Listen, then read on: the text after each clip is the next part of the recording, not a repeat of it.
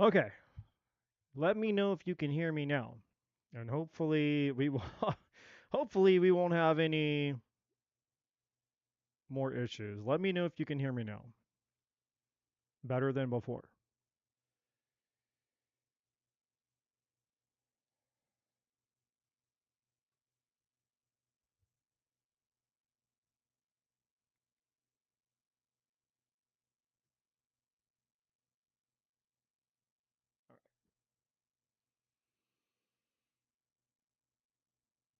I can hear myself.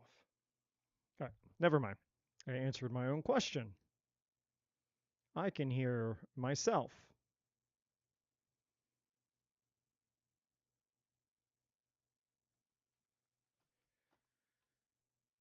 All right. Um.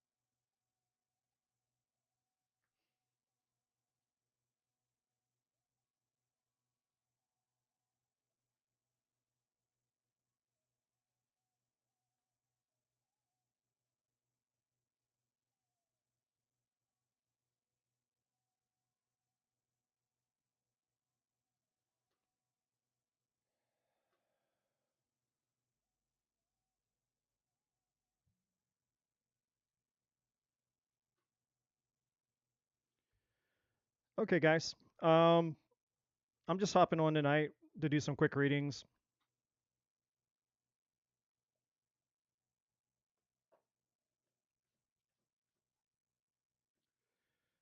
Um,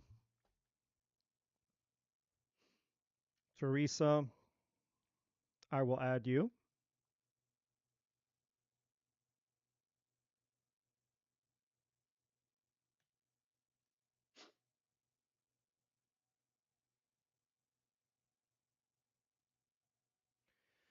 So the only really, the only, what am I trying to say here? I'm distracted. I'm distracted. Don't be distracted. Um,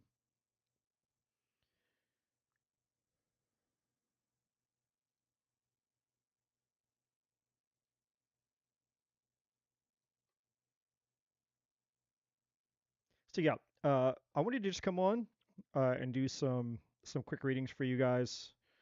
I won't be on super late, so if you guys would like a full in-depth reading, the information, as you all know, for that is in the description box below. Otherwise, completely free. But I will be moving. You know, the intention here is really just simple, quick things that you guys are wanting to know. So with that being said,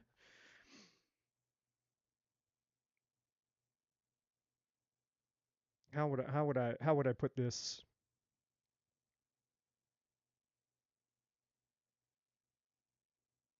There's two types of questions that you guys can ask, and this is just coming from me. You can ask whatever you obviously you can ask whatever you want, or you know you can ask a question that's in your highest good, which may not be the question that you're wanting to ask, because those are two totally different things. Like the things that sometimes we think that we want are not always the things that are in our highest good, right? And so the older that I get and the longer that I've been on this journey, the more people that I've helped, blah, blah, blah, blah, blah, blah, blah, I realize, I realize just how different, how incredibly different, I should say, choosing what is in our highest good is versus just doing whatever we want.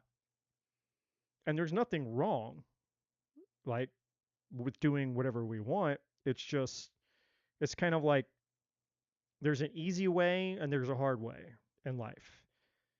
And there's a path that we can all choose where we get all the things. So if it's money that you want, if it's success, if it's love, it's relationships, if it's health, whatever the thing is that you want, there's a path, a divine path that's in your highest good, uh, where you're going to get all of that stuff anyway. So we'll call that the conscious aware, the consciously aware path, right? Meaning you're consciously aware of the fact that, hey, I am a spiritual being having a physical existence in this human body, and I understand that there's a whole world out here outside of us that wants to convince us and manipulate us, control us, program us, tell us who we are, who we can't be, how we have to be, what we should want, what we can't want. Basically, we live in a world where we have all this information and all these distractions and all this stuff coming at us 24/7 constantly. We're being barraged and bombarded by influence. And, you know, not only are we not only do we have to confront all of that, but then you have to also confront the environment that you were raised in. You have to confront your patterns, you have to confront your past, your programming, your trauma. Like you have to confront all these different things. So you have all these forces that are basically vying for power and control over who it is that we are, which is your identity. And so your free will is the only thing that cannot be taken from you. It cannot be stolen from you. It can't be, controlled. Like free will is a gift that we all have that many of us, we don't understand just how profound and powerful this gift is that we have. And um, when you really, really sit and think about just how powerful and profound it is that we have this thing called free will, because it can't be stolen from you, it can't be taken from you, it can't be hijacked, it can't be like, now we can give it away, and that's what most people do. That's what unconscious living essentially is. It's allowing external influence, external forces to manipulate our ability to use our free will for ourselves, which isn't selfish, by the way, because you're always using your free will no matter what. Every day you get up and you go to the store, when you go to the bathroom, when you brush your teeth, when you go out, if you're with your kids, if you have kids, anything and everything you do 24/7 is an act of free will. It's just a matter of how consciously aware are you of you being the initiator, you being the captain, you being the leader of your own life versus, oh, I'm being persuaded, I'm being manipulated, I'm being influenced. I feel like I'm being controlled by some other force outside of me. So going back to my point here, um, this is just something that um, that I think would benefit all of us to sit and just have like, you know, 2 second, I don't know, like ponder on this for 2 seconds and actually, think about, do you feel like you're actually in control of your existence? Do you feel like you actually are in control of your life? Yes or no? Why or why not? What's stopping you? What's preventing you, right? If free will is yours and no one can take it from you, then what are you using your free will for? What are you doing with it? And if you're not, the the way that I think and I process is just very, very practical, very logical, very black and white. Like, I'm either getting what I want out of something, or I'm not getting what I want out of something. Whether it's a person, place, experience, whether it's myself, right? It doesn't matter what it is. It's either adding value to my life or it's not adding value to my life. It's either empowering me or it's disempowering me. It's either helping me or it's not helping me. And so when I look back over the course of my life and I'm thinking about, okay, well, there's a phrase, your best thinking is what got you here. And I have to kind of agree with that. Like, every past version of myself that I was, the best thinking that I had at that time based on who I was and what I knew, all the information that I had as that version of me got me to that point. My best thinking, that the best version of me that I was at that moment is what got me to where I was. And, you know, I had free will. I could have done anything. I could choose anything. I could go any direction. I could choose to live in a different place. I could choose whether I want to be with somebody or not be with somebody. Like, you know, that's what free will is. It's free, your free will to decide how you're going to experience this thing called life as a spirit that's inside of a human body. Now, with that being said, there is, and this is kind of a little bit, it's a more complicated or a more complex topic, and I can't get into all of it because it would take too long. But we are connected to everything. We're connected to each other. We're connected to the divine. The divine's connected to us. Like, we are basically, we're all drops that represent the entirety of the ocean, for lack of better words, right? And so there is the divine, which is applies to all of us, that knows, okay, yes, you came here as a human, and yes, you have free will, and you can choose to do whatever you want, whenever you want, go wherever you want. You have free will. But the divine is like, I'm here as as kind of an assistant. I'm here to assist you in getting the things that you want without having to go through all of the resistance to getting it. Now, it doesn't mean that, you know,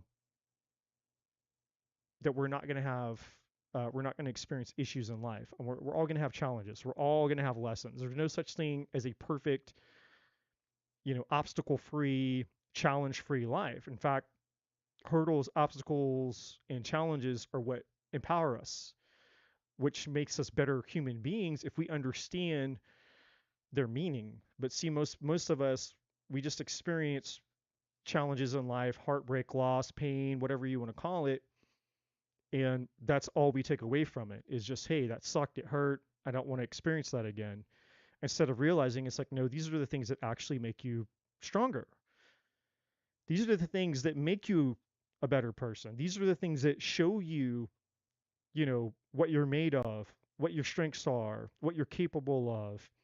Sometimes we have to go through the fire of life in order to see, things within ourselves, or for things within us to be revealed to us that we weren't aware of. Like, oh, I didn't know that I had this gift or this ability, or I didn't know that I would, you know, come to be passionate about this or that, or that I would pursue this or pursue that.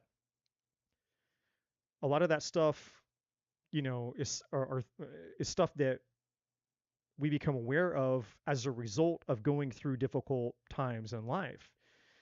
And it just is what it is. And so my point in saying all of this is there's two ways that we can all choose to live our life. There's the unconscious life, which is, you know, the matrix doing the same thing, expecting a different result, the definition of insanity. You can just believe whatever you want to believe, you do whatever you want to believe, just keep living life the same way you've been living it. That's fine. We all have a decision. We can do whatever we want. That's free will. That's the unconscious life, meaning you just don't really care about what the truth is, or you don't care if there is a better way. Like you could just care less, right? Like you're completely content being, you know, just living your life the same way that everybody else lives their life because that's what's considered normal. And again, no harm, no foul. That's a choice. Then there's the conscious life, the conscious path, right? And Jesus talked about this in the Bible. He called it, the straight and the narrow. He called it the wide gate and the narrow gate. And he talked about the fact that it's very difficult for people to choose. He says, many are called, but few are chosen, or something like that. And again, he's talking about people uh, who become spiritually awakened or spiritually aware or consciously aware versus living the unconscious life. So, what does all this have to do with anything that you guys would give a shit about? Well, here's the thing. You're either getting what you want out of life and you're happy, you're fulfilled, and you're content, or you're not. Period. Now, most people who show up, like 80% of people that show up in a tarot reading, are typically people who, you know, there's something that you're wanting and you don't have it yet. And so you're coming here with questions to find out how are you going to get it? When are you going to get it? What's going to happen if you get it? Like you have all these questions about something that you want or desire that you don't have. Because chances are, if you had the thing, you wouldn't be out here on tarot land, getting a reading. You'd just be you'd be living your life and enjoying your life, having the thing that you desire. And then there's like a small percentage of you guys that are just enthusiasts. This is your passion. You love this stuff. It's your hobby or your passion. And it's like, no, I'm here because I genuinely I'm interested in spiritual shit. And I love being around people that are interested in spiritual shit. So you're like, this is like a community for you. But most people, that's not the case. Most people are here because you're longing for something and you want. So there's two. I'm not trying to say here. My advice. Okay, two groups of people. You can do what you want to do. You have free will. Or like when it comes to asking your questions is what I'm trying to say. You can ask whatever question that you have based on your knowledge, which is very limited, or you can choose the other path, which is what's in my highest good, because the divine already knows what you want. The divine has your back, the universe has your back, and the divine or the universe, God, source, the universe, whatever you call that higher power, knows the best way to get you to the thing that you're desiring with the least amount of resistance, the least amount of trouble, the least amount of pain, failure, and all of that, right? Doesn't mean that, again, that we're not going to have some resistance in life or challenges in life. Of course, that's part of life. But it means that we don't have to make all of the mistakes that we tend to make when we're relying upon our own limited knowledge, meaning our free will, right? So, just something to keep in mind tonight. There's what you want, and then there's what's in your highest good. And a lot of times we think that what we want is the thing that's in our highest good, but it's really not. How do I know? Well, how many of you guys how many of you guys have ever wanted something and then you found out sometime later that you're glad that you didn't get the thing that you thought you wanted? By some divine means, some what however that occurred, there was something that you wanted, and then sometime later you realized, hey, the thing that I thought that I wanted, I'm really glad that I didn't get the thing that I thought that I wanted. Whether it was a relationship, whether it was a job, whether it was a place to live, like a car, like you found out somehow down the road that it's like, oh man, I really, really wanted this thing.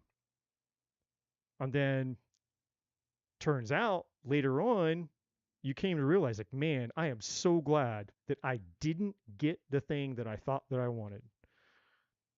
Right? I think most people have had that happen at least once in their life. And that just goes to show you that we don't have, we can't see the beginning from the end. We can't see all the infinite timelines, right? We don't have that ability, especially not when we're here in the human experience. But the divine does. God's source of the universe does. It knows. It can see all timelines. It can see all decisions, all choices. It knows what's in your highest good. And if we would just learn to trust the divine and trust what's in our highest good and pursue that, then our lives would be transformational and we would still get all of the things that we desire. So, just food for thought. Anyways, with that being said, um, I'm going to have to look at the list again. A bunch of you guys just came in, which is why I was going on my big rant. So let's see. Let me update the list really quick, and then you guys think about your questions. Think about the question that you have, because we'll be burning through them. And again, you guys are more than welcome. You can. It's $5 if you'd like to skip to the front of the line. Then I will. You'll get priority. If you would like an in-depth reading, you can donate. That's in the description box as well. Otherwise, we'll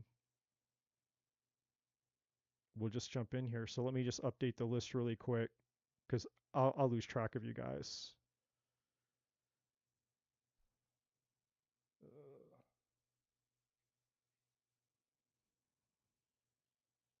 I think I can do it from here. Or no. Or wait. Okay. So the free list so far. All right. Hold on a second.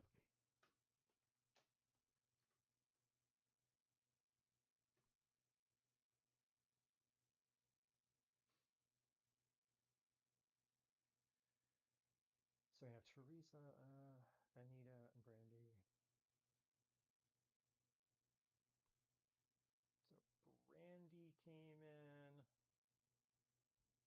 seat, Rena.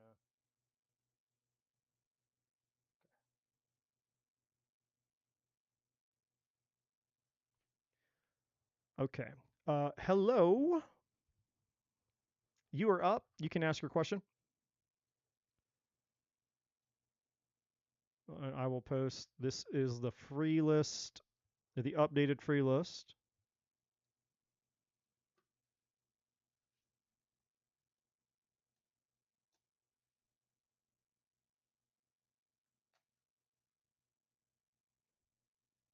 And off we will go.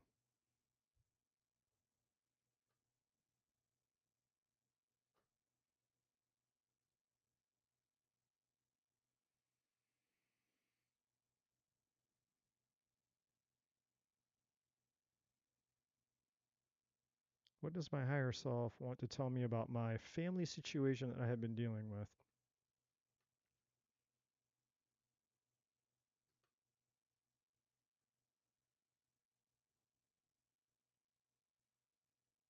Let's find out.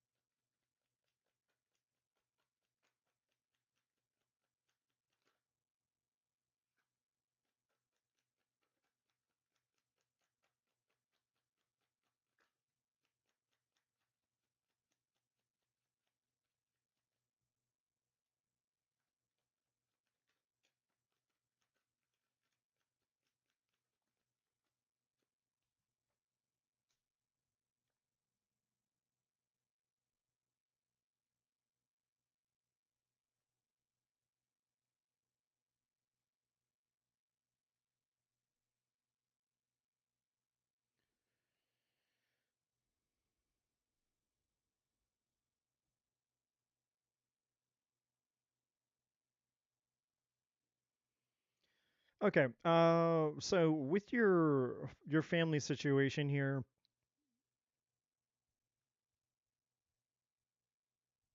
the advice is really clear. Um, I'm not I'm not going to tell you it's easy, but I'm just going to say that it's you know it's super clear. So basically, the problem is that you're whether you're consciously aware of it or not, you're wanting validation, and I feel that basically what you're wanting more than not, you're wanting validation from your father or whoever the father figure is in your life right now. Uh, and basically, you're wanting to make him happy because if you think if you can make him happy, then you'll get his love or whoever this male figure is. Okay, now I don't know, obviously, you know, I don't know, whoever this guy is.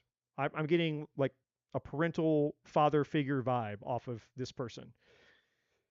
So, and I can see that because when I looked at the when I pulled these cards here, I was checking on his energy just to make sure that you know that you know I was dealing with a parental figure or who. And we had the Eight of Swords, we had the Page of Cups, and we have the Six of Wands. So yeah, basically the Eight of Swords is representing that you're taking you take the things that you're you know how do I say this? Your father is or whoever this person is like a father figure to you. Um,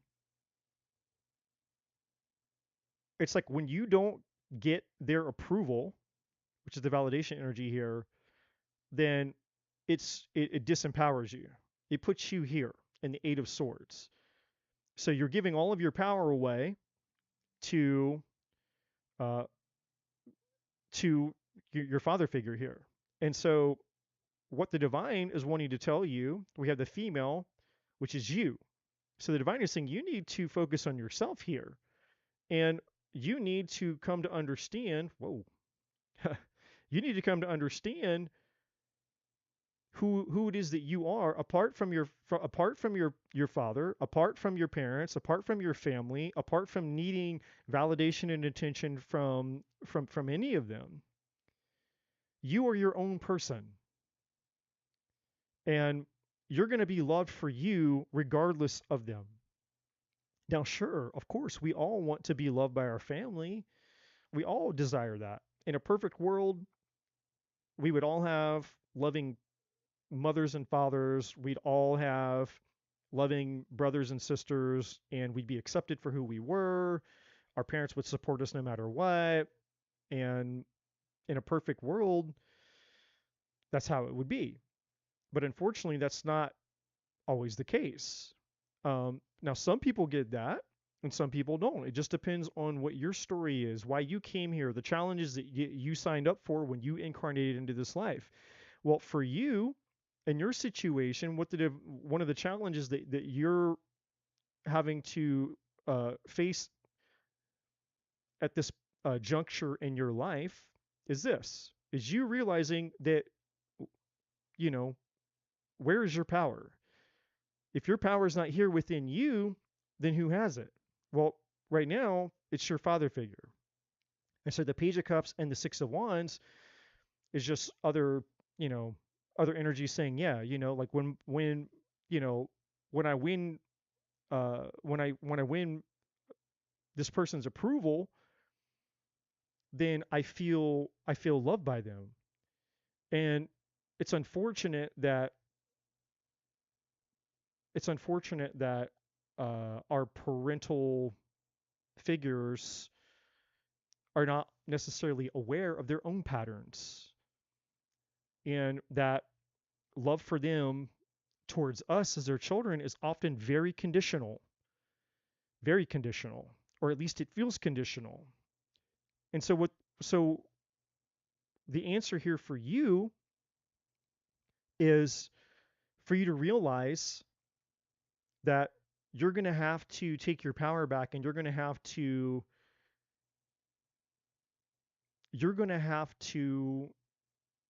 risk being yourself. You're going to have to risk just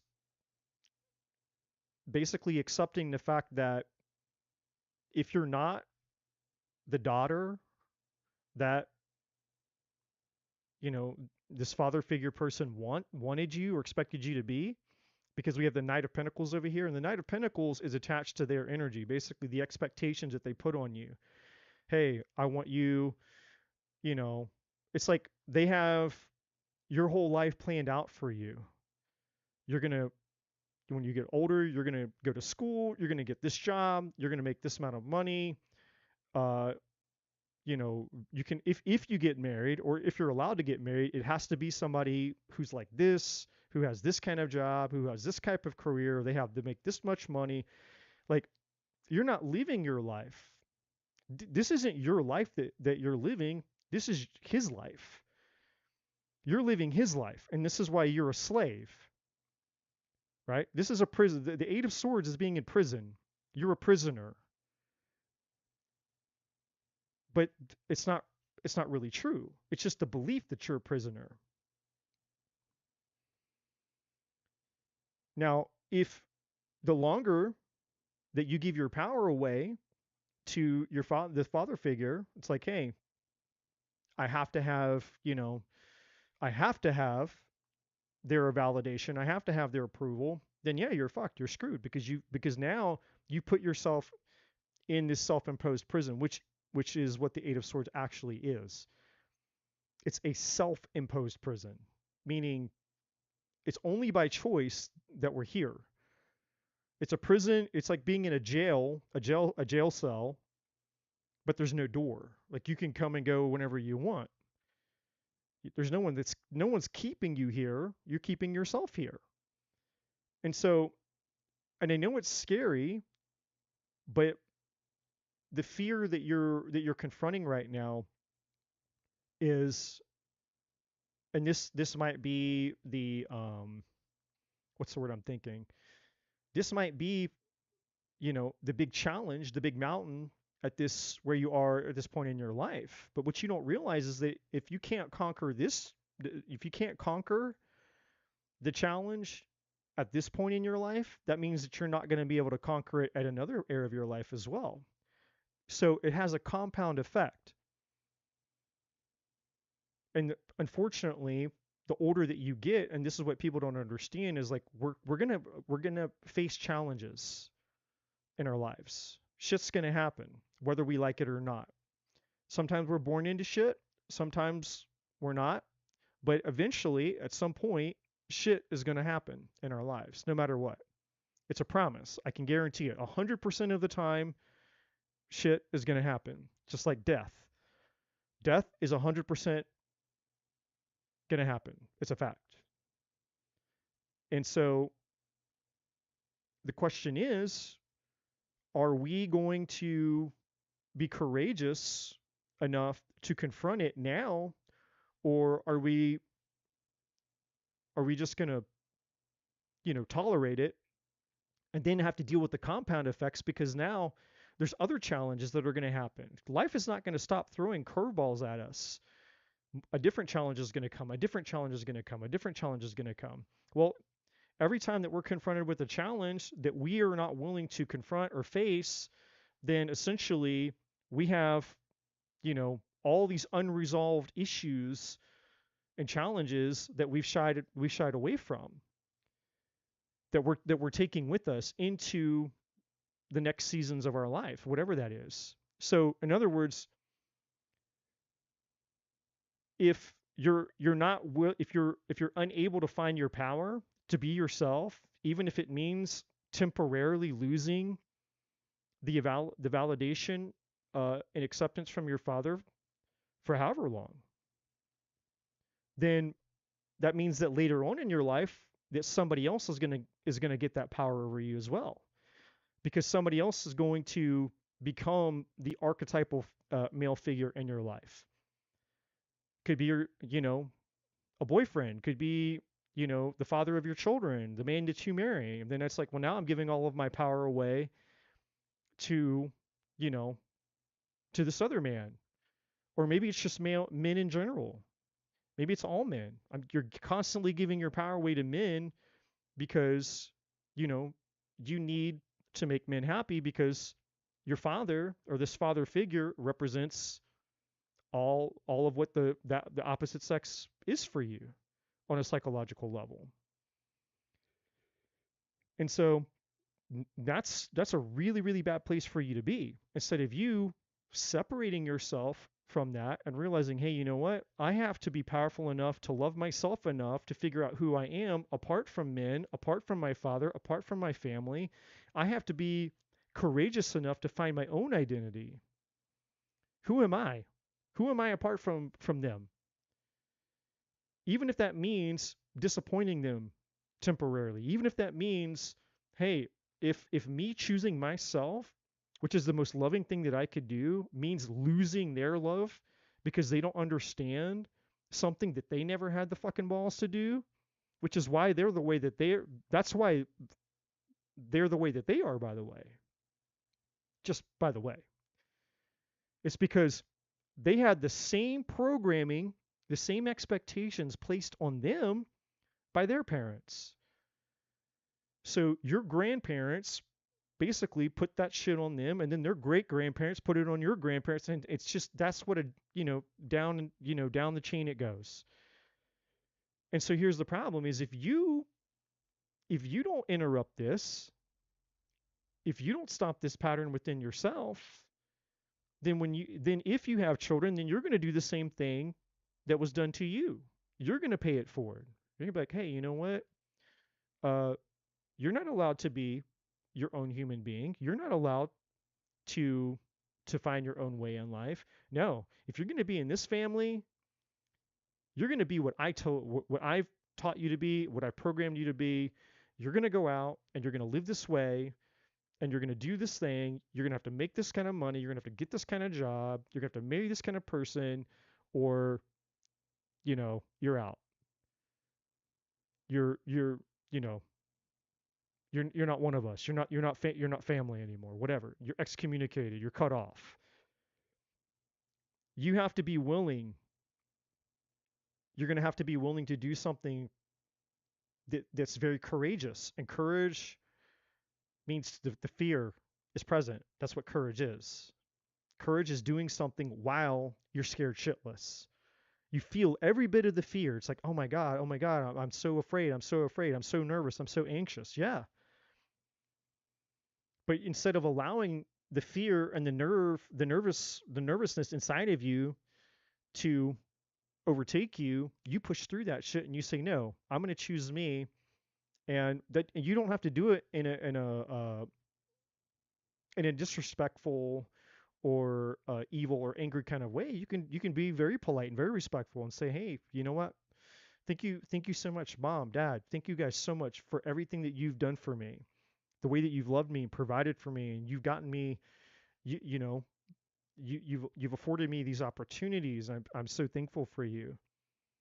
But I'm not you. I've got to be me. I have to be true to me.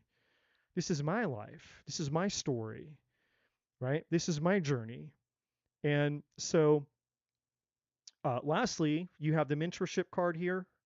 And the mentorship card is saying, you know, find somebody that you can respect who's overcome a similar challenge or understands this challenge that you're going through very intimately. So find somebody who's further along than you are.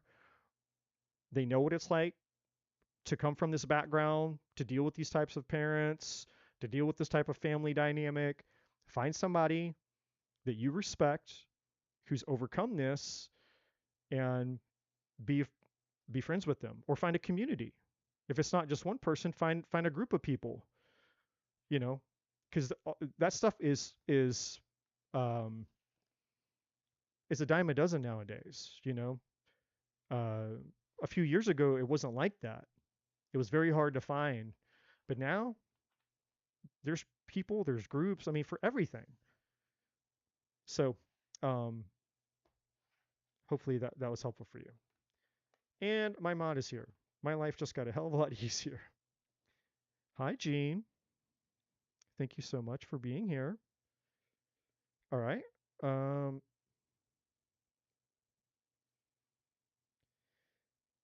Andrew, you're up next, my friend.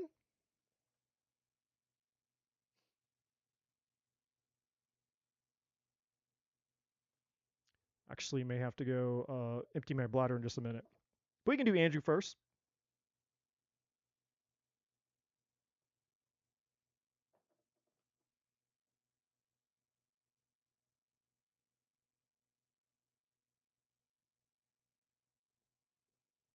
You're very welcome, my friend.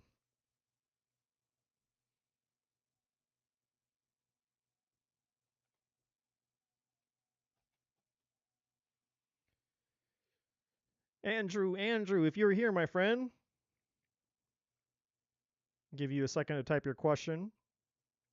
And then Anita, you can have your question ready.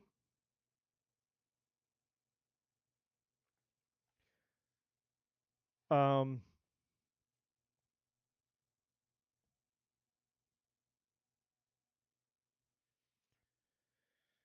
okay. What does my higher self need to know about?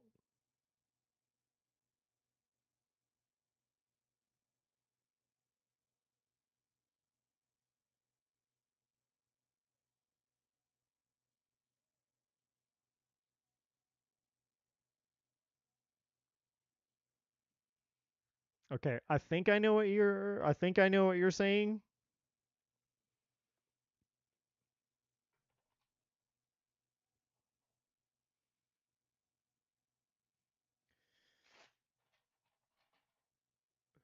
Well, before any cards come out, what I can tell you, Andrew, is from somebody who's been through a lot of shit in a very short amount of time, and I'm only 43, so I mean, it's not like you know, it's not a long time. Like really, if you think about it, 43 years is not a long time to be alive.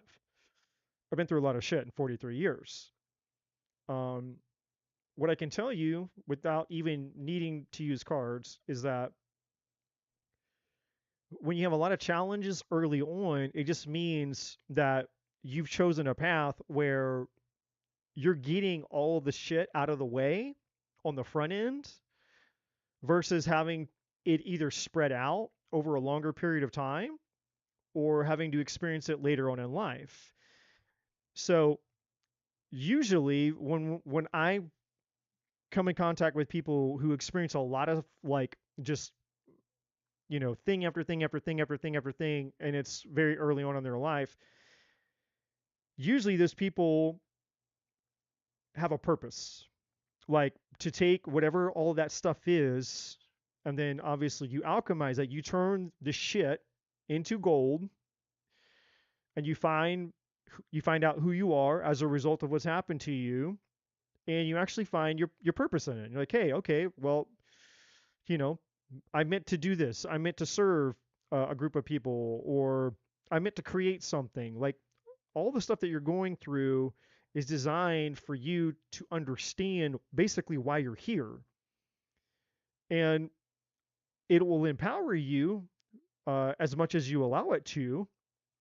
But then once you understand and you allow that process to occur, in other words, okay, I become a better person as a result of the things that have happened to me, and I'm better for it, and I'm stronger for it, and I'm smarter for it, then you start to realize that there's a need out here in the collective that only you could serve.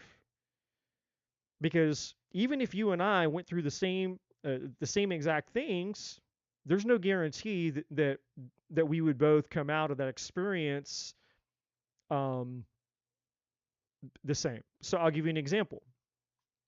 When I was 16 years old, I was on my way to church and I was hit by a drunk driver. My girlfriend died, her sister died, and then me and my best friend, my best guy friend, we survived. We were both on life support. Well, you know, that situation was obviously very traumatic for both he and I. We both lived through it. Well, I chose to allow that situation to empower me to become a better human being, where he didn't. And so now I think he's 3 years, 2 or 3 years younger than me. So he's probably 40 or 41. And he's living on medication. I forget what all he's diagnosed with. And he basically, his mother, who's like, I don't know, 70 or 7, she's in her 70s now. So like she's going to die taking care of him, because basically they built on, you know, they made an addition to their home, and basically he lives there. So he's like 40, 41 years old, and he's fully functional, by the way. he's fully functional. He's not like, he doesn't need assistance. It's just that because he never dealt with the trauma, he chose to live as a victim of what happened. You know, his parents, his mom is basically having to take care of him now. And he's so, jacked up on SRIs, it's like, what's he going to do? What's he going to do when his mom dies? Where's he going to go? Like, he's not going to have his mother there, to take care of him, even though he's he's in equally good condition as I am. Like, he just made a different choice. He made a different mental choice. So, my point in saying this to you, and I'm going to pull some cards for you, but my point in saying this to you, my friend, is that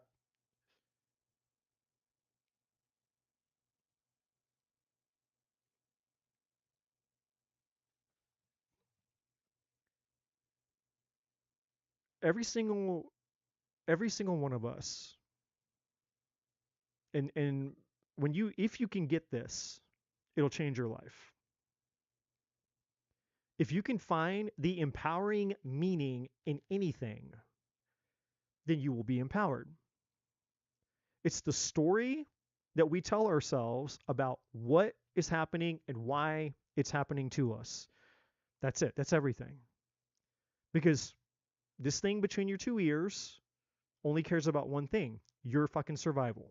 That's all it cares about. And if it sees that it's easier for you to survive by being a victim, then it will create a victim story. It's like, okay, cool. Well, you've had all these hardships and this has happened to you, blah, blah, blah, blah, blah. Cool. We'll just be a victim because that's the easy way out. That's the path of least resistance. That's the comfort zone. We don't have to take risks anymore. We don't have to put ourselves out on the line anymore. We don't have to step out of our comfort zone and try to go after anything to be rejected or to fail or, you know, to experience discomfort, God forbid. Right? That's one way to live. And your brain, that's what it's going to do. So every single one of us, not just you, Andrew, all of us, for the rest of our lives, we're going to be facing this thing right here for the rest of our lives. And there's really only one of two people. There are those who let this thing up here run their lives, it masters them, or there's the top 1 to 3% of people who master it. So you either master your mind or your mind masters you. Most people are not or don't have the willpower, the strength, the ability to face this thing. They just don't. But you, my friend, you do. You have an opportunity, but you have to understand how the enemy works, which is this thing up here. You have to understand what it does and how it functions. If you don't understand the strategy, then that's, I mean, if you just look at like sports, it's like, how is it that, okay, you have like, let's look at a football team or even basketball. It doesn't matter. Soccer. It doesn't matter what the fuck the sport is. It's like, okay, you have a certain number of players that can be out on the field actually playing the game at any given time. But then there's all these other people that are a part of that team that aren't playing. And there's all this money, millions and millions and millions of dollars invested because you have people on both teams that are trying to figure out what the other team is doing. Right? And even the people that are actually playing on the field, they have to try to figure out, understand what the other team is going to do. And so that's the name of the game. And so with your mind, if you don't understand how your mind works, then you're fucked because your mind's got to, our mind already has this figured out. It knows how to speak to you, it knows how to influence you, it knows everything about you. because it's been with you your whole life. And so it's like, oh, I know how to make you not want to get out of bed today. I know how to make you want to maybe, you know, eat more sugar, eat more carbs, not go to the gym, check out, you know, go for the easy route, you know, do the easy thing, stay in your comfort zone, stay away from that, don't take that risk, don't go over there, don't do that. Like your brain knows every weakness that you have, and it's constantly playing on all your weaknesses, right? It's like if you don't understand how this thing up here works, then you're fucked. Most people don't. And so if we don't understand how powerful it is for us to attach a meaning to an experience that we have, then we're going to live the rest of our life. We're going to have a negative experience the rest of our life because we've just created basically an eternal blueprint for what an experience means. And people do this all the time, by the way. I'll use an example. I'll use love as an example because this is something that everybody can relate to. Everybody here has been in a relationship, probably. Or at the very least, everybody here has um, has been in love and probably lost. You know, whether it's through a breakup, maybe a divorce, a betrayal. And if not, it's like, well, I've never dated anybody. I've been single my whole life. It's like, okay, well, maybe, you know, maybe you had a friend. Maybe it wasn't romance. Maybe you had a friend that was once your friend and then they weren't. Maybe a friend betrayed you. Or maybe you had an animal and, you know, your favorite animal died. My point is, every single one of us has loved something or someone and we've lost it. And if I attach a negative meaning to a romantic relationship and it's like, okay, you know, all women are going to cheat on me. Well, why do you believe that, Eddie? Well, so, well, my ex-wife cheated on me. The girl after that cheated on me. And then there was these other women that cheated on me. So all women are cheaters. That's it. Every single female that exists is a cheater. Then I go out and then we have what's called confirmation bias. So then I go out on the internet and I get on YouTube and then guess what I find? There's all these videos about relationships and all the latest and greatest relationship experts and influencers like, yeah, you know, that's what women do. Women, they cheat. They're always looking for the next best thing. You know, they're gonna monkey branch. It's like, hey, you might be what they're choosing now, but if they can find something better than you, then they're gonna monkey branch up to the next best thing. And so now I'm basically, you know, again, my mind has convinced me because I've bought into this belief, this meaning that I've attached to a negative experience that I had, and now my mind is going to reinforce itself by basically feeding me more evidence that the meaning that I've bought into is true. Now, is that empowering me or is that disempowering me? Is it getting me what I want? Because it's like, well, I actually want a relationship. I actually would love to find a woman that's not a cheater. I actually like to find a loyal woman who's crazy about me. That's what I really want. But what are the odds that I'm going to find that when my belief system is every woman's a fucking cheater and they're all going to leave me. They're always looking for a better man. They're always going to find someone better, blah, blah, blah, blah. It's like, I can tell you what the odds are. The odds are zero. I'm never going to find. I'm never going to find somebody. I'm never going to have a relationship. And I'm going to be miserable. And not only am I going to be miserable, but because I've bought into this bullshit belief, this meaning that my mind made up because I was unconsciously living, I was letting my mind master me instead of me mastering my mind, then it's just going to get worse and worse. Then I'm going to become angry, bitter, resentful, and then I'm just going to be one of these dudes out there who basically is like this bitter old man, you know, who's basically like a woman hater, a woman basher. It's like, yeah, all women, you know, they don't give a shit about, you know, and you see it all over the internet. You see it all over the internet. A bunch of butthurt dudes who got hurt by a woman. That was true. That actually happened. They got hurt by a female. But because they gave their power away and they let their mind basically take control of their existence because they bought into the bullshit belief. Now, you know, they're out there basically, they created a whole movement of angry, pissed off men who are butthurt, who hate women because they think that, there's no such thing as a loyal woman. And all of that came from, by the way, all of that came from a meaning that was attached to an experience. They had a bad experience with a woman and they let their mind create a disempowering meaning. They bought into that meaning and then they identified with it. And so now that they've identified with it, meaning they've given their power over to it, the rest of their life, their mind is basically collecting evidence to reinforce itself. Like, yep, all women are, all women, they're liars, they're cheaters, you can't trust them, they're selfish, they're narcissists. And women do the same thing with men, by the way. There's women who do the exact same thing with men.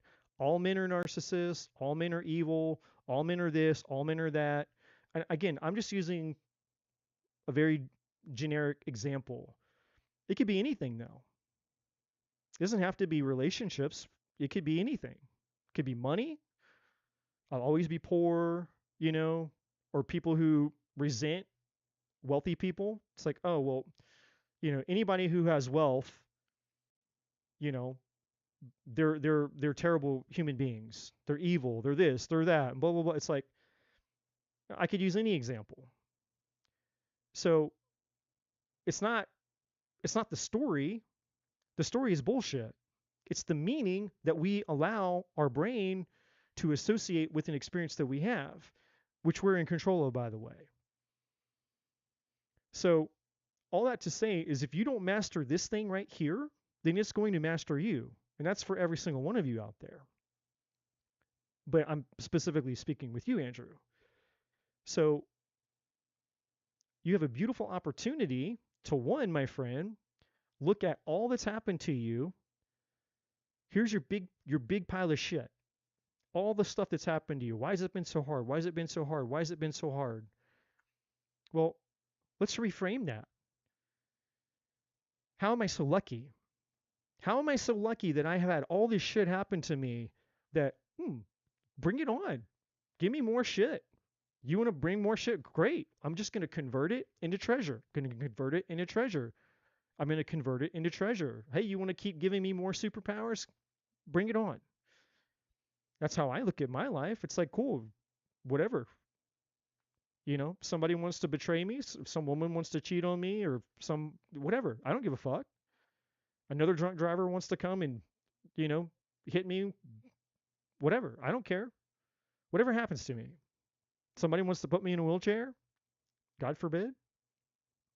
Like, you have to get to a point in your spiritual development where you realize that nothing can happen to you. Nothing can happen to you. Life is happening for you. It's a gift. You're being given a gift. And I understand it doesn't feel like a gift when you're going through it because you're human, just like I'm human. It's not fun to be cheated on. It's not fun to have a problem or whatever's happening in your life. I don't know what's happened to your life specifically, Andrew. It's not fun for children who are obviously, being abused or molested. There's all kinds of atrocities in life. I'm certainly not saying that people who go through horrific and terrible things should just be like, oh my God, this is so cool. Like, let's pretend it's not, let's pretend that it doesn't hurt or that it wasn't traumatic. I'm not saying that at all. But what I am saying is that no matter how painful it is or how traumatic it is, there's always a treasure in a pile of shit. Always. Always. It doesn't matter. It doesn't matter what's happened to you. That on the other side of it, the spiritual part of you that's disconnected from the pain, it's not connected to the limitations of duality. Like the mind doesn't give a fuck about anything but keeping you safe. The mind is duality. Your spirit is not duality. Your spirit can only see the highest good in all things. It can only know the empowering meaning of all things. That's the beauty of our spirit. It's just most of us have been taught to only rely unconsciously on this thing.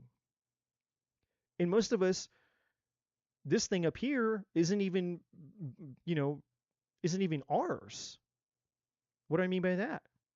Well, it's programmed full of shit from your parents, from your government, from religion, from society, from the community you're raised in, right? You have all these other programs and paradigms that weren't even fucking yours.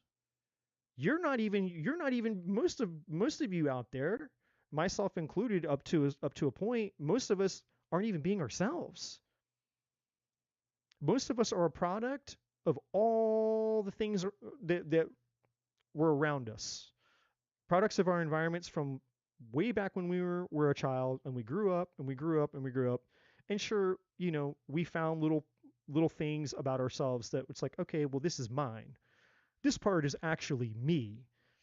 But then when we find a part of ourselves that we know is ours, it's actually, this is an authentic part of me, what do? We hide it.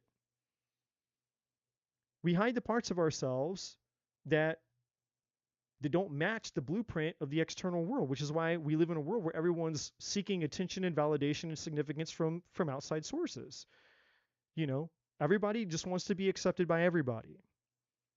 Nobody wants to, run the risk of being rejected in any way, shape, or form. You don't want to be rejected by your family. You don't want to be rejected by your coworkers and your colleagues. You surely don't want to be rejected by your lover. You don't want to be rejected by your children. So we spend 99% of our lives betraying ourselves because we're too fucking scared to just be who the fuck that we are and say, I don't give a fuck. I don't give a fuck who I please and don't please. Because what's the benefit of that? Okay, great. I'm going to live my life fucking miserable because those people aren't going to be paying, they're not suffering my consequences. Like, if you make a decision for your life, and let's say it's the wrong decision, but let's say it was what was expected of you, right? Like, okay, my family, whatever, my family, my friends, everyone expects me to go do the same thing that they did. So I'm going to go do that thing. And let's say you do it. You're going to play the cookie cutter game. I'm just a cookie cutter mold of everybody else. So I'm going to go do the thing that everybody else wants me to do because it's what's expected. And then you do it, and then you fail, and it doesn't work out. Are those people having to suffer the consequences of that failure and the pain that you're going through as a result of you making that decision that wasn't authentic for you? Which is why it failed, by the way. The reason that it failed was because you were never supposed to live that life. You were never supposed to go down that path. So you went off doing the same thing everybody else did, thinking that, okay, well, but that's going to get me acceptance. And maybe it did give you some level of acceptance at the time. But then when it crashed and burned and you realize, oh my God, the pain that I feel is way worse than had I not had the acceptance of all these people, and they're not the ones who have to feel all the hurt and the pain and destruction. I'm the one who's left with it. So just keep that in mind. When you're allowing other people to dictate the direction of your life, they're not the ones who are going to pay the consequences for the decisions that you are going to make. So when your life blows up because you were allowing them to be the dictators of your life, they're not the ones who are going to be in pain. You're the one who's going to be left with the bill. You're the one who's going to have to clean up. And it's not just the pain, it's also, well, what does that look like? Like how much work is this going to, is how much trauma has this caused? Are we talking about years and years and years of like peeling back deep layers to get down to, the root cause? Because sometimes that's what it takes. You experience one thing one thing that hurts bad enough could create a lifetime of work that you're going to have to now, you know, untangle this mess that was created. And had you been listening to what was really true for you, you would have never made that decision. You would have never made that choice, potentially, in this hypothetical scenario. So this goes back to what I was saying at the very beginning of this reading, is understanding the importance of there is divine guidance, and the divine guidance is not something outside of you, it's here within you. And so for you, Andrew, you need to understand that your mind, the untethered mind, the mind left to its own devices, is your enemy. Period. Until you learn to master your mind will master you, and it's not going to be in your benefit. It never is. I have not found one person, I do not have one person that I can say who just, their mind was just, you know, left to go run, you know, like a bull in a china shop, and their mind was actually benefiting them. It's just not how it works. You leave the mind out of control, it will control you. But you're going to be in a prison, and your life is going to be miserable. Because the brain doesn't care, your mind doesn't care if you're ever happy. Because happiness and fulfillment is not part of survival. As far as it's concerned, you can be homeless. You can be living under a fucking bridge. But people who live under a bridge who are homeless, they find a way, and they're okay. And in a sense, in a lot of weird, interesting ways, their life is actually a lot less threatening because they've lost everything. So, how, you know, they have nothing to lose. They've lost it all. But they also don't have anything to gain because their mind is like, you're never going to have anything. Because if you have something, that means that now there is something to lose. There's a risk. And so there's all these homeless people who are fully capable, they're fully functional, they have gifts, desires, dreams, they're still human. It's just that they're the extreme of a mind who basically ripped and clawed and stripped them away. It's like, yeah, you're going to be a victim. And we're going to make you a victim all the way down until you have nothing. And then you get there, we're going to make you comfortable with having nothing because I'm in control of you now. The brain, the mind has got you by the balls. It's in control. And you'll never reach for a hope or a dream or desire. You'll never reach for anything bigger or greater than what you are. Because in order to do so, that means you're going to have to take on a risk. And that's not what keeps you safe. Taking risks doesn't keep you safe. It means you can get hurt. It means you can have loss. But that's just an extreme example. So, you know, if you want to be safe the rest of your life, but fucking miserable because, you know, you'll never know what life actually is because you never lived it, then let this thing up here run the show. And I guarantee you, you will 100%, you will be safe, you'll have your comfort zone, but you'll live a miserable existence. Now, the divine inside every single one of us is totally different. Because the divine already knows. The divine has a way. The divine knows and sees the power of everything. It's not what our mind does with duality. It doesn't look at something bad that happens and judges it right or wrong, good or bad, evil, good. Like, that's all duality. That's the job of the mind. And again, if you leave the job to the mind to make judgments about people, places, situations, experiences, associating meanings to things that have happened to you, why is my life so hard? Why is my life so hard? Why is my life so hard? Like, then your mind is going to come up with a story that makes sense to you, and it's basically now you're fucked. Because once it creates a meaning, it's very hard for you to reverse that. When somebody becomes invested in the meaning of the story that the mind creates, it's very, very hard to reverse that.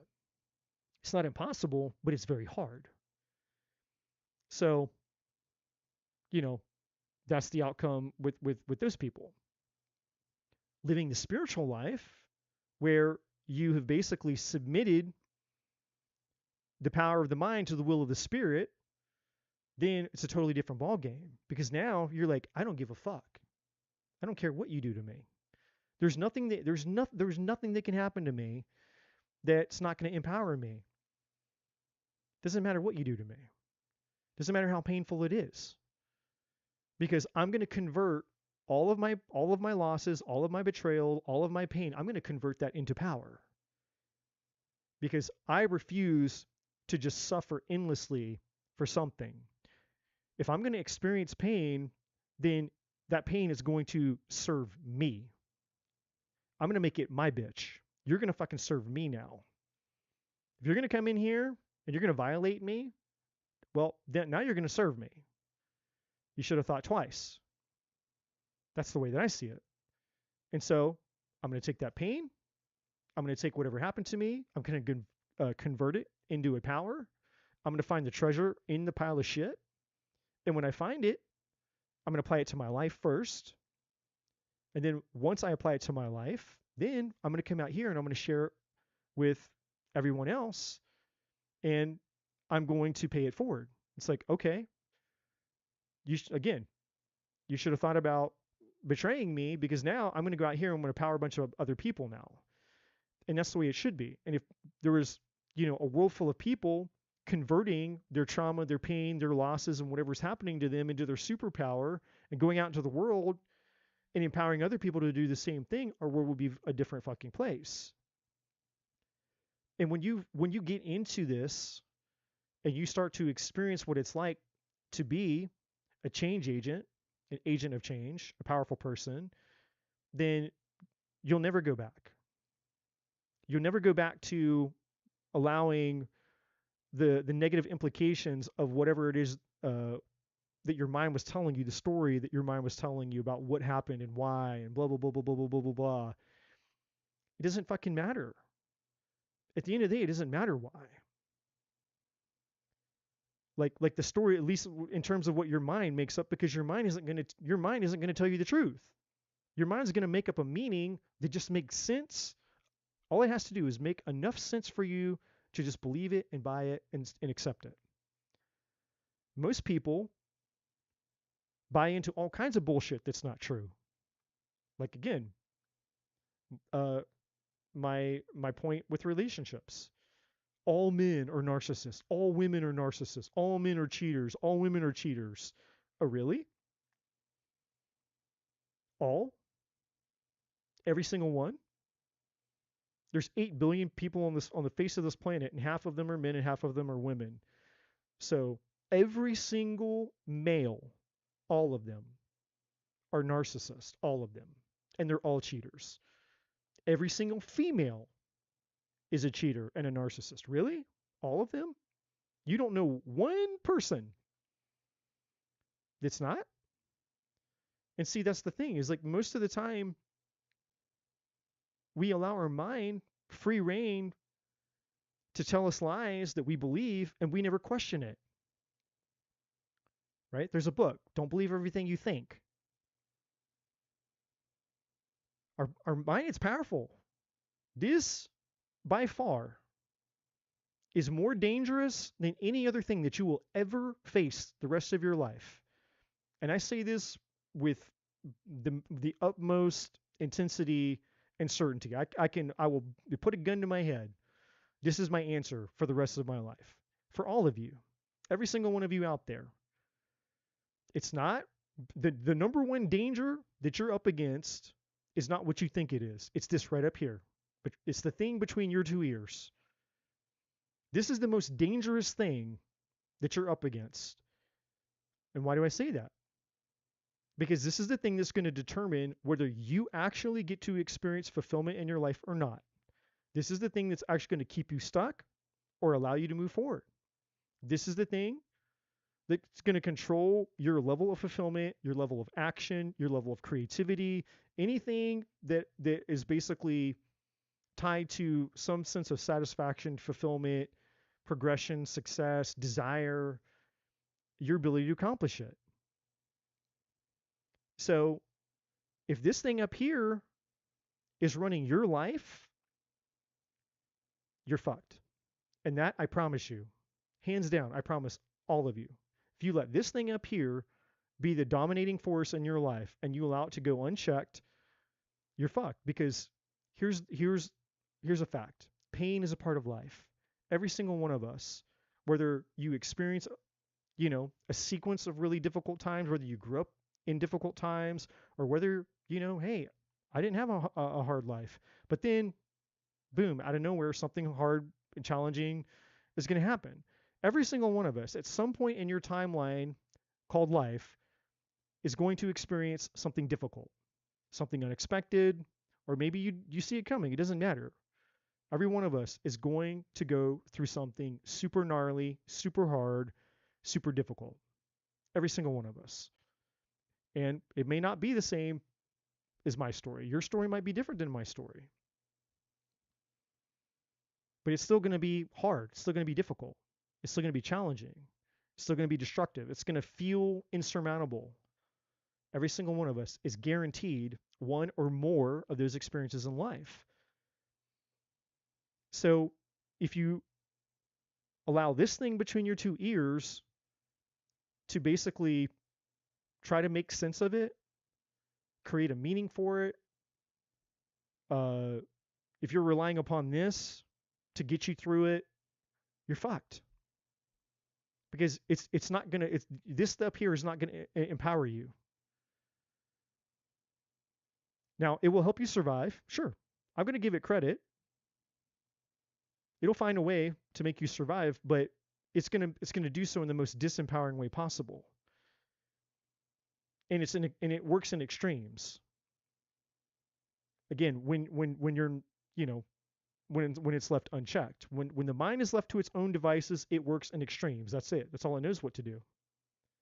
And so it's going to come up with the most extreme story, the most extreme, possible way to try to protect you from experiencing that again.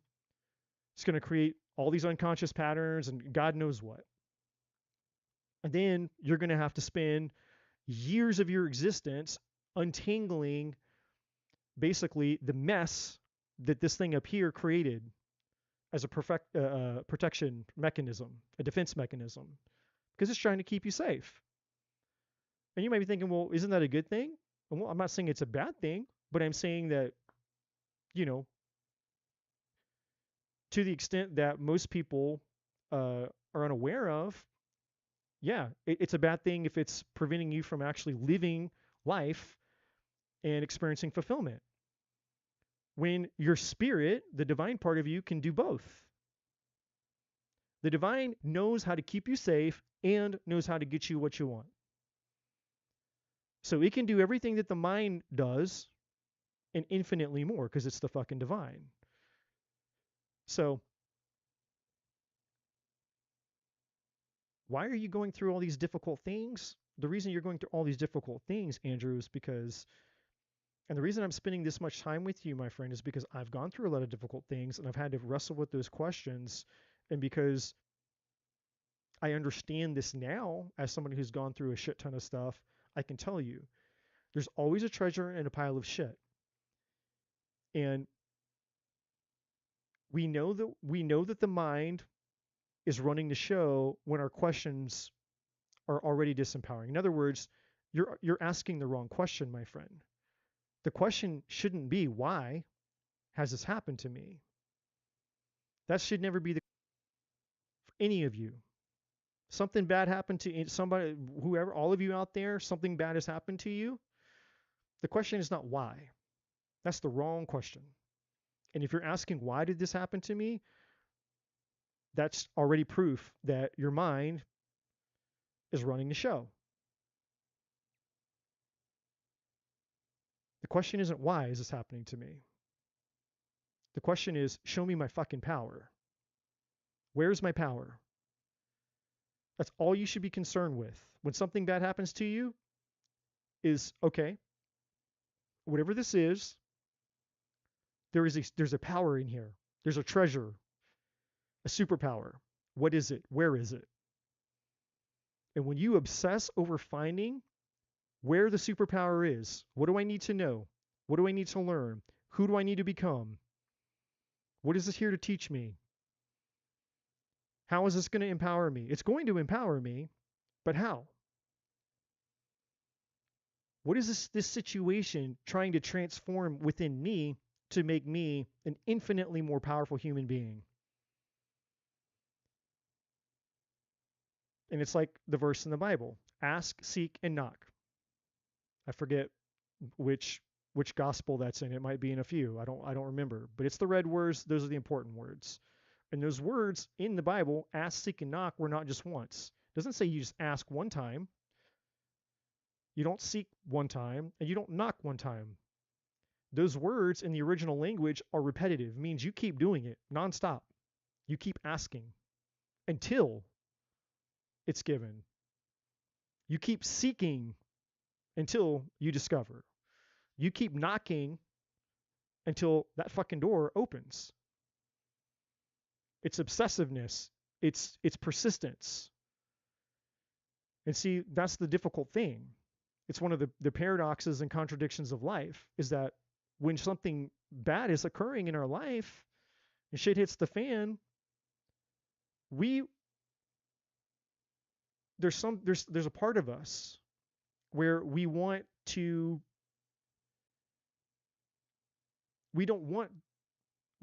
to have the responsibility of having to like do something, because we're too consumed with feeling the pain.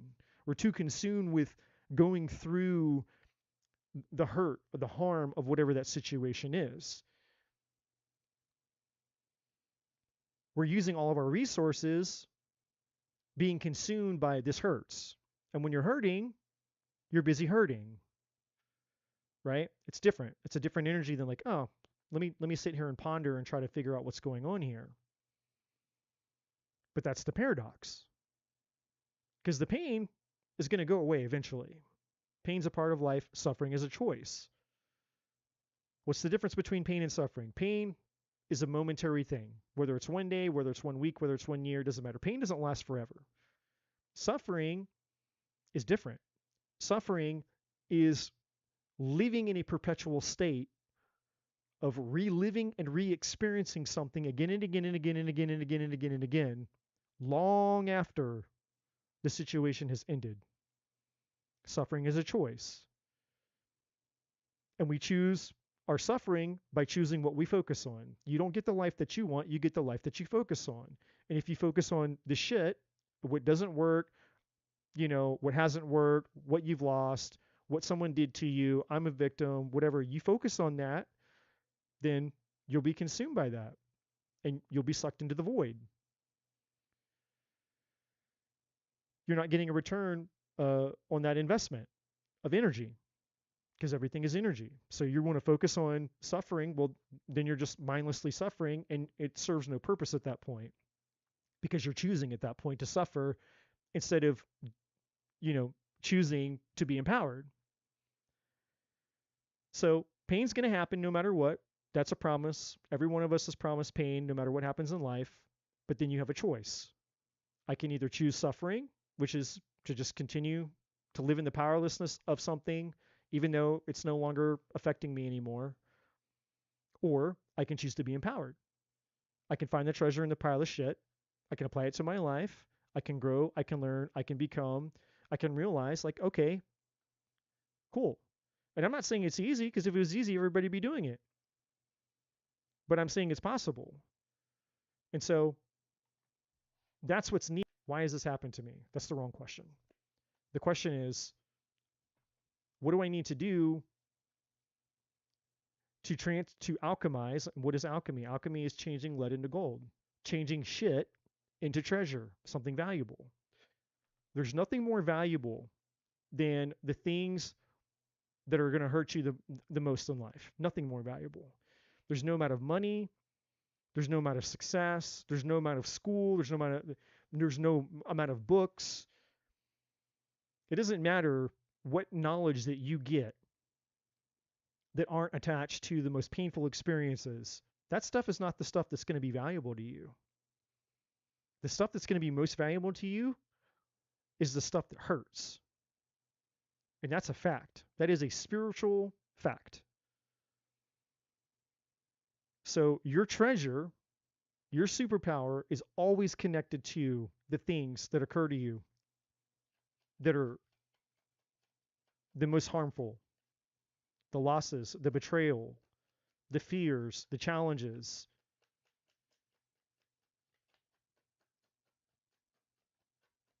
Why is never the question.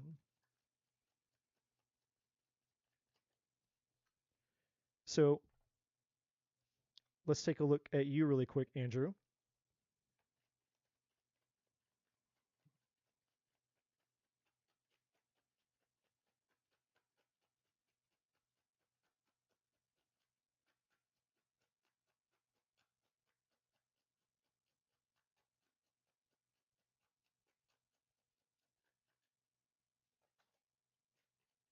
There's one more in here that wants to come out. I can feel it. There we go.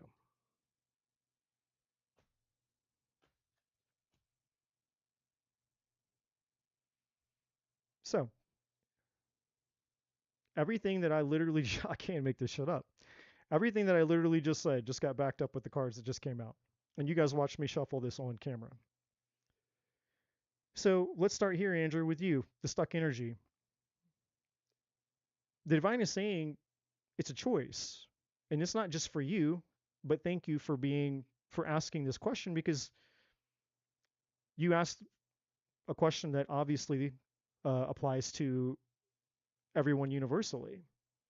So the divine wants to give an answer that will benefit all of us if we're here and we're willing to learn. So stuck is a choice. Stuck is a choice. Stuck is a limitation. It's the mind convincing you that your situation, your condition, your circumstances, and all the things that are happening in your life cannot be changed. Because if they could be changed, then you would have figured out why by now. But see, what we don't understand is that the reason that nothing changes is because we haven't changed. And the reason that we haven't changed is because we haven't taken control of this thing up here, which has convinced us to stay stuck. So if the story that's running through our mind doesn't change, then our behavior out here and in the real world isn't going to change. That's how it always is. It's like trying to convince, again, let me go back to my previous example. It's like trying to go convince either one of those, pissed off, butthurt men or one of the pissed off, butthurt women out there that the opposite sex actually isn't the problem, that they're the problem. It's not women. Women, I understand you were cheated on, or maybe you were betrayed, or you had this terrible divorce or whatever. And so now you're this angry, pissed off, bitter man who you've turned it into your life's purpose to go basically convince other men that women are the enemy. Women aren't the fucking enemy. This thing up here that told you the story that women are the enemy, that you never questioned this thing up here, that was the enemy. This thing between your two ears was the enemy, right? But, I could go to that person and try to debate with them all day long and be like, look, dude, women aren't the problem. You're the problem. I know that you were betrayed. Sure, I hear your story. Yeah, you were betrayed. You were betrayed by a woman. But that's not all women. And you could have chosen to do a million different things. There's a million different other outcomes, possibilities that you could have concluded besides the one story that you chose out of all the stories, that women can't be trusted, women are evil, women are this or women are that.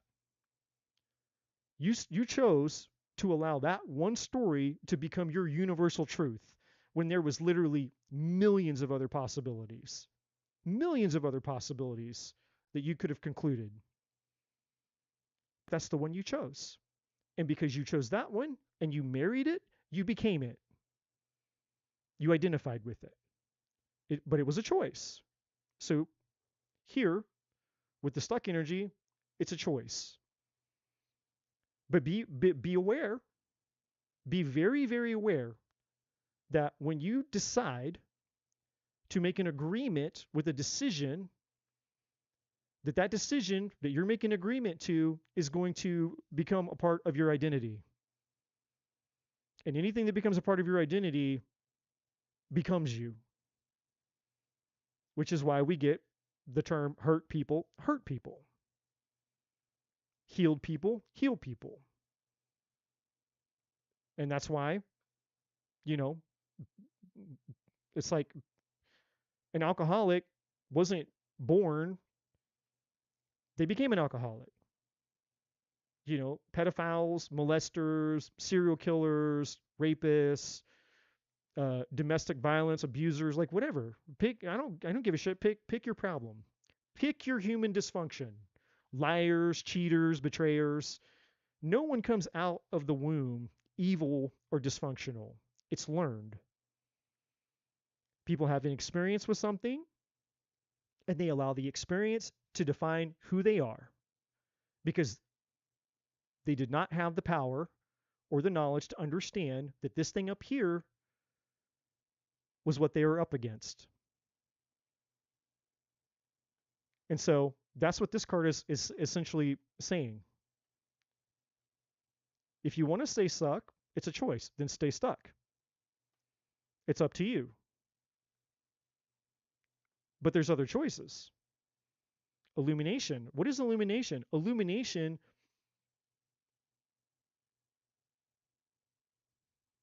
is recognizing, is coming into a new level of awareness that there's other possibilities that you didn't know were possible.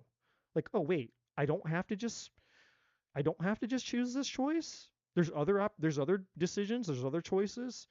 There's other ways that I could live, move, breathe, become. Like, there's other potential outcomes that are available to me. I don't have to just believe this one-dimensional way of thinking. Yeah, there's infinite opportunities of what's possible for you. And the way that you get there is that you have to push back against this fucking thing up here. And that's the challenging way. Or you can bypass this thing and just go, okay, I'm just going to go into my heart, into my spirit. And there's obviously ways that you can do that as well. But once you get the illumination, then you start to tap into the power. You start tapping into the power of what's possible for you. Creation.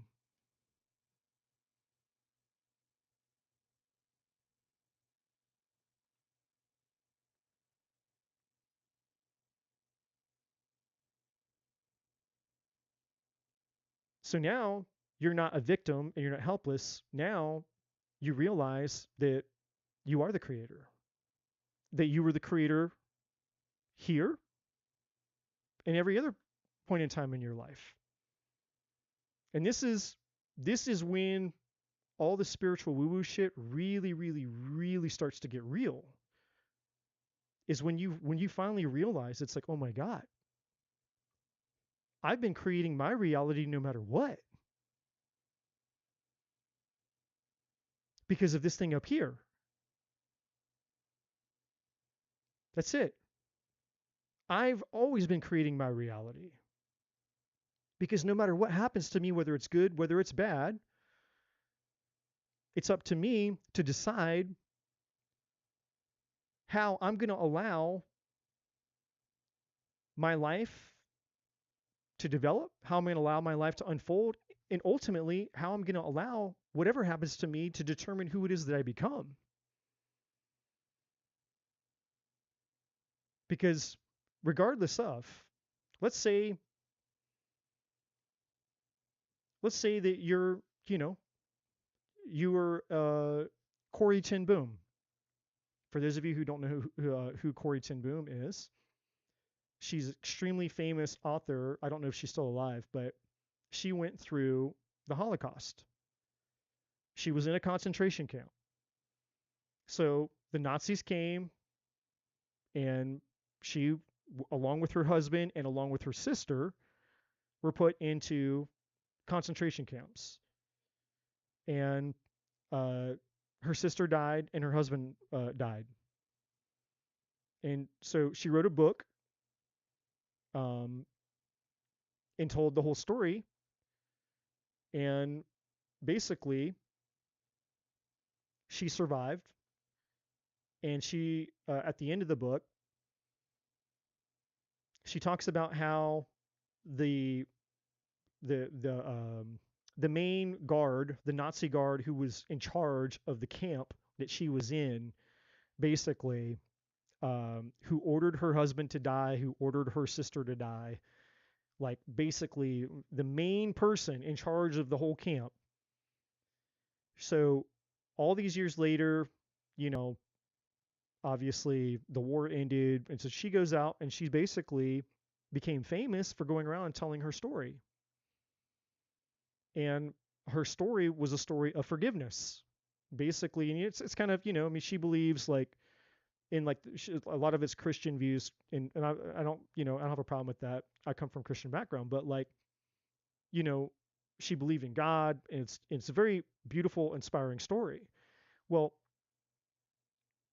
she was telling her story, and at the end of it, after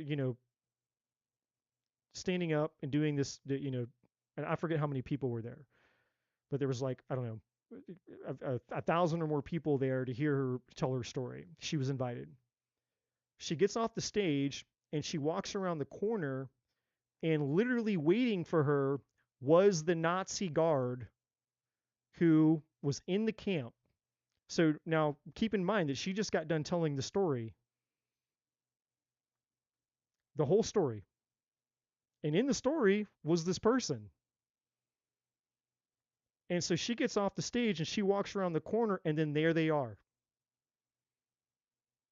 And this person was crying, and they're like, my life changed.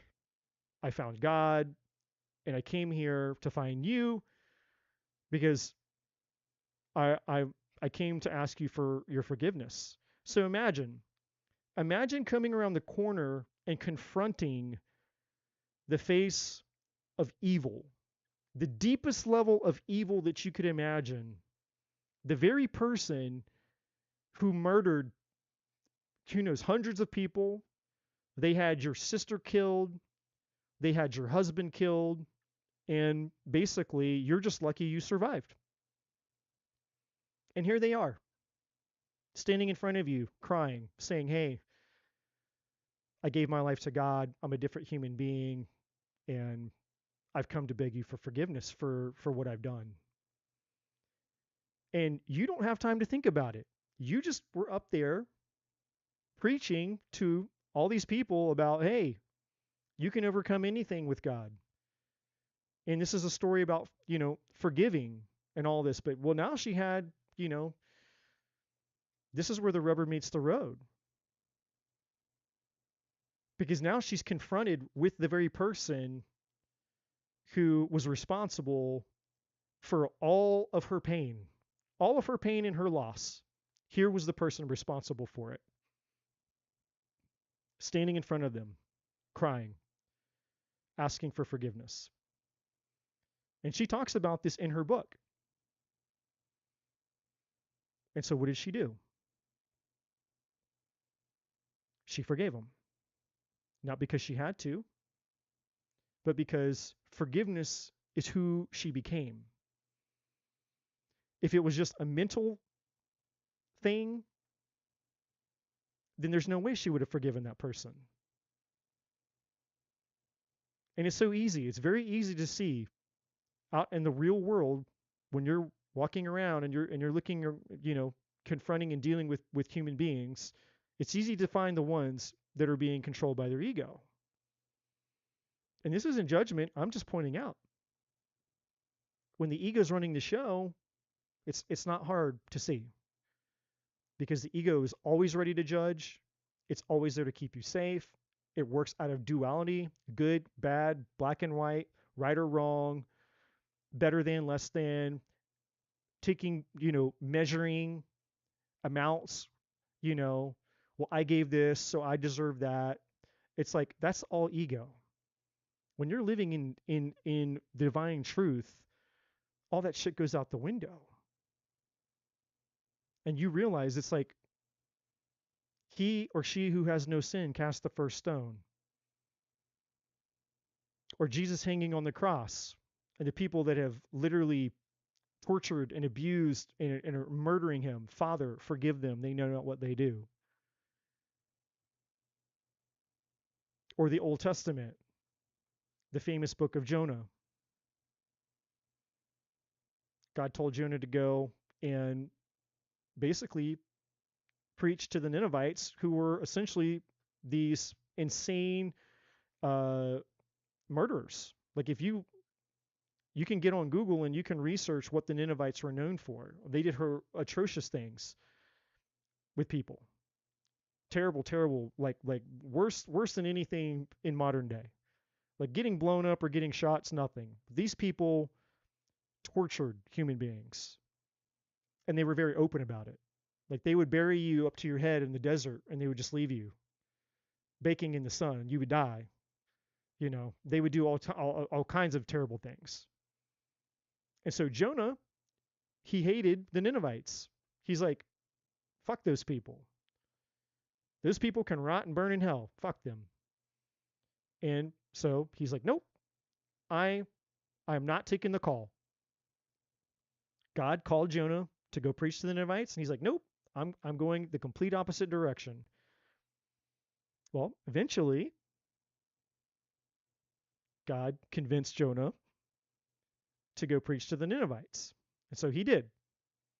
So he goes to Nineveh, and for like, I forget, 30 days, told them, look, if you guys don't cut this shit out, you're like, you're going to pay for it. And so the king or whoever was in charge was like, hey, I believe what this man is saying. I believe that if we don't change, we're going to get punished. And so he changed his mind. And so Jonah got even more pissed off. And so the very end of the book of Jonah in the Old Testament in the Bible, you can go read it for yourself. You have Jonah who's sitting on a hill and he's sulking and he's pissed off. And so and God is talking to him, and God says, should I not care about 120,000 people who don't know their left hand from their right hand, and all of the thousands of animals? And that's it. That's where the book ends. Like the story ends. So why am I saying that? Is because, again, our ego wants to judge other human beings, wants to make black and white judgments and assumptions about things, where the divine part of us understands the biggest picture of all.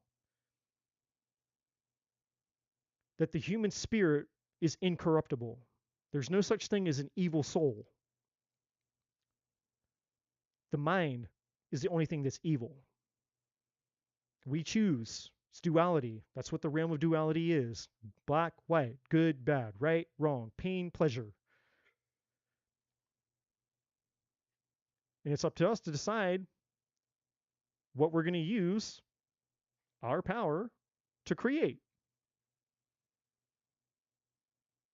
You're either going to create life or you're going to create death. You're going to create pain, you're going to create pleasure. You're going to create scarcity and poverty, or you're going to create abundance and wealth.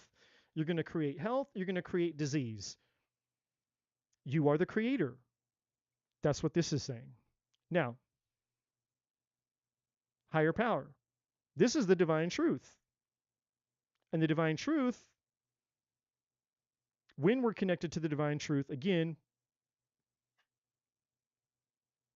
we open ourselves up to infinite possibilities, which is what illumination is. But most people spend their time overthinking. So here's the contrast. Which one are you? Are you up here? The mind's running the show? Or are you here in your heart where the divine is? One or the other. And depending on which place you choose to live will determine your destiny. And then karma is here to show you all. We have the two scales. And karma, by the way, is not bad. When you're out here listening to, spirituality and tarot readers and the YouTubers and all the shit, and they say karma, everyone immediately thinks that karma is negative. Mostly because of the overuse and the generalization of karmic relationships. And people are like, oh, it's karmic or karma, it's bad. No, karma is neither good nor bad. It's just cause and effect. That's all karma is. And uh, the actual interpretation means boomerang, means to come back. That's really what karma means. Like if you the actual interpretation, just means to come back. It means whatever you throw out is what you're going to get back. So if you're putting out good, then you're going to get good back. If you put out bad, then you're going to receive bad. So karma is neither good nor bad. It's just the law of cause and effect. And when I say law, I'm talking about energy. Everything is energy. Your thoughts are energy, and your heart is energy.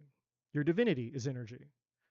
So again, if you let your mind run the show, that's the energy that you're putting out. And so that's going to determine your destiny. You live from your divinity, your divine truth, that will also determine your destiny. So stuck is a choice. Stuck is a choice of you choosing which destiny you want. Do you want the destiny that your mind has for you? You want the destiny that the divine has for you?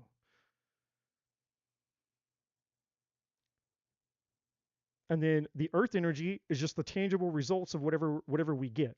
Because earth is just anything that you can interact with is tangible. It's not just money. So for you, Andrew, all that, and for everybody else, I guess this is the big rant for the night, I guess, is the question isn't why. Why did this happen to me? Why did this happen to me? Why is there so much pain? Why are there so many problems? That's the wrong question. The right question is, how is this empowering me? How is this empowering me? Find the treasure in the pile of shit, no matter what it takes. And I'm not saying it's going to come right to you, because again, if it was easy, everybody would be doing it. But I am going to tell you that it's there. And I am going to tell you that the minute that you adamantly decide and choose, and this is the cool thing about the mind, by the way. When you make a firm decision within yourself, your mind has to bend its knee. It has to. The minute that you mean fucking business, and you decide, this is what we're gonna do, this is how we're gonna be, this is what I'm gonna fucking choose. Period. And you mean it with every fiber of your soul, your mind backs down. Your mind's like, holy shit, okay, that's what we're doing. Your mind backs down. It's like, okay, cool. Your mind is like getting a dog. And you either train the dog to obey you as the master, or you can let the dog just do whatever the fuck it wants. And there are people out there who's like, well, this dog, it can't be trained. It can't be trained. But then there's always that person who's a specialist who's like, bring me your dog. You think is so terrible and so mean and so bad, it can't be trained. And what do? They train the fucking dog. Your mind wants a master. Your mind wants you to be its master. But if you're not going to be its master, then it will be its own master. That's how this works. So master your mind instead of allowing it to master you. And when you're facing the trials and tribulations in your life, because you will, some people, we don't get to choose. At least to what I'm aware of, we don't choose, because I don't know very many people that would choose a lot of the difficult and atrocious things that they've gone through. I don't know very many people that's like, yeah, I want that to happen to me. But I know tons of people who on the other side of it are saying, I would never change that it happened to me. And I'm one of them. If I could go back and I could change my life, well, you didn't get hit by a drunk driver.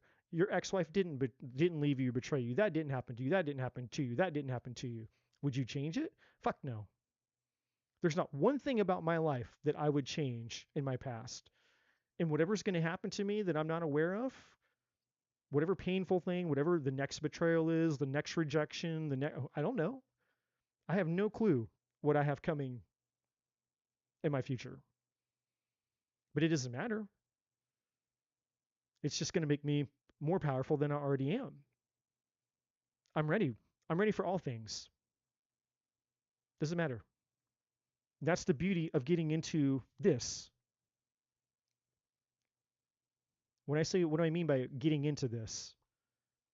What I mean is us truly understanding what it means to be in relationship with the divine inside of us.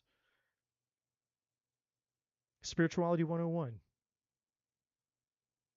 When you understand this and you come home to this and this becomes who you are, instead of living in reaction, which is this, the land of overthinking, everything changes. Everything changes. And no, you're not going to do it perfect. I don't do it perfect. No one does it perfect. But it's not about doing it perfect. It's just about doing it 9 times out of 10. So for you, Andrew, and for the rest of you that this has any relevance to, I don't know.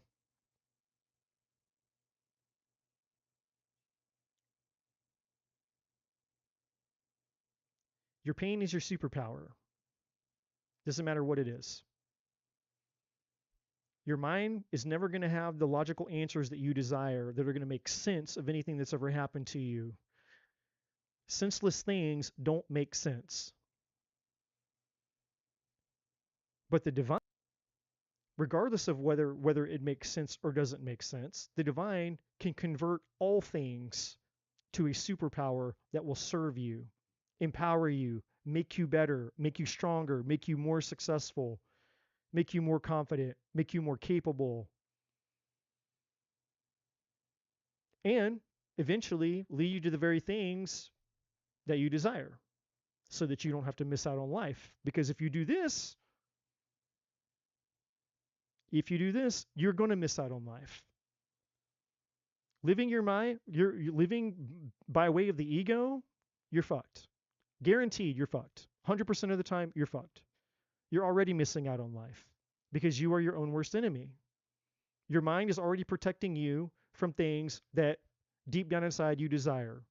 You want more money? Your mind's like, nope, you're not going to get more money. You want more love in your heart, your desire, your soul? Your mind's like, nope, you're not going to get that love. Your mind is in resistance to anything and everything that your soul, the deepest part of you, desires. You want more freedom. You want more abundance. You want more experiences. Your mind, your ego's like, nope. All of those things require risk. And if they require any amount of risk, then we're not on board. Because the mind is not here to make you happy. It doesn't give a fuck whether you're fulfilled. It doesn't give a shit about what's in your heart or your desires. Your mind just wants you to live life small, survive until you die. And that's literally it.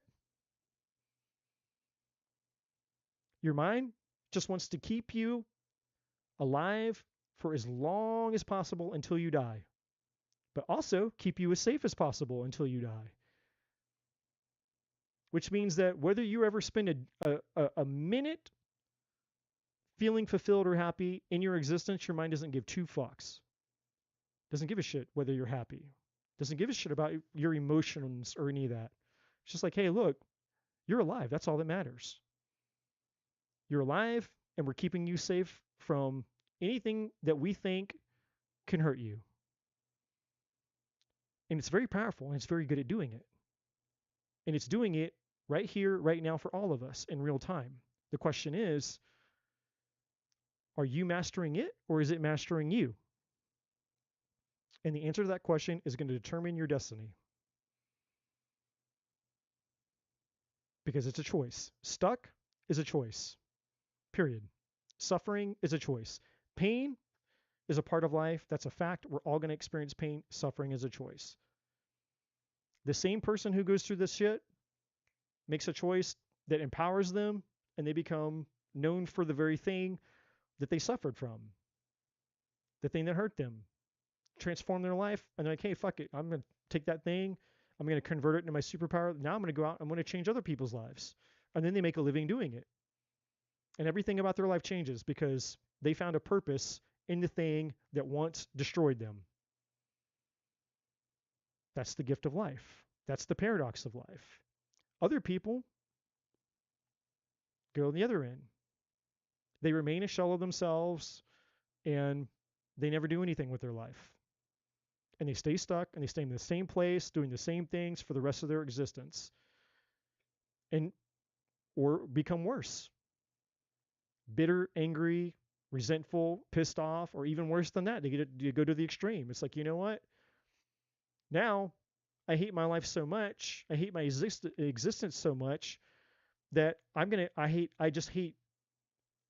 anything in life. So then they go out and they take out all of their emptiness on other human beings. They become murderers or rapists.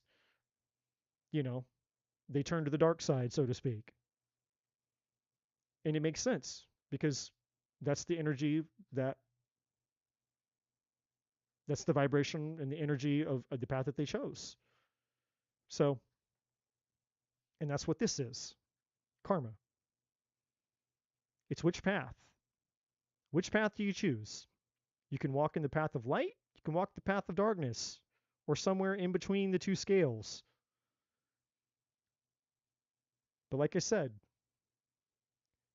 the true spiritual journey is realizing that no matter what path you choose, you are the creator. You have no one to blame.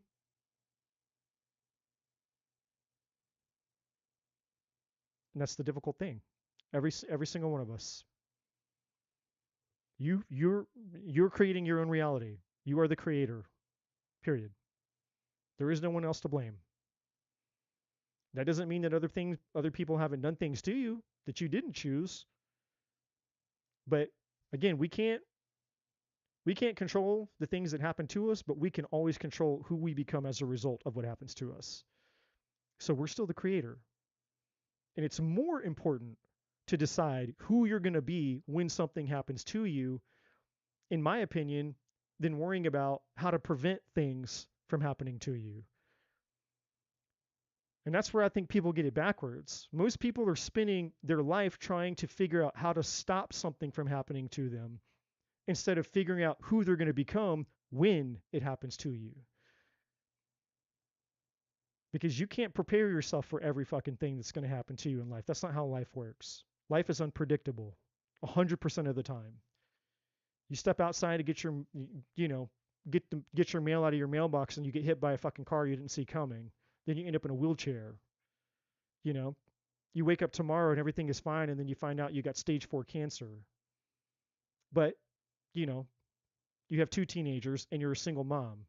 Who's going to take care of my 2 teenagers? Their dad's out of their life. I got 2 teenagers. I got stage 4 cancer. What's going to happen to my kids? Uncertainty is all that there is. So instead of trying to fight the uphill battle of how do I stop the things from happening to me, figure out who you're going to become now when the thing happens to you. And that's the only way that you can ever have any level of certainty in your life, is when you give that certainty to yourself by going, okay, what's the worst of the worst of the worst of the worst of the worst could ever happen to me? And if it does, or if it did, what would I do? Who would I be? What would happen to me? How would I behave? And when you have that answer inside of you, then you're unstoppable, because now there's nothing left to fear. Because you've embraced all the hypotheticals. I could be cheated on. I could die. I could get cancer. My health could go. This could happen. That could happen. I could lose my job. I could lose my money. I could lose my health. You played that game. You've beat your mind at its own fucking game. Your mind's trying to get you to overthink your way into safety, because that's really what it's trying to do. It's trying to overthink your way into scaring you into some type of illusion of safety and security that doesn't exist. And instead, you beat it at its own game and saying, okay, let's go there. Let's play your game. Let's play the what if this happens to me game. Right? The word fear, false evidence appearing real. False evidence appearing real. Play your fucking game with me, dude. You're not going to. What could you possibly throw at me? Take all my money. Take my health. Take whatever the fuck you want to take from me. You can't take my fucking soul. You can't take my dignity. You can't take my power. You'll have to take my life. Literally, you'll have to take my life. That's what you'll have to do. And when you get to that point inside of yourself where you've decided, you've defined who it is that you're going to become no matter what happens to you, then you have this. Courage. Because now you can face anything. Even if you don't know. You can face anything, even if you don't know what it is you're going to be facing. Because it doesn't matter anymore. Who I am is no longer predicated on what happens to me. It's not based on circumstances anymore. Oh, well, do I get what I want? Did I not get what I want? Did the person treat me the way I wanted to be treated, or they didn't treat me the way? Did I wake up today and my body was, working in my favor? Or did I wake up today, and it took me 15 minutes to walk 5 feet so I could take a piss because my sciatic nerve was paralyzing? Which, by the way, yeah, I didn't ask for that problem, but a drunk 65-year-old man hit me, 30 something years ago and crushed me in a car. It was what it is what it is. It was what it was. That man gave me a gift. He gave me 2 gifts. He gave me the gift. Well, he gave me way more than 2 gifts, actually, but, even the sciatic nerve pain that I have all these years ago from being crushed in that car is a gift. Because the days that I don't have that pain in my body, I'm grateful. I go, all I have to do is sit here and think. Even just talking about it right now is a moment of me being grateful. Going, you know what? I didn't have that pain today. I'm fucking grateful that I didn't have the challenge, the contrast of dealing with that pain today. The same thing with losing someone that I loved. Today, somebody that I loved didn't die. But you know what? You know what is a fact? Somebody that I love is going to die. And I don't know when it's going to happen. Whether it's my mom, whether it's my dad, whether it's a friend of mine, whether it's one of you guys out there, every single one of us, our time is ticking. But nobody died today. So I get to be grateful for that. But what I'm not going to do is I'm not going to live in fear of all the possibilities of all the bullshit of what can happen. Instead, I'm just going to allow the things that have happened, that have already happened to me, that have empowered me to shape me into me knowing and figuring out who the fuck that I am, so that no matter what happens to me, I'll know who that I am. And that's never going to change. It will get better because I'll grow and I'll learn, and life is going to continue to teach me shit. I'll become a better version of me as I have been. But nothing is ever going to get inside of me and make me fear life again, fear experience again, fear of loss, betrayal, whatever, death, my health, poverty, all the things that are thrown at us 24/7, some type of fear, whether it's politics, whether it's religion, whether it's AI, whether it's this, whether it's that, your own past traumas. We're living in information. You're bombarded with shit and fears all the time. It's no wonder why the fucking pharmaceutical companies are trillions of dollars pumping out all the SRIs, because we've bought into all the bullshit and we're living basically in these helpless, powerless shells of ourselves, and we have to numb ourselves out just to be able to function because we believe all the bullshit. We believe the fear. When you make a decision about who you're going to be, no matter what happens to you, you'll never have to fear anything again. You give yourself the freedom to fucking live. Because nothing can happen to me. You can't hurt me. I mean, I can be hurt. I'm human. I feel pain, but you can't hurt me on a soul level, make me afraid of life. That's what I'm saying. You can't make me afraid of living. You can't make me afraid of love. You can't make me afraid of success. You can't make me afraid of having a purpose. You can't make me afraid of taking a risk. You can't make me afraid of rejection. You can't make me afraid of losing some function in my body. I've been in all of those things. I faced all those things. I'm still here. I'm not only am I here, I'm thriving. And I don't have to be a bajillionaire to thrive. That's the other side of the success. You have to have millions of dollars and driving a fucking Ferrari, and you have to have, your fake Barbie girlfriend or wife, who's had more plastic surgeries than, than God knows what. Like, you don't have to buy into that bullshit, the hustle culture. Have a fucking bajillion, house mansion.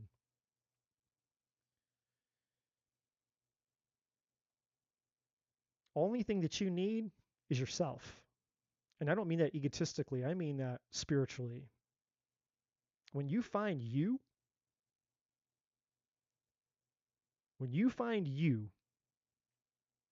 you come home to you, the you that you are, not the you that you were told to be, taught to be, culturally, all that other bullshit. Who are you? That's the question. What do people say? Oh, my name is Bob. No, that's your name. Next question. Who are you? Oh, well, I'm a doctor. No, that's what you do for a living. That's how you make a paycheck. Who are you? I'm Kyle's dad. I'm Kyle's mom. No, that's a role. That's you being a parent. That's a role. That's not who you are. That's a role. It's just another job that you have. Who are you? The most simplest of questions that most people cannot answer because they don't know who they are. Because we've been taught to believe that we are human doings instead of human beings. And when you come home to the being of what it is that you are inside of yourself, then you will end all suffering.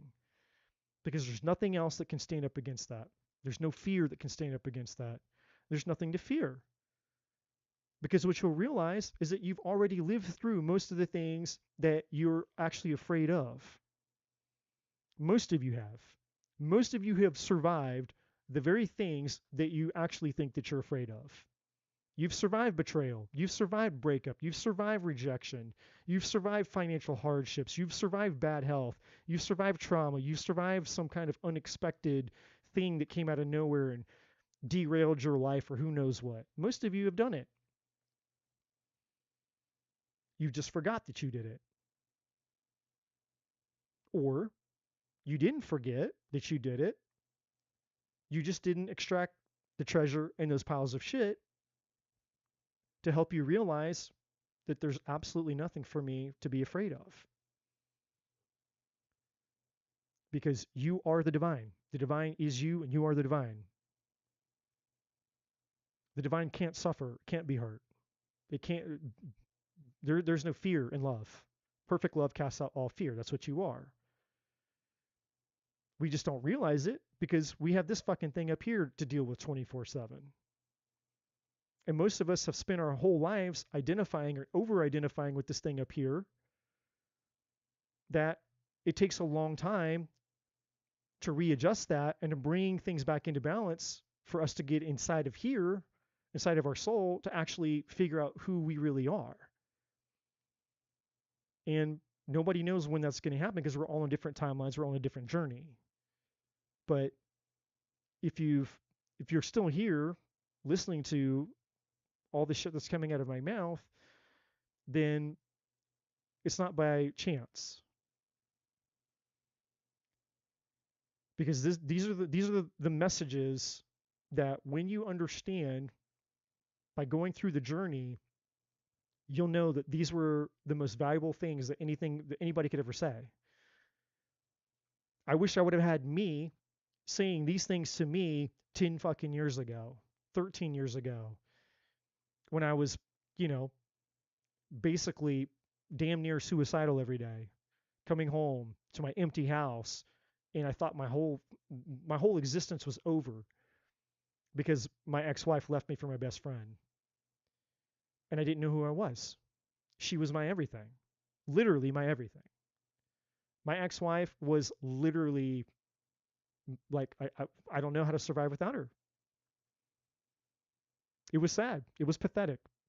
I had no identity. She was my whole identity. And she left. She betrayed me. She left me for my best friend of 17 years. She took everything but my bed and the kitchen table. And I went through the darkest 9 months of my entire fucking life. But she gave me a gift. And the gift that she gave me was forcing me to confront that very thing. I was forced into a place in my life where I could no longer look outside of myself for validation, for worth, for love. I had to turn inward. I had to go find my truth. Who are you, Eddie? Who are you? Who are you without religion, without marriage, without a wife, without all the bullshit that you were taught that you had to be? What your family told you, what society told you, all that shit. Who are you? And you get to wrestle every day inside of your empty house. And it was a metaphor. The emptiness of my house, and this isn't an exaggeration. Like, she literally took everything but the bed and the kitchen table. So when I say I was living in an empty house, it was fucking empty. But it was a metaphor for the thing that had been cleared outside of me. So I had to go into my emptiness to find out who the fuck that I was. And that started a whole new journey, a whole new Eddie, a whole new process, a whole new path in life. And here I am. And of course, I didn't learn it all back then. But if I'd have had someone like me now saying the things that I'm saying right now to me, God only knows how many years of my life I could have, who knows? Who knows? But I didn't. And I understand. I understand why I didn't have that come into my life, because my purpose was, I was meant to become that. I was meant to become the messenger. And to become the thing, sometimes you don't get the thing. It's a totally different training. It's a totally different boot camp. It's like, no, you got to learn to become the messenger. So you're not the one that's going to get the message. You have to go learn how to be the messenger. It was a totally different journey. So don't underestimate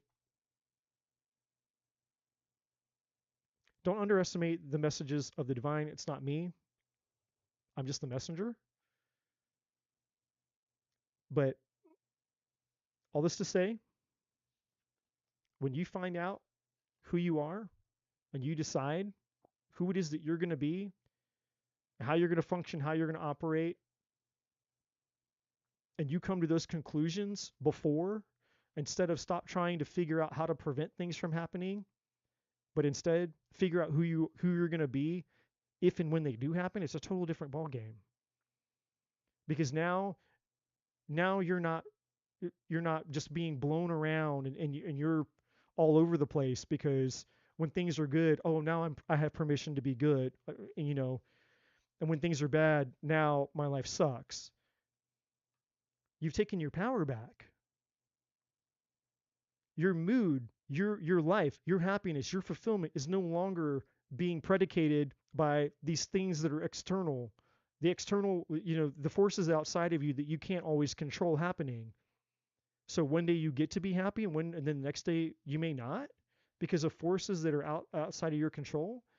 Well, that's a really shitty way to live your life because nothing's really outside of your control but you. There's people right now just over the weekend they lost everything because of storms going through. I don't, if you're not in the United States, then you probably wouldn't know this. But for those of you that are in the United States, there's tornadoes have been, tearing shit apart. People have lost everything. Some people have lost their lives. Shit's happening all the time, every day, all over the place. And that's a freak. That's just Mother Nature. Like, you're either in, who knows? You're either you're the unlucky person that's in the line of a storm, or you're not. That's how uncertain life is. You have no fucking clue what's going to happen. And you're going to base your life on the uncertainty of life, your happiness, your fulfillment. You have no clue what's going to happen to you from one day to the next. But that's going to determine if you get to be happy. I don't know, man. That sounds like a really, really bad decision, a really bad way of determining how you're going to be happy. Because you'll never be happy. It's circumstantial. And it's completely out of your control. Instead, determine who you're going to be no matter what happens to you, and then you'll always be able to be happy, no matter what. You'll always find a way.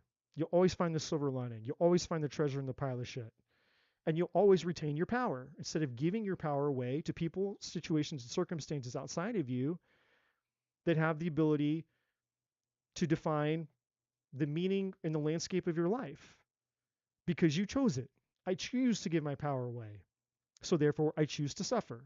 Or I choose to hold onto my power and I don't have to suffer, even when the situations and circumstances in my life are less than ideal. Because they will be. Nobody lives on the top of the mountain 24/7, 365. No one does. Life is about highs and lows. But just because we all go through highs and lows in life doesn't mean that we cannot have access to the divine part of us that ensures that our happiness and our fulfillment does not have to be motivated by external influences. And that's the beauty. That's the beauty of the spiritual life. You get to be happy no matter what. You get to be fulfilled no matter what. You get to see the beauty in all things. You get to find the empowering meaning in even the most atrocious of things. That's the beauty of it. So, that's that.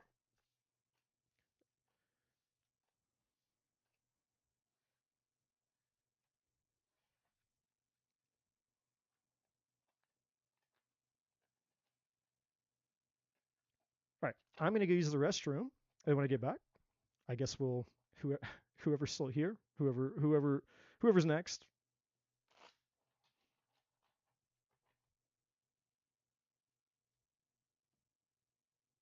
BRB.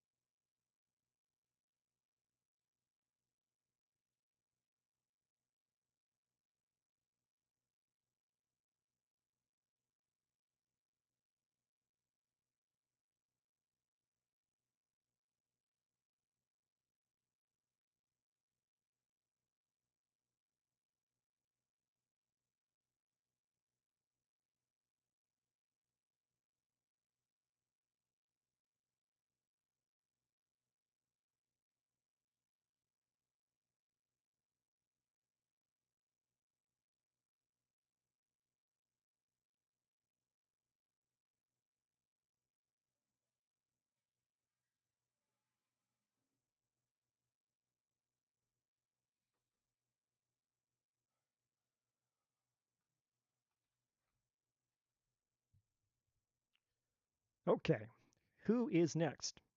Anita. Anita is next. I am a terrible tarot reader. I'm such a shitty tarot reader. And I say that seriously. Oh my God. Um, yeah, I'm not even going to go through all that.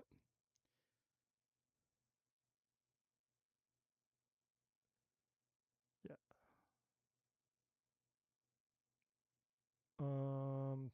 So, hey, everybody that's joined in. If you're new to the channel, please, channel, if I can talk. If you're new to the channel, welcome. Uh, please like and subscribe if you find this this content helpful. I would greatly appreciate your support. And what else?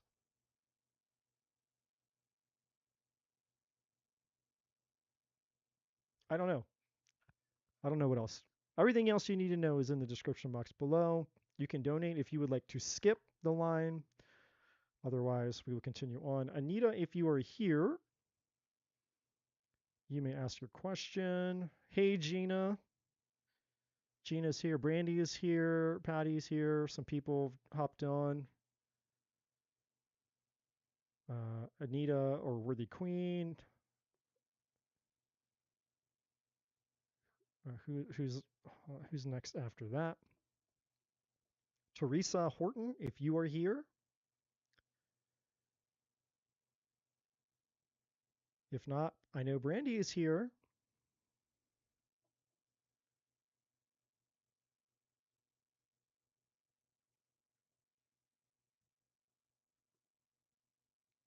Now, despite my long rant and tangent that I just went on, I'm actually my intention for being here tonight is actually to give you guys some quick answers. So I'm actually not trying to get into the big deep stuff. Now, of course, you can donate if you would like a deep reading. Otherwise, um, these are going to be short and sweet to the best of my ability. What does the divine want me to know at the moment?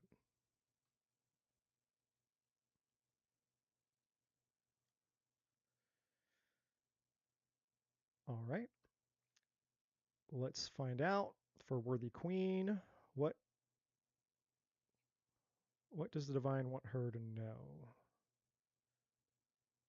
What does the divine want me to listen to?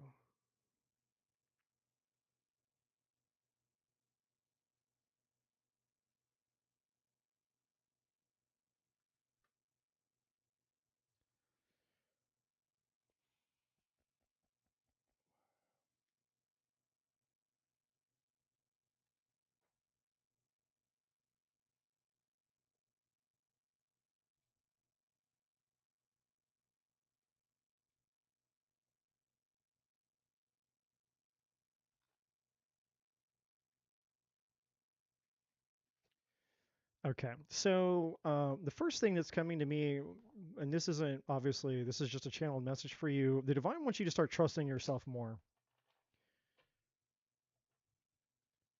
The divine wants you to start trusting yourself more. That's the one that wanted to come out. You have soulmate on the bottom of this deck here.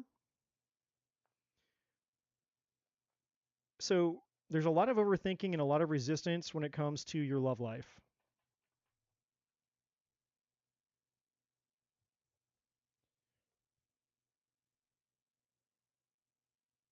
And the way to get all things, everything in spirituality is a contradiction to what the logical mind, to the way that things make sense. So you have to kind of like learn to embrace paradox, right? And so it's like we habituate things that feel right because we don't know any difference, we don't know any better. So it's like we think that the more that, unconsciously, whether we're aware of it or not, we think that the more that we hyper focus on something, stress about something, worry about something, whatever it is, it's like somehow, you know, that's gonna, you know, that's gonna benefit us getting the thing. And again, whether we're consciously aware of it or not consciously aware of it, but there's always a reason and a purpose for everything that we do. And so the divine is wanting you to know that in order for you to get the love that you're wanting, that the way to get it is actually going to be very paradoxical. And so the way that you get it, and I think I said this on the last live, and so I'm going to use this. I'm going to use this example again. You have to learn to live with the open hand because we're all taught that love is attachment, and love isn't attachment, and that's why most human relationships fail. Is because attachment has to do with fear, scarcity, loss, all that kind of stuff. So in other words, most of us are more invested in the loss of something than the having of it. So that when we actually get the thing that we really want, we're not actually happy to have it because we've been so invested in losing it. So you can't spend your whole life, and again, most of us aren't aware of that we do this, and this goes for myself included. Most of us don't understand that all attachment is based on loss. But that's not love. True love is freedom.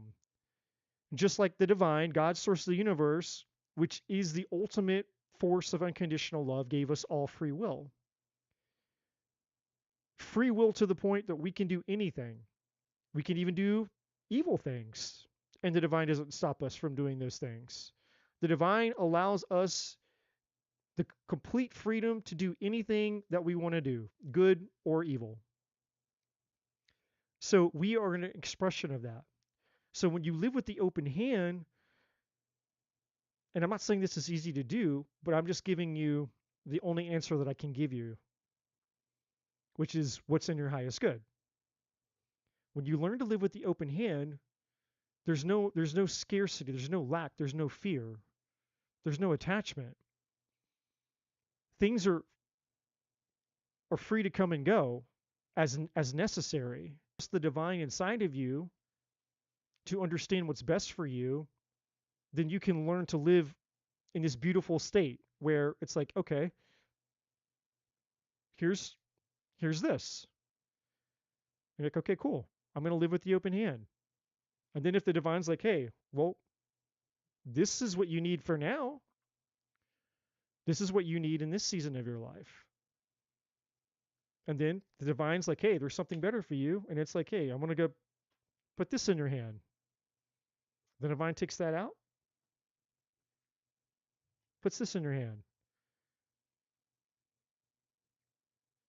Anything that the divine wants to put in your hand, you're just living with the open hand. You're just here to receive it. Whatever the divine wants to bring you, you're here to receive it. And when you do receive it, you don't do this. You don't close your hand because that's just fear again. You live with the open hand. You allow the divine to bring you what's in your highest good, and you get cool. This is what I have. This is the thing that's in my highest good right now. If it stays, it stays. If it goes, it goes. My job in the having of the thing is one, to always maintain my peace. What does that mean? It means, above all else, protect my peace. Above all else, know my state of being no matter what's in my hand. Because again, if you give your power away to whatever's placed in your hand, then you're misunderstanding. That's what most people do. They get something and then they allow the thing that they've been given or the thing that they acquire to change who it is that they are. And most people aren't becoming a better version of themselves because of the things that they acquire or the things that they're given. Most people don't. Most people, when it comes to love, when it comes to romance, when it comes to pain, when it comes to suffering, they become hardened, they become bitter, they become scared, they become fearful, they become disillusioned, they become powerless. Most people do not become better, unfortunately. And that goes back to the whole tangent that I just said a second ago, which obviously I'm not going to revisit that. We visited that for tonight. We're not revisiting it. But this is where the divine wants you, worthy queen. What is required to do this? Two things. You're going to have to learn to trust yourself, because this is what most people don't understand is when you learn to trust yourself, not your mind, by the way. I'm not talking about your ego.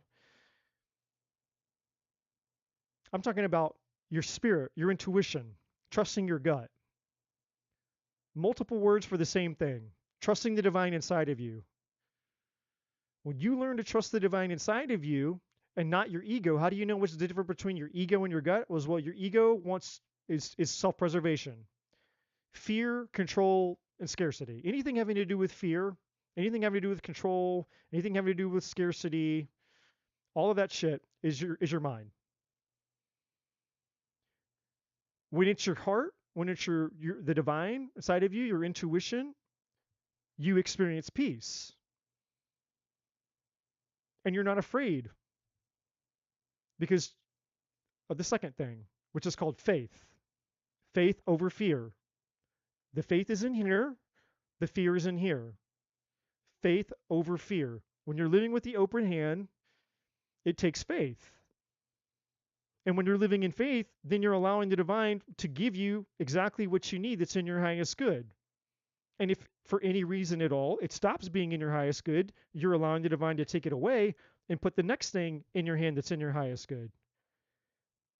And that's the beauty of allowing the divine to kind of be the dictator of your life, because the divine is always going to give you what's in your highest good.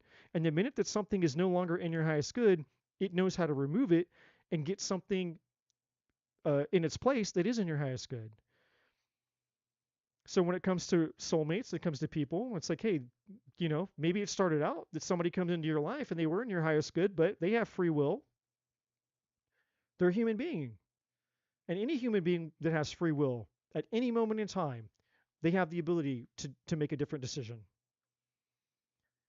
So let's say that this person, they started out being in your highest good, and then let's say, God forbid, that, they stop growing, they stop evolving, they stop taking their own divinity serious, their own personal development serious. Maybe you outgrow them. Maybe they can't go where you're supposed to go anymore. Who knows? So it doesn't matter to you, though, because you're not holding on. You're not attached. And the beauty of this is your love isn't dependent upon it either. That's the most powerful thing, is I don't have to withhold my love by allowing the divine to add or take away. If the divine comes in and takes this person out of my life and gives me the next thing that's in my highest good, I don't have to reduce my love for that to happen. You can still be a loving human being. You just get to love in that person at a distance. You get to love that person and be grateful that, hey, you came into my life. We got to share experiences. We learned lessons. And, that was that. That was that season. That was that chapter. That was that love story. Maybe it was a long love story. Maybe it was a short love story.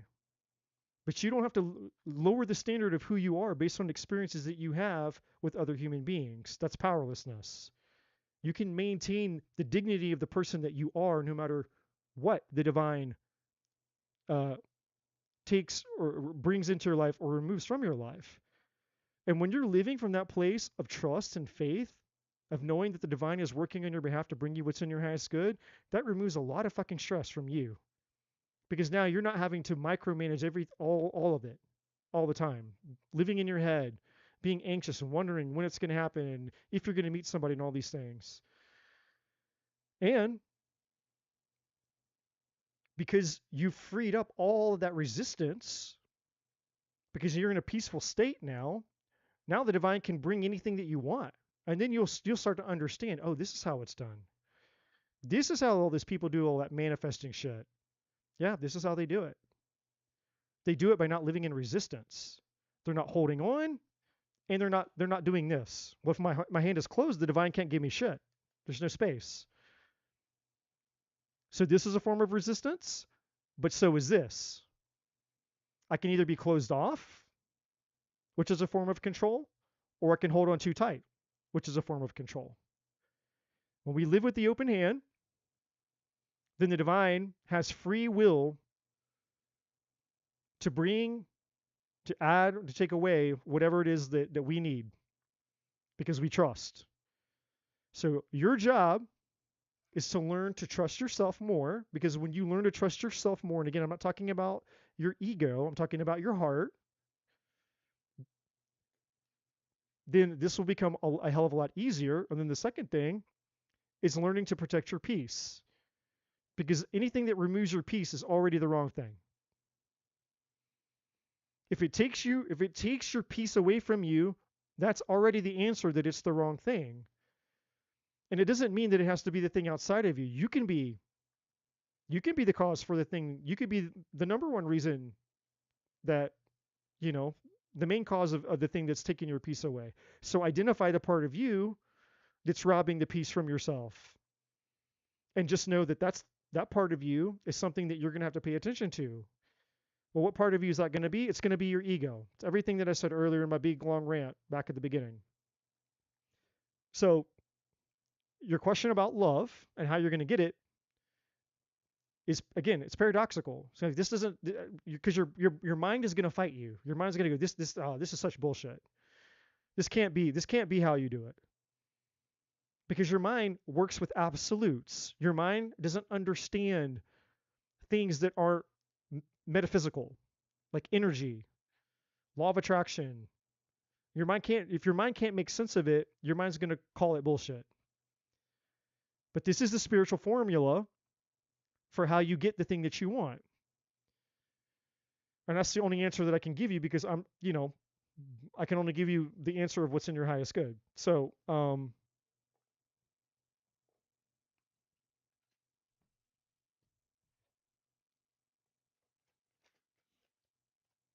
that happened really fast. You can't make this shit up. You can't make this shit up. Surrender your desire to control people. Now, the card says, being over controlling can sabotage relationships. To more effectively achieve your goals, back off, regroup, and give the situation some breathing room. So what does this mean? Well, it just goes back to my illustration of what I just literally just said. If you live like this, that's control. When the hand is closed, nothing gets in. But if something's in the hand and you're holding on too tightly to where you don't let go, that's also control. You have to learn to live with the open hand and learn how to be at peace by learning to trust the divine, to know what's in your highest good, and allow the divine to add or remove whatever is in your highest good. That's faith. And the more that you learn to do this consciously, the more that you'll learn to actually trust yourself. And you'll start to take your power back, and you'll start to identify when your mind is sabotaging you. So this is how you do this. All right? This deck is it's just called a surrender deck. I don't forget who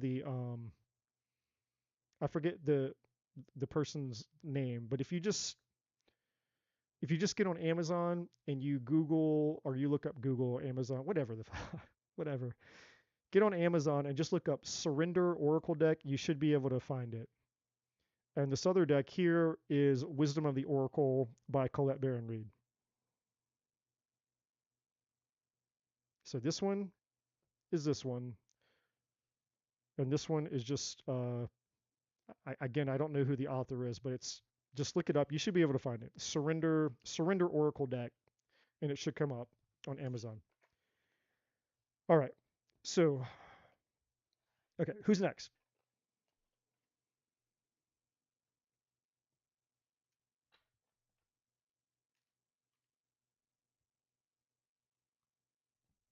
And thank you so much, Worthy Queen. I appreciate you as always.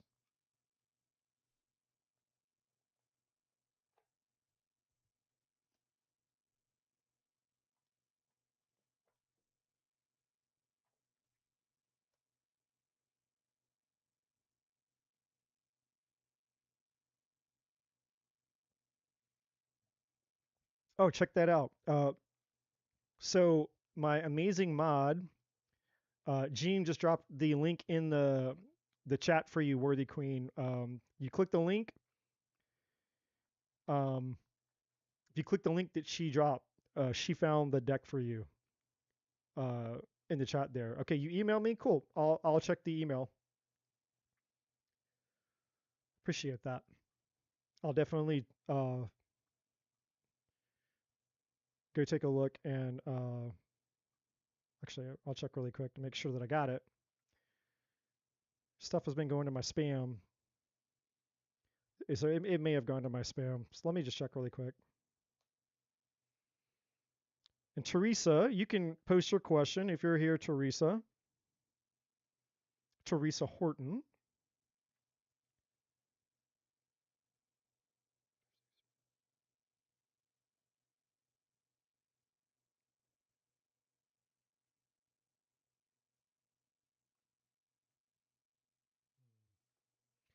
Interesting. Nope, I don't see it. So Worthy Queen, you may have to resend it. I don't see anything in my spam. So if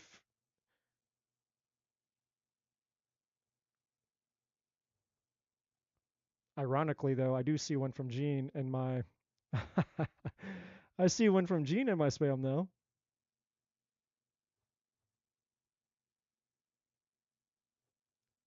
I thought I had that.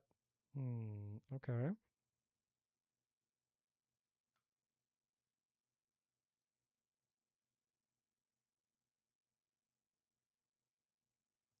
Okay. Anyways, yeah, just resend me the email, Worthy Queen. Email it to me again. I don't know why, but I don't see it.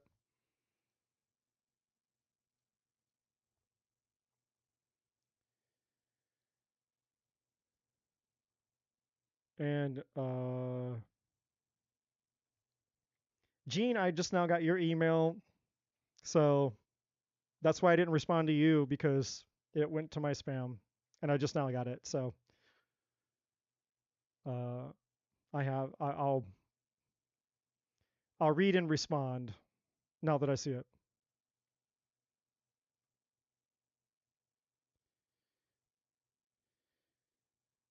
Okay. I don't know, but your small cup has a message for me. I keep looking at it. Pull three little cards. Oh, Brandy says that my little cup of fortunes here, my little fortune cookie, my little bowl of fortunes here.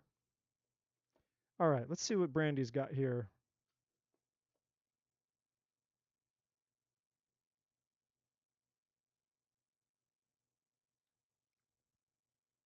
All right, we got the five of swords, and I'm not looking in this bowl. I'm just feeling.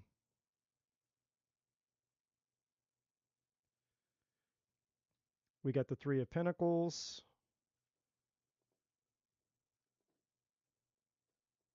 And the seven of pentacles.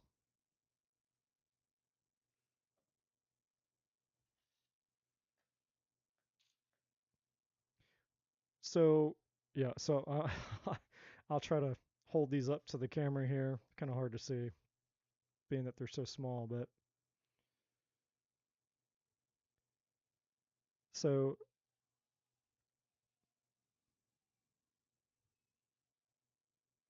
so basically, I think there's going to be a chance here for you to see if you want to work through something, you know, work through some conflict or not. I don't know. The Seven of Pentacles here for me, the way that I interpret that is you're weighing you're weighing something up, and you're basically, you know, you'll have to decide what the value of something is. In other words, is it worth trying to to work through something here or not?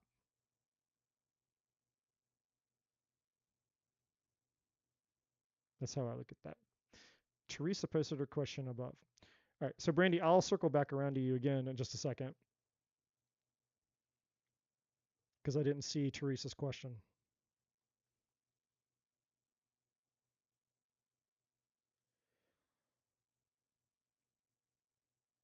And I'm still not seeing it. So it must be like way up.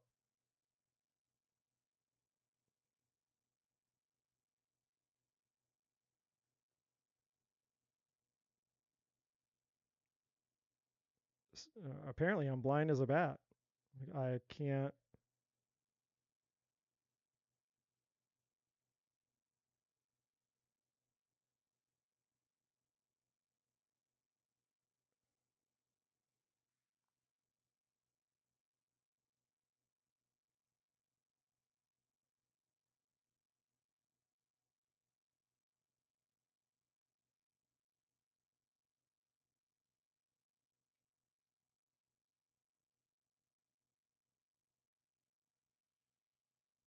Click all messages. Um,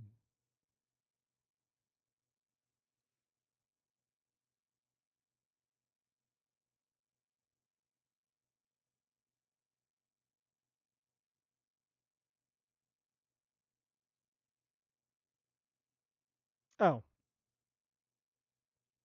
wow. Okay. How did I not know that? How did I not know that? Okay. That's sneaky. That's super sneaky, man. Well, shit. That's helpful. Unlike my computer, that's not helpful. Hold on one second.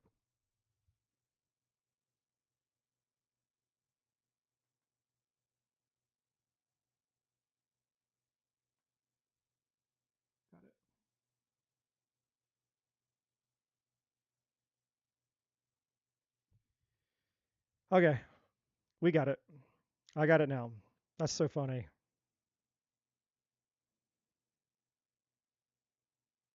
All right. Can you tell me who's the fake friend who's been telling my ex?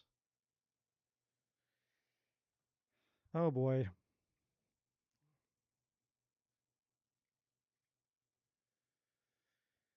Oh boy. Can you can you tell me who's the fake friend who's been telling my ex and his fat ass mama and sisters lies on me?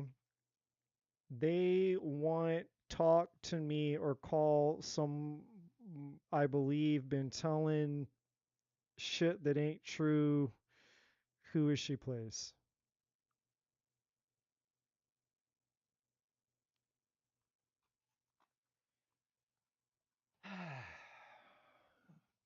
Dear Lord Jesus, help me. Um, man, I just got a good song too. I gotta press pause. Okay.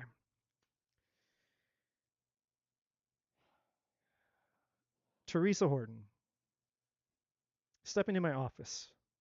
Sit down for a second. Of all the questions, of all the questions that you could possibly ask, this is the most important question that you have for your existence. And if you say yes, I will pull some cards for you. But I just want to give you a chance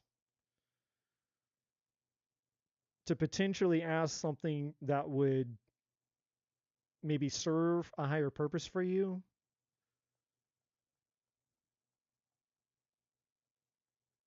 But if you want me to answer this question for you, I will answer this question for you. But maybe just as just some food for thought for all of you. You're not asking me a question. First of all, forget I'm here. Forget you. I know you can see my little picture down here on the whatever the fuck, the little box down here, whatever. You can see my face because it makes it more personable than just seeing my hands. You know, it's a little more personable. I can look in the camera and see you. It makes it a little bit more personal. You're not asking me a question. You're asking the creator of the fucking universe. You're asking the creator of all things, the divine, the creator of everything, all dimensions, all universes, all planets, anything and everything that ever exists and does exist across everything.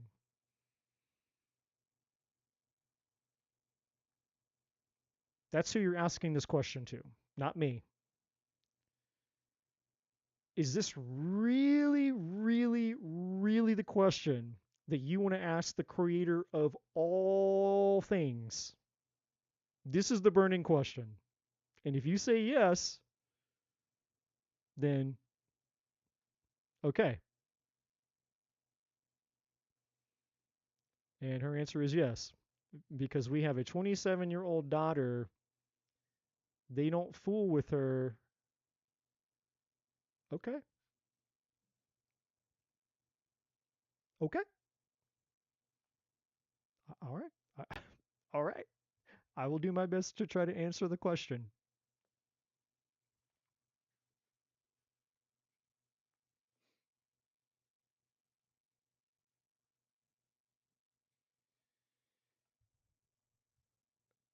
If I can understand it.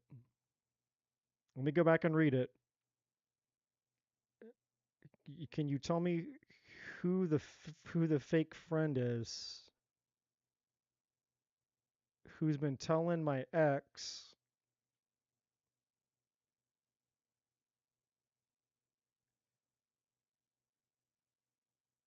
Okay. So, okay. Okay. Well, Gene, you're. I'm gonna just go with what you said, Gene.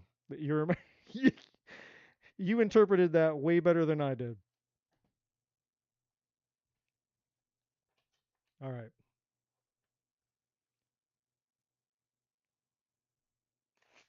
All right. And I don't want her in my face laughing with me. I'm so confused. Okay. Who, if anybody, is talking shit about Teresa Horton?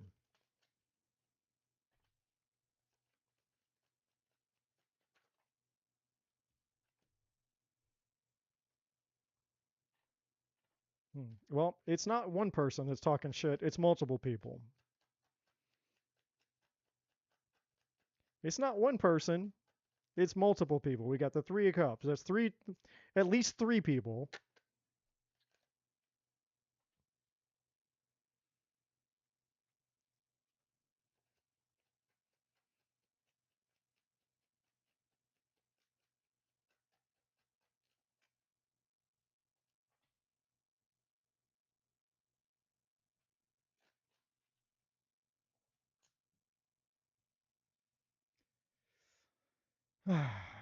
Could be a young earth sign. I don't know. Page of Pentacles could be a young earth sign. Doesn't have to be. Could be a water sign. Doesn't have to be. Could be an Aries. Doesn't have to be.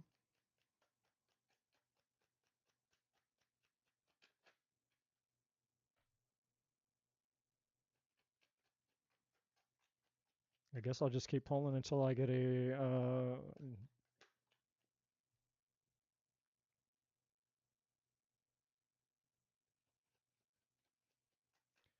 No, I'm not here to interpret all this.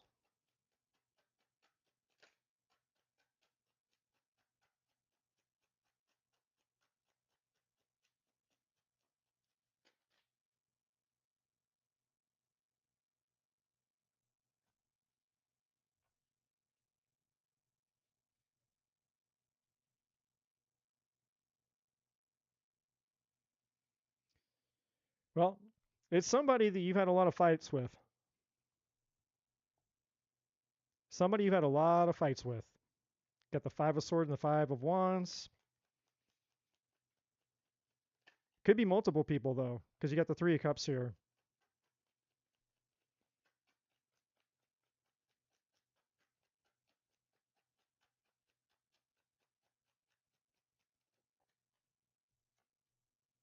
All right. Yeah, it's a water sign. So the person that's instigating it is a water sign. Now we have the moon here. Uh, could be a Cancer. We have the Chariot here, double Cancer energy. So I don't know. I don't know if you know their astrology sign, but we have strong Cancer energy, and it's a Queen of Cups.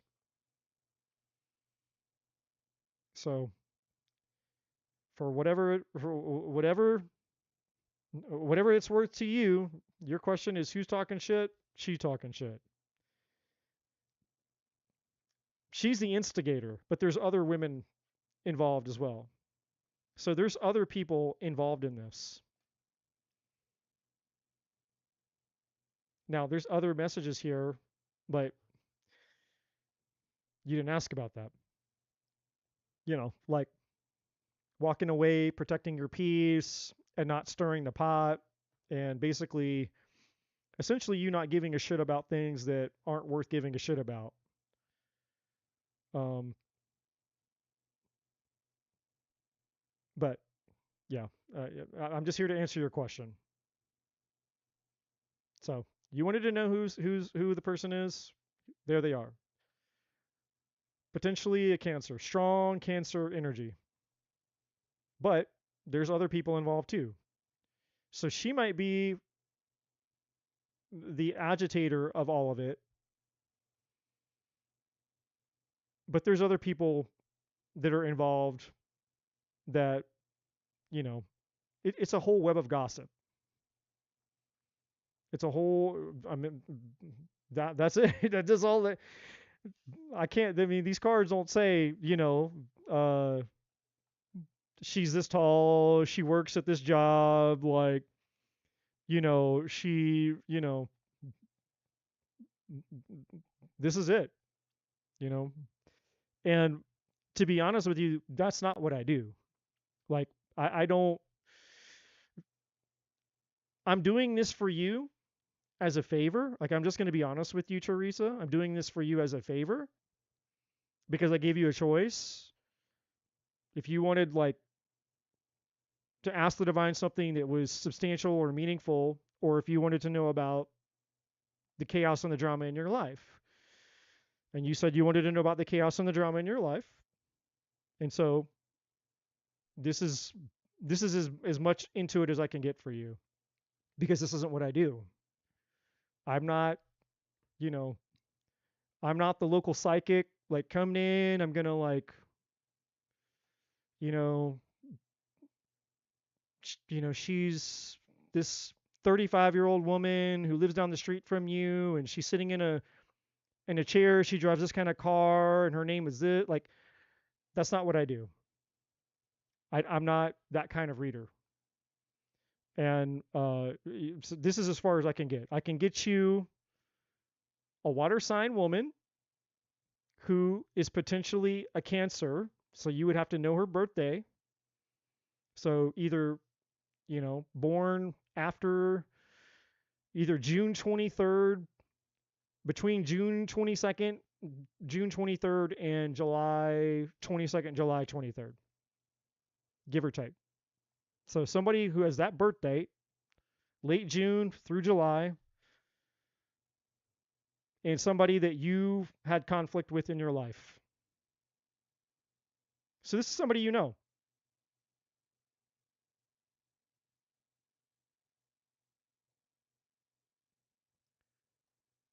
What? Will the Social Security office FRM? Well, that was the question. If you would like another question, you can, that was the question you asked, which is why I went to the extra length of asking you if this was what you wanted to ask.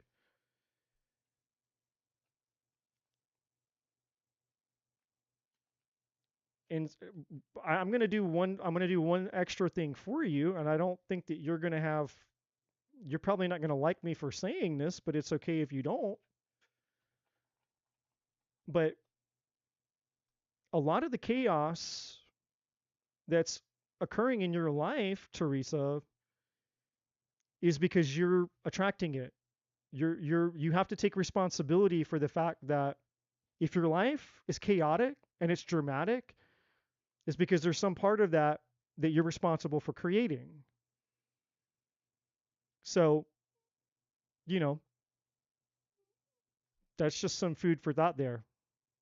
If you want things to change, you have to change yourself. And I would say that to anybody on here because I'm not here to fuck around, and I'm here to tell the truth. But your question, I mean, that's all I can get. That's all I can get for you. So the clue, you want clue to who that person is? It's the person that you've been having a lot of conflict with. And you know who it is. You didn't even need these cards. You already know who this woman is. You didn't need the cards to validate that you know who this woman is. You know who this woman is. It's the woman that you think that it is. So that's it. It's the woman that you think that it is. So, you know, if you continue to have conflict with this person or you don't protect your own peace, then you're going to continue to have conflict with this person. Even if it is his ex, it doesn't matter. Because, some people, you know, they're going to bring their energy into your life. It's up to you to decide to fight fire with fire or to learn a different way. And if that's just the way that you are because you have something to prove, okay, well, then there's going to be drama. But, you know, my my thoughts to that is who gives a shit? If you're dealing with somebody's ex, who gives a shit what they think about you? I mean, I probably have ex-girlfriends out there, my ex-wife. There's probably who knows how many people think whatever they think about me. I don't give a shit. I don't care what anybody thinks about me. And if they're not in my life, then they have no idea who I am, what I become, or what's going on with me. And not personally, if they're not in my life, then I don't give a shit. Like, you go live your life, man. Like, good. Go live your life. Enjoy your life. Enjoy your relationship, whatever they're doing.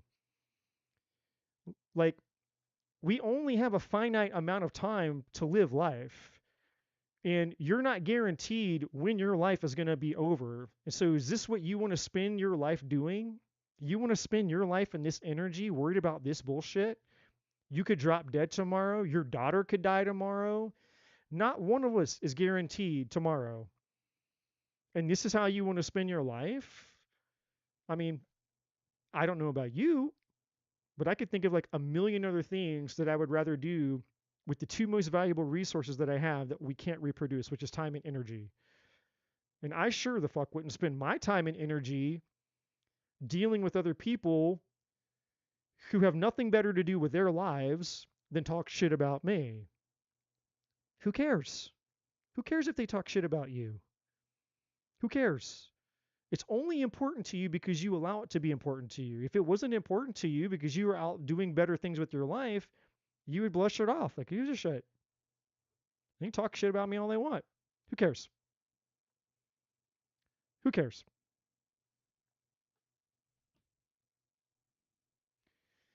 Whatever I need to know. I didn't have a question. My curiosity was about the tiny cup and the small cards. Okay. Well, you know, that doesn't mean that there isn't a message for you though. Besides the three that came out of the cup.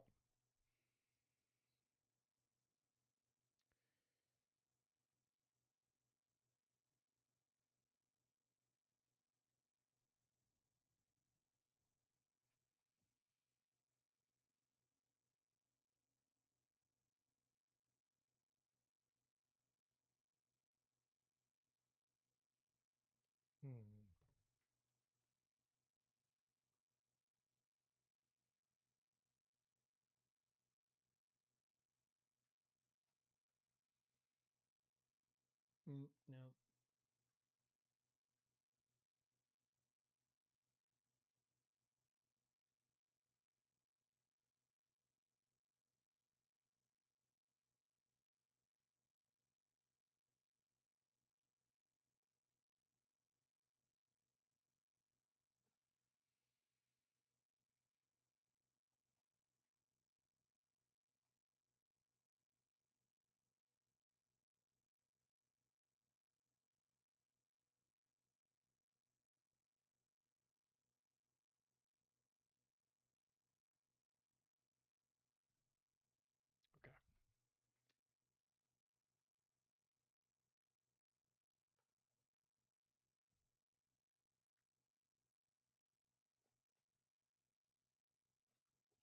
Okay. Okay. Brandy, the divine is saying, my friend, it's time for you to get back to finding the beauty inside of yourself again. It's time for you to get back to you finding the beauty within you again.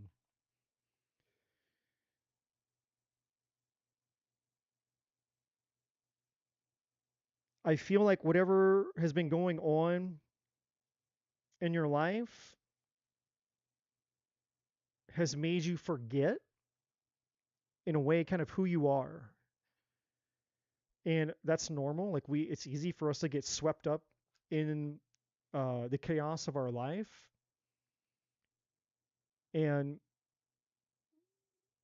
it makes us question our values. It makes us question like who we are, because the brain, the ego gets involved, and it's like, well, am I fucking up? Maybe, there could be guilt, there could be shame, there could be self-criticism. There's all the mental shit that the brain does. And the divine's saying, don't forget who you are just because you're going through the things that you're going through. And right now, the best thing for you to do is to reflect upon who you become and how far you've come, not the opposite. Now is not the time to look at yourself in self criticism, going, okay, well, am I fucking up? Am I failing? Am I not doing this? It's like, no. The divine is saying, look how far you've come. Take inventory, take audit of how far you've come, how far you've grown. Look at the woman that you are versus a year ago, 2 years ago, 3 years ago, 5 years ago.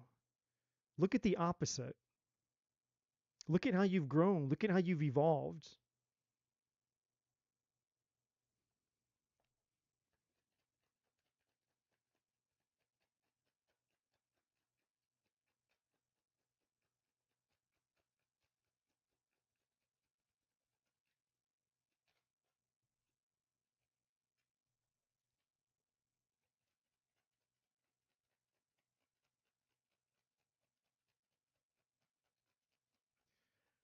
There's something about you needing to sing too. And it doesn't matter whether you think you sound good or not. but there's something therapeutic about you just singing. So it's like if you know, you're just in, uh, whether it's in your car or whether it's in the shower or just,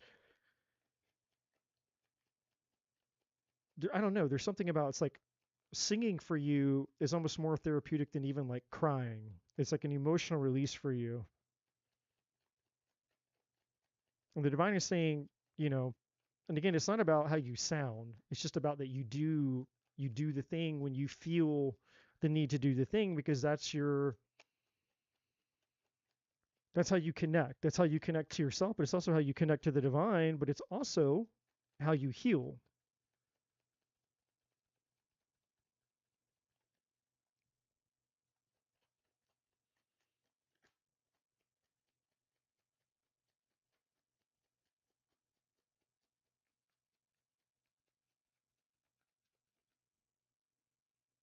Oh, I'm being told to grab another deck. That's why.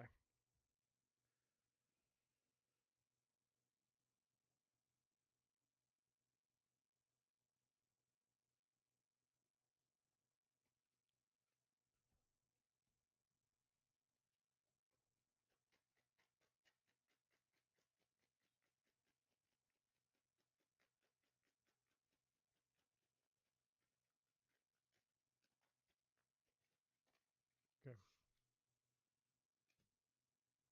Okay. That makes sense.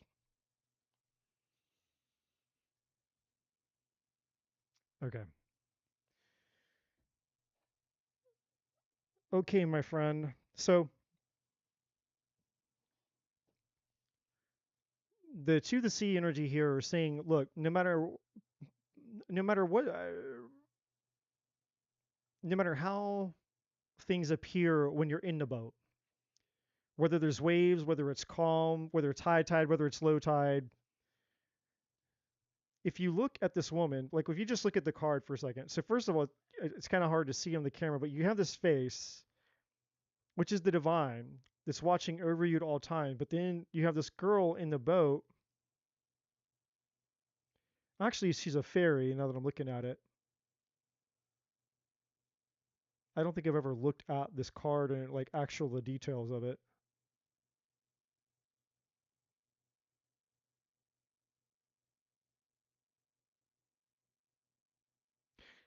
Okay, so I see what she's doing. She has her eyes closed, like she's meditating or praying. So you have these little binoculars that are pointing into the past, and then you have the uh, the arrow, like the compass, pointing to the future. And she's meditating or praying, and then up here we have the divine's face here. And then we have the number 7 up here, which is the number of completion. It's also the number introspection and spirituality and self-reflection. So this energy is tied to the here and now energy for you. And so it's interesting, you can see here you have the past and you have the future here as well. So it's two cards kind of depicting the same thing. It's like you're on this boat and you're not really sure where it feels like you're going, because you're like in this in between. But where the in between is where you need to be, because this is like the here and the now. And so basically what the divine is asking you to do is that despite whatever the tides or the circumstances, the storms, whatever is going on around you, the divine is asking you to learn how to operate in faith and trust of where you are right now, despite all the things. And it's not just learning to just be okay sitting in the experience of what's going on in your life right now, but also learning to see the magic, learning to rediscover your magic. Who are you? And there's that face again. I actually have never looked at this card very closely. You can't make this you can't make this up. So here's this girl again. So those are actually wings. Those are the fairy wings. And there's the face in the four-leaf clover. that's the same face that's above the boat. So it's the same girl or the same fairy, just in two different apparently in two different situations. But what the divine is saying is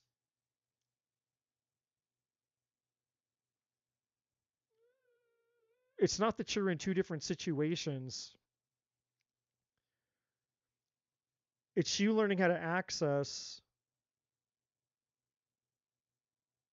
two things, two messages here.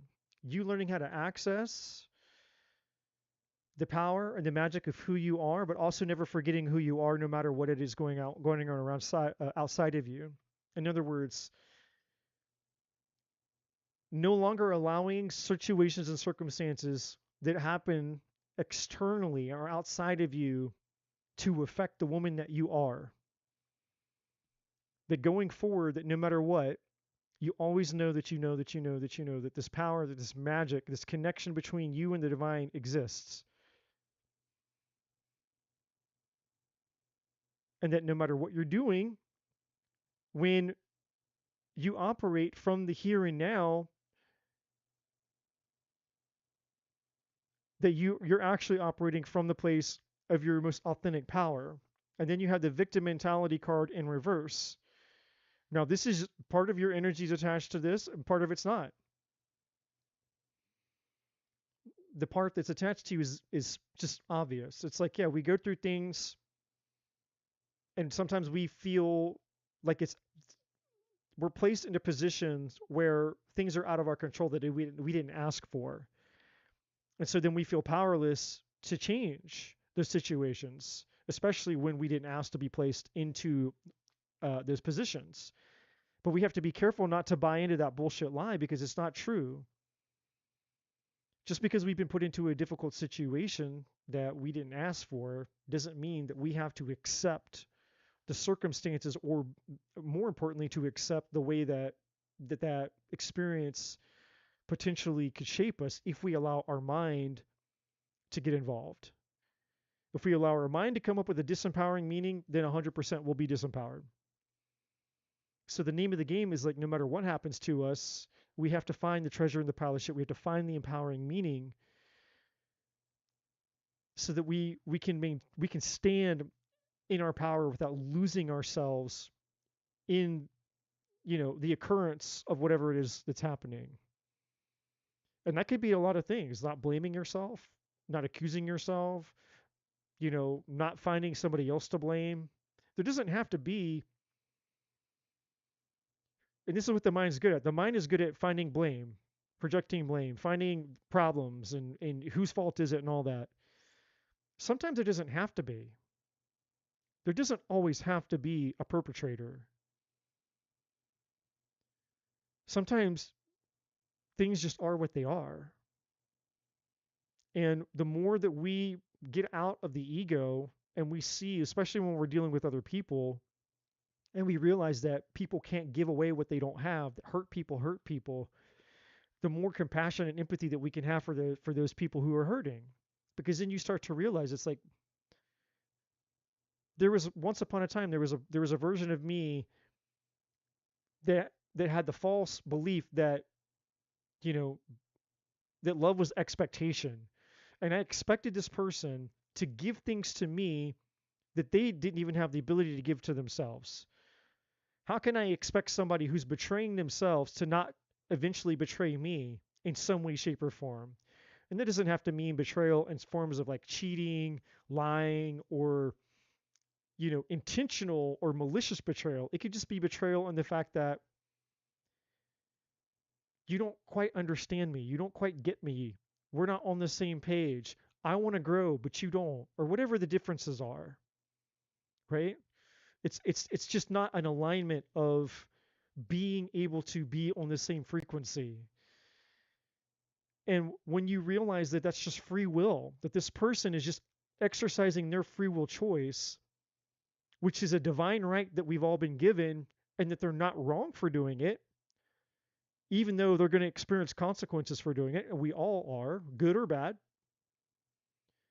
that the more that you realize that, the more you can have compassion for it, and saying, hey, I wish that they would that this would have turned out differently. I wish that they wouldn't have betrayed themselves. I wish that they would have had more to give themselves and me. I wish that they would have had a different level of knowledge or a different belief set or a different value system, but they didn't. So what can I do with that? How can I empower myself with that?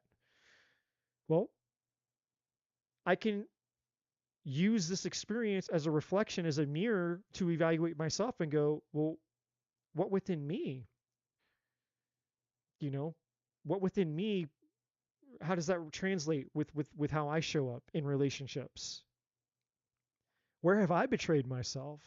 Where have I had expectations, right? And then we can review ourselves and we can see maybe blind spots that we have. But then the second thing is when you start taking notice of things, the second thing is to not beat yourself up for noticing that you had an inadequacy or you found a blind spot or you found something that was similar. Like, hey, they were betraying themselves, but I was betraying myself too.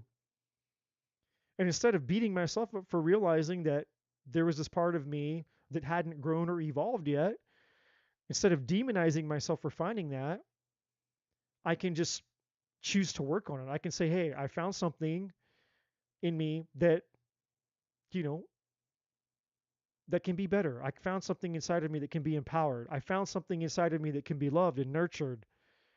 That's all that a blind spot is. And so we've been taught to be critical and beat ourselves up for our imperfections instead of taking the divine route and saying, hey, the divine doesn't want you to beat yourself up over it.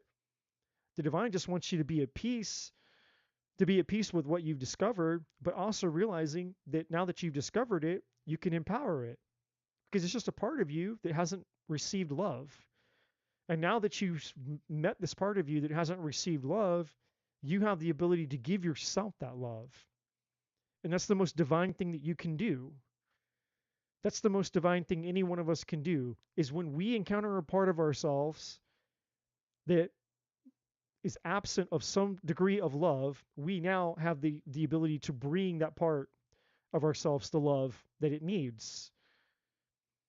The problem is that we've believed the lie that it's up to somebody else, it's up to something outside of us to do that. It's somebody else's job to love this part of me. And that's not true. Sadly, that's not true. That's what most people come to believe, but that's not the truth. The truth is, no, it's up to me. It's up to me to give myself that love. And how do I do that? That's the part of us that needs to get connected to the divine because the divine is the source of love. And that's when it becomes easy. You can't love yourself from your mind because your mind doesn't understand it. Your mind, your ego will reject it in a heartbeat because it's there to be critical of you, not there to empower you. But your soul, your spirit, as you recognize, oh, there it is. There's the part of me that I didn't see, that wasn't getting the love that it needed. Now I can bring that love to that part of me without betraying myself anymore. And that's how we heal and empower that part of ourselves. And that's what the divine is wanting you to do here. That's what the here and the now is about. And you finding the magic in you and you being okay with being here inside of yourself despite the chaos around you, knowing that there's nothing in the chaos that you're ever going to find that is going to empower you. That's been the problem the whole time. The problem the whole time is that I've been looking for love outside of me, looking for something or someone or some source of love and completion to come into these missing parts or these uh, unrealized parts of myself that are now beginning to come into my awareness. But now that they're coming to my awareness, and now that I have this knowledge, I can take my power back and I can be the love for these parts of me that I wish that these other people outside of me, these other things, these external sources would have been for me. And now you have your power. Now you're coming full circle. Now you're putting all the pieces of you together and the picture is becoming whole and becoming complete. And out of the completion of what it is you're doing for yourself, whether you realize it or not, you're freeing other people. You're giving other people the ability now to go do the same for them. Because now you're no longer feeding their addiction of needing you to complete them when it was never your job to do so. When you take your power back and you're like, hey, it's my job to complete me. And instead of you feeling like it's your job to go complete everybody else, you actually give them an opportunity now to do the same for them. It's the most loving thing that you can do. It doesn't feel like that in the heat of the moment because of our dependencies and our attachment issues, but the truth always stands. The most loving thing you can do is love yourself, which is going to free up those people who've been relying upon you for their external sources to go do the same. Now, the last thing for you is the divine wants you forget the travel. Forget the word travel here, Brandy. The divine wants you to just go start living your life. What does that mean, Eddie? Well, follow your heart. The divine is saying, Brandy, you've known this for a long time,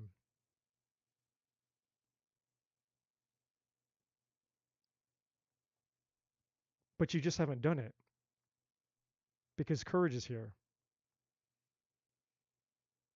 The divine is saying it's time for you to follow your heart because when you follow your heart, you're following your truth. Is it scary? Well, yeah. It's always scary the first time that you do something you've never done before. But just because you feel the tension of uncertainty about not knowing where that's going to take you doesn't mean that it's going to take you somewhere bad. It means that you're operating out of a level of trust and faith within yourself that you're coming to realize that you've always had.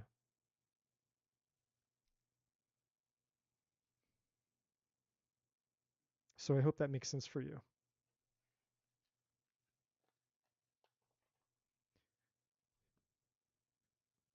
Follow your heart. Listen to your heart. Follow your heart.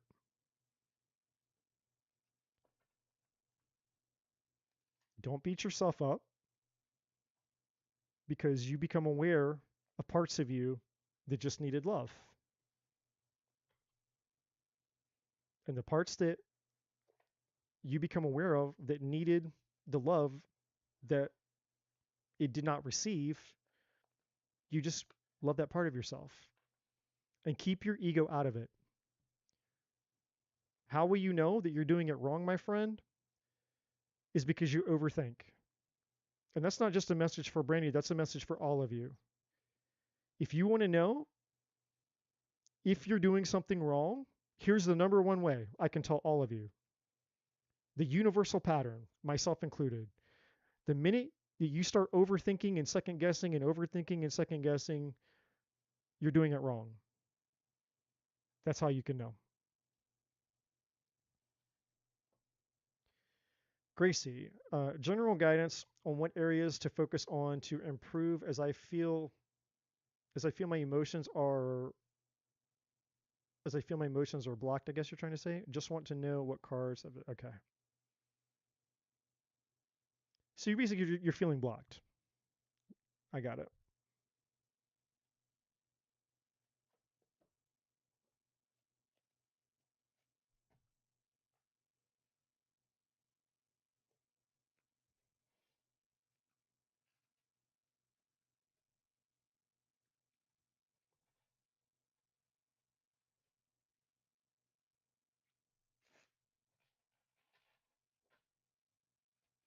All right, for Gracie, please.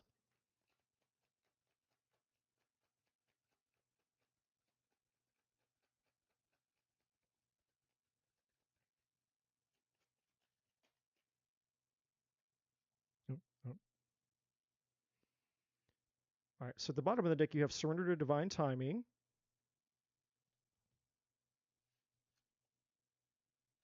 I guess I could just put that up. I don't know why I set it to the side. All right, Surrender to Divine Timing.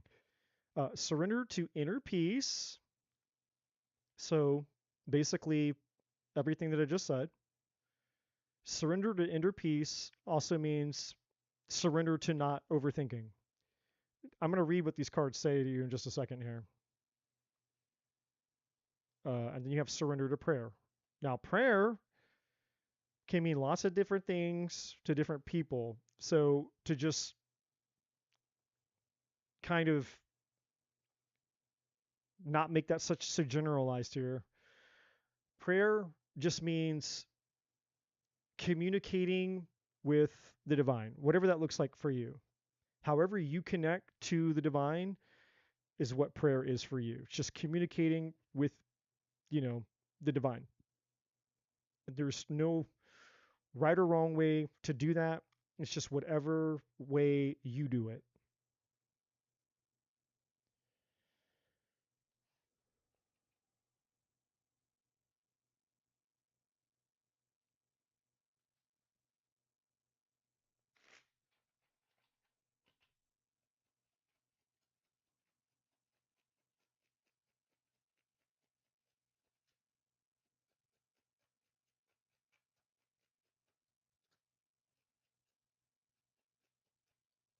There's at least 3 cards that want to come out for you. All right, there's 1,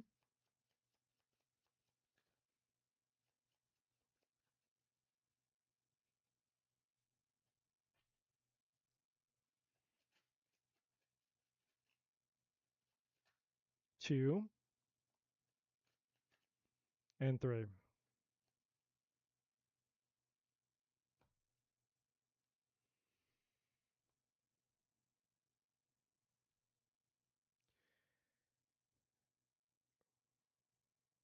Okay, so the delays at the bottom of the deck here have to do with whatever this divine timing is, and it could have to do with a relationship. We have second chances here. Um, there's 2 energies attached to the secrets card. The first energy that's attached to the secrets card in reverse, rather, came out in reverse. The divine is saying, Gracie, you have to stop lying to yourself. And the minute that I flipped this card over a second ago, that was the first thing that I heard. I was like, oh, okay. And the divine very clearly said, she's got to stop lying to herself. So there's a situation, whatever's been robbing you of your peace, probably tied to maybe a relationship, I'm assuming, because we have second chances here, and I'm getting love vibes here. Yeah, underneath that we have lessons.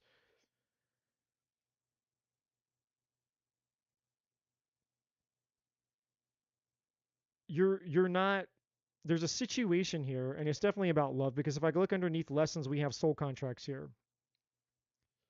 So something to do with a relationship that you've been through, and you weren't telling yourself the truth. And the divine saying she's got to stop lying to herself. Now, I don't know what that means, but you do. And if you're not sure, then the divine is saying, she needs to sit and think about this. Where have you been lying to yourself? How do you know? Because whatever the lie is the thing that's been stealing your peace. Because the truth can't steal your peace. The truth never steals your peace. It's only the lie. And that's why so many people ignore red flags, why so many people don't trust their gut instinct, even though they have an experience in their body telling them, hey, stop, don't go, something's not right. Some type of, negative emotion or something that happens in their body that they feel, but they, instead of acknowledging it for what it really is, they ignore it. And that is a form of self-betrayal. That is a form of self-deception. It's a lie. We're experiencing the truth in our body, but we're refusing to acknowledge it. So the way that you can discern and decipher whether something is true or not is by whether or not it creates peace. And when I say peace, I mean like true spiritual peace. If it feels peaceful, then it's true, it's right.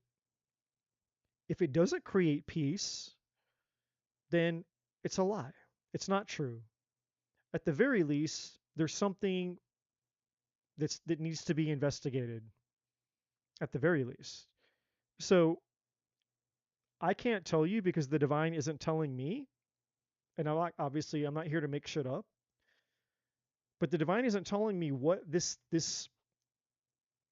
self-deception is that it's talking about.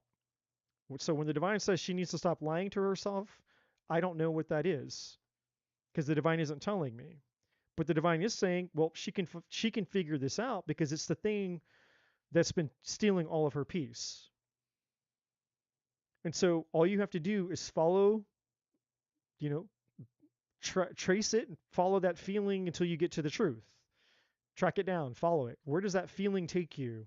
It'll take you right back to the thing that you've been lying to yourself about. And whatever it is, it's about a relationship that you've been in that you had to learn some really, really hard lessons. Now, we have the second chances card here.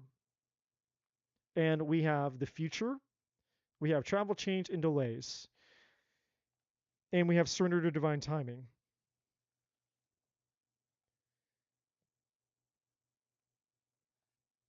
You have a soul contract with this person.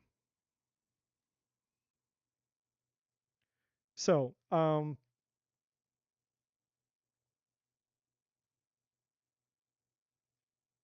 have to be honest with you. You have unfinished business with this person. You have unfinished business with this person. But there's two different outcomes here, potentially two different outcomes that you have here.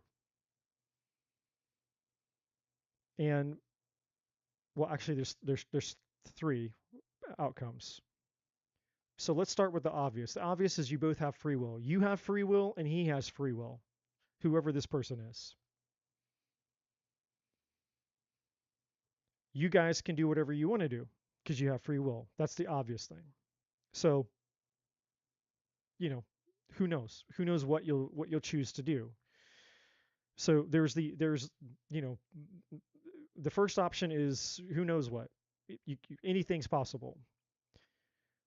So the other two options is you can decide now that you're done, and obviously you're done. I never want to have anything to do with this person ever again. Okay, cool. Then you'll never have anything to do with this person ever again. All right. So then the last option is okay, well, I'm open to the possibility of something occurring in the future because it's here. There's an opportunity for something to occur, a second chance with you and this person in the future. Um, the timing, divine timing, and delays is here. So what the divine, basically, the divine is saying is it's really going to be dependent upon the decisions and the choices that you both make. Which, that might seem like common sense, but the message for you specifically, Gracie, is the divine is wanting you to focus on who it is that you need to become apart from this person, apart from this situation. But it's very important. The most important part of this uh, situation is here. Have you learned your lessons? And if you haven't learned your lessons, then there's no point in you guys coming back together in the future because you're just going to have to go through more of this because you didn't learn it now. Now, if you learn the lessons and you integrate them and you allow those things to change and shape you, then as you progress down further along your life and your journey, and once you get down the road, if and when you bump back into this person or they come back around, then one of two things will happen. You'll either realize that you're not attracted to this person anymore and you don't want nothing to do with them because there's nothing there. You won't feel anything. It's like, hey, you know what? It's water under the bridge. I don't feel anything for you. Or you'll both have come back together and you'll have a chance to do this over because you both have learned from from the past and things will be different. So I'm going to share a story with you really quick that I heard. I was listening to a podcast this weekend, and it's actually the CEO, the founder of the dating app Hinge, and he was telling his story. And so, you know, basically, when he was, you know, 19, going to college, he was like a super partier, and basically he was an alcoholic. I mean, the kid couldn't function without alcohol in his body, and like his whole life was a shit show because all he did was party. And so he got super drunk going back to his apartment one night, and he passed out in the hallway or whatever. And this girl finds him in the hallway, passed out drunk. So, um, I mean, I guess I don't know. It's this probably just proves that if you're looking for love, you can probably find love anywhere, or love will find you. I mean, if you can be drunk in a hallway, passed out, and a girl finds you, and you didn't have to do anything but just be passed out in a hallway to land a date, that's pretty fucking. I mean, that's pretty profound. So this girl finds him, they hit it off, and they date for like 4 years. And he can't get a handle on his addiction. So they break up, they get back together, they break up, they get back together, they break up, they get back together. They have this off and on relationship for 4 years until finally, you know, she, he realizes like I need to get help. And so they break up. And then she leaves the country. So she moves to like London. She goes to Europe and like moves to London. So he gets his life together. He kind of gets this crazy idea to start, a dating app. And of course, everyone, this is back in like 2011. So there's no smartphones, there's no apps. It's all just the internet back then. And so, and, you know, people are like, this is dumb. This is crazy. Like, this is you need to like, continue to go to school. And what are you doing? Like, this is the dumbest thing ever. So he's getting all this pushback for wanting to start a dating app. And of course, back then, you know, Match.com was like the monopoly. Like they had the dating app world on lockdown. But this guy just he said this almost was like it came to me like a calling. Like I felt like it was something that I didn't have a choice. Like I just felt like I had to create this app no matter what. Like it was almost like I just knew that I knew that I knew that I was supposed to do this. And so he went all in and he created Hinge, and he's telling the story about, all of that. And so then it circles back around to basically uh, he's going out doing promotions because back then, again, internet marketing wasn't a thing because there wasn't iPhones. Like you would go out and you had to market in person. And so he's traveling all around the East Coast and he's traveling overseas to get investors uh, to buy in to the app so that they have money to keep creating it. So he ends up over in Europe, and basically this is like 6 years now. So he's been broken up from his girlfriend for 6 years. All right. So he has not communicated with this woman, his girlfriend, his ex-girlfriend. He hasn't communicated with her in 6 years. And he decides to reach out to her on a whim because he's in Europe and he's reflecting on his life. He feels bad and guilty for the way that he treated her, his addiction. And he's like, and he's talking about this on the podcast, and he says, I knew that I would never find anyone like her ever again. I knew it.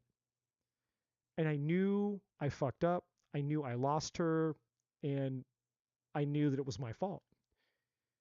And so he just felt, he's like, my whole life has changed. I haven't had a drink in 6 years. My whole life has changed. Completely different human being.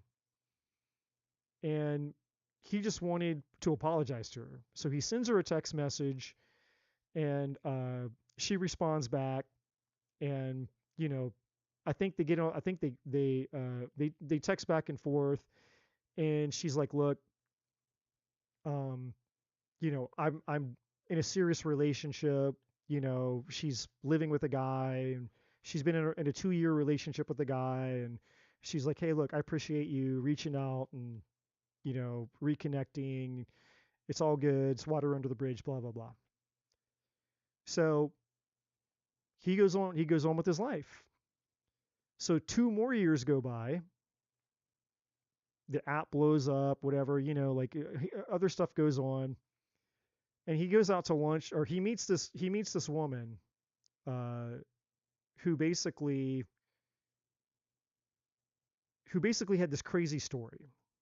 She's like older. She's like a 50-year-old woman or something, and she's like talking about how basically, you know, she met the love of her life like way back when they were young, and then like all these years went by, and then one day he just showed up like at her front door.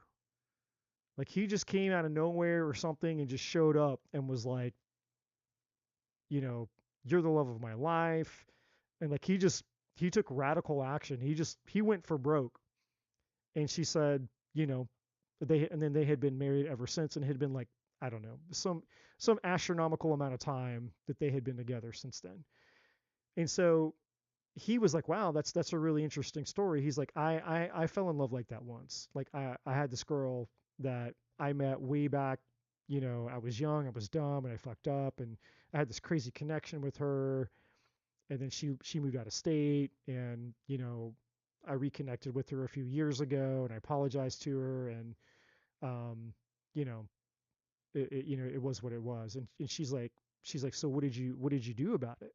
He's like, what do you mean? I reached out to her and apologized. She's like, yeah, but like, that's it? And he's like, well, yeah. And she's like, I feel like if you like go for broke, basically. So he's like, nah, I got to leave her alone, man. It's been 2 years since I talked to her last. Who knows what she's doing, whatever. And so he sleeps on it, and like a couple days go by, and he finally decides. He gets, he just, he's like, all right, I'm going to reach out to her one last time. One last time, I'm going to reach out to her just so that I know that I know that I know that I, I know that I know that I did all that I could. And so he reached out to her, and she responded, and she's like, well, look, if you're free tomorrow now, and she's not now, she's no longer living in London, she's living in Sweden.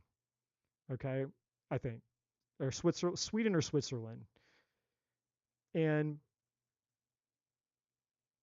she's like, if you're free tomorrow, I have time if you want to talk. Now he's living in New York City, she's in Switzerland or Sweden, whatever. He buys a ticket. As soon as he hangs up the phone, he buys a ticket. He gets on a plane and he flies over to Switzerland and Sweden. So the next day, she texts him and says, "Hey, if you still want to talk, I'm free." And he's like, my plane just landed. I'm here. I'm coming through customs. Can you meet in person?" And she agrees to meet in person. So they meet at a cafe, and basically he finds out that she's engaged and she's going to get married in like a few days or something. Like she's a few days away from actually getting married. But they talk for 8 hours. He's like it was like the first day we ever met each other. The connection, everything was still there. And we talked for 8 hours. We didn't even get coffee. And so he flies back to New York. She calls off her wedding. She calls off her wedding with the guy she's engaged to. She moves back to New York with him. They're married to this day with 2 kids. Married to this day with 2 children. All because he met this woman who basically told him a story that inspired him to do something incredible, radical, insane. Go for broke. You have nothing to fucking lose. And he did it. He got on a plane to go see her in person, knowing that nothing would even come of it potentially, because he didn't know. He didn't know she was engaged. He didn't know anything. And after all that, 8 years apart, almost a decade apart, and her living in two totally different countries, they came full circle because of this.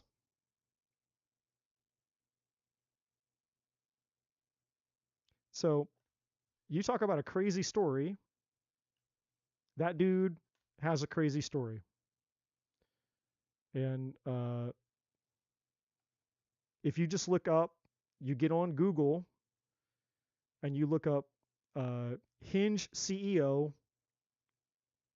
Justin McLeod is his name. But if you look him up, you'll see a picture of him and his wife and his kids. And that's his story. So what does that have to do with you, Gracie, and the rest of you? It's just, again, we don't know. A lot of times we have no idea what how our path is meant to unfold, and the winding and the curves and all the things that can happen.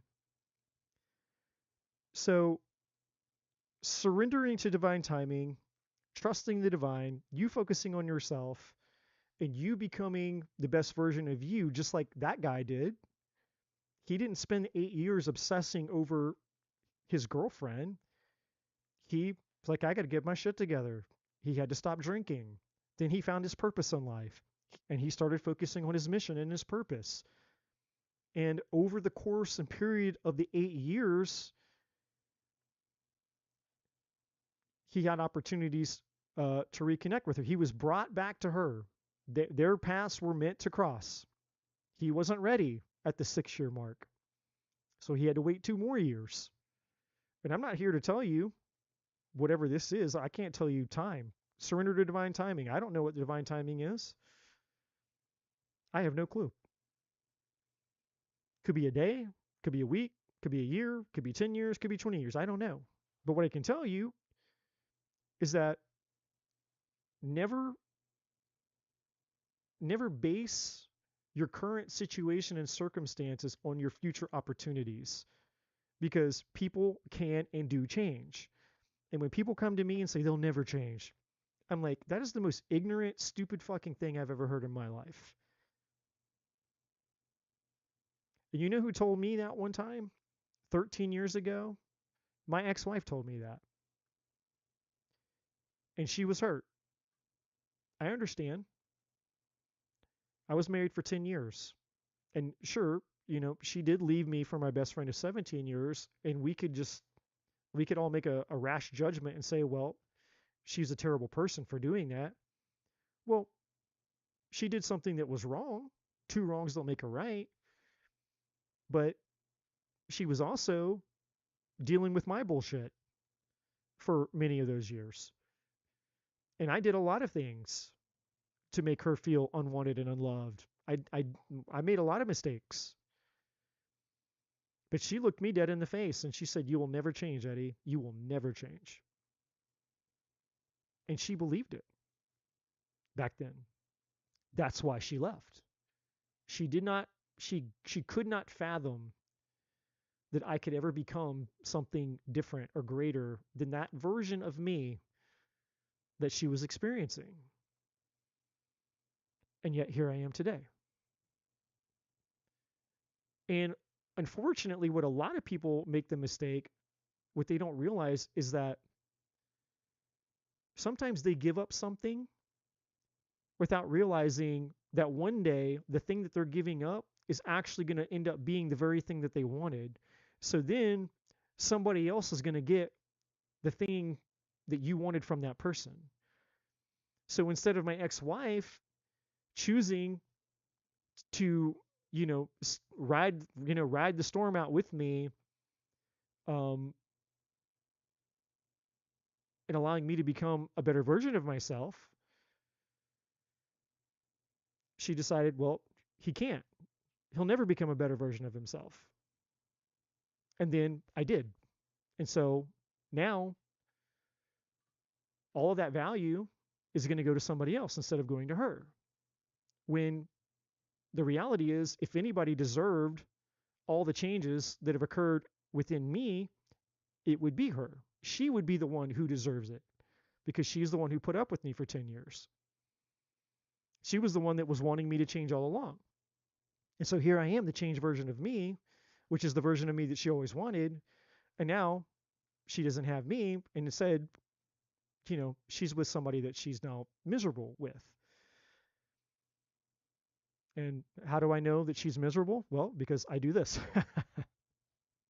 Because of these. I can use these to know. And she's stuck with him because she's had children with him. But that's her lesson. The grass isn't greener on the other side. The grass is greener where you're willing to water it. And the grass should never be, we should never be perceiving the grass is greener because we want somebody else to change, because now you're giving your power away. It should always be, well, if I want the grass to be greener, then I need to fucking change. It's an inside job. Change is always an inside job. Nothing changes until I change. And for me to hold the expectation that somebody else should be changing, that's the lie and that's a delusion. I don't care who you are. And I don't care what your story is. I don't care how you can sling mud, because no matter how thin you slice it when it comes to a relationship, there's always two sides. There's your side and there's their side. And you can go back and forth all day long doing the tit for tat, keeping track and keeping tally. Well, they did this and they did that. And you can play that game forever. And it's a losing game always. The number one way to ensure that change occurs is to always focus on yourself. And there are times when we need to be willing to let go of people, places, things, circumstances, whatever, that aren't empowering us if they are preventing us from doing said change. And it doesn't mean you have to let go of them forever, but it might mean that you need to let go of them for a season, like this card underneath here. We go underneath soul contracts and we have cycles.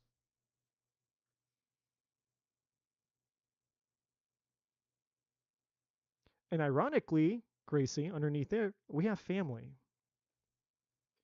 So I don't know. All I know is this. You might have one of those stories.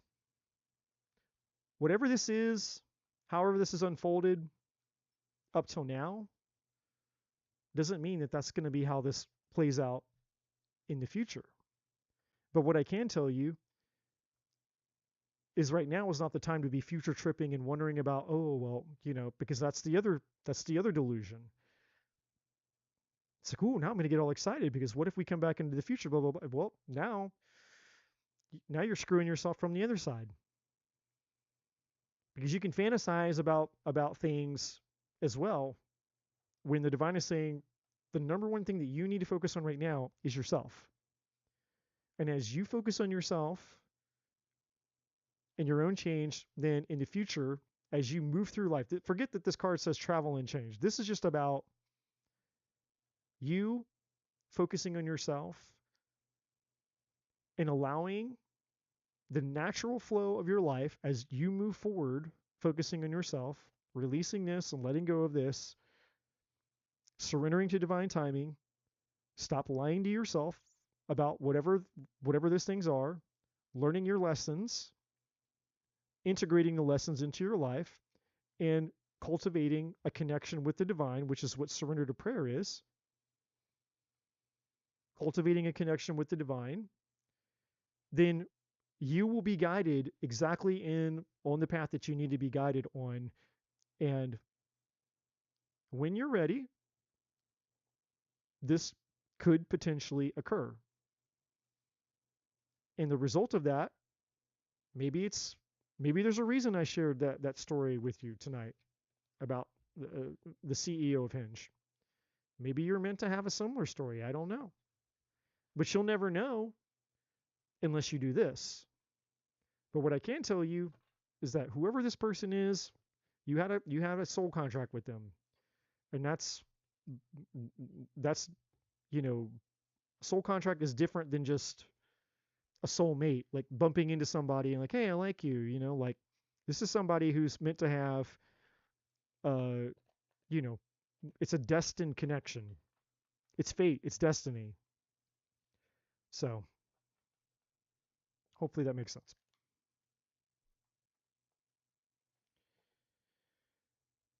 Okay, Rena Lewis. Rena, if you are here, you may ask your question.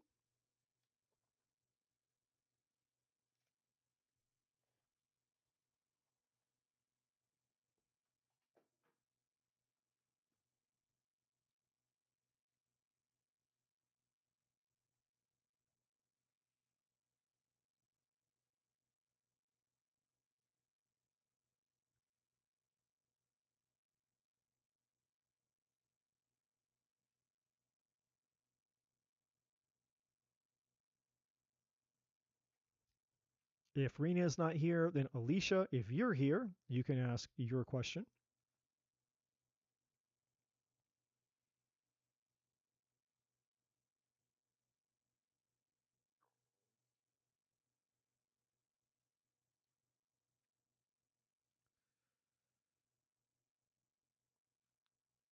Alicia. If Alicia is not here, then it's Jean's turn.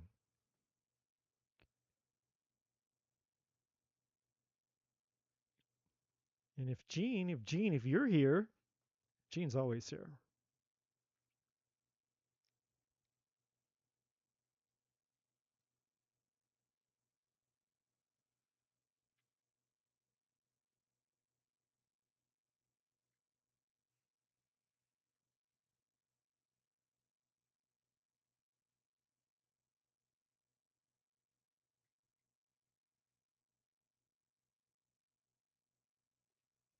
Oh yeah, I'm definitely going to sleep at I like 20 more minutes ish. Yeah, I'm not fucking around tonight. Yes, please like and subscribe. I appreciate all you guys supporting the channel. I don't dream about leaving people unless there's some big life event or something is going on in their lives. There's a Gemini from my past who keeps showing up in my dreams as well as his friends, some of whom I haven't ever met. Gemini and had a strongest telepathic connection. What he and his friends are doing that make them appear in my dreams? Okay, his best friend from college and Navy, whom I never met, shows up and most it's bizarre. I don't understand what's going on. Okay, yeah, let's see if we can kind of get what's going on. I've been having a lot of dreams. Speaking of my ex-wife, I've been having a lot of dreams about her lately. Like, it's been 13 years and out of nowhere, I've been having dreams about her. It's very strange. I don't think about her ever either. Like, I don't get like things that remind me of her. It's like she's completely not even a thought of mine, and she's been showing up in my dreams. So, what's going on with you and the Gemini? What's going on with the dreams here, or what's going on with them? What's going on with all the dreams, the dream stuff?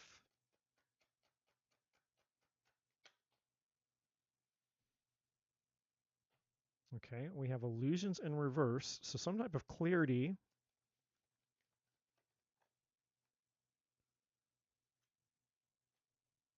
A release, okay. So releasing or letting go of something.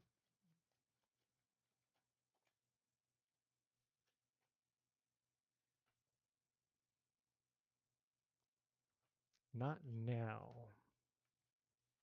Cards are wanting to talk. Creation, interesting.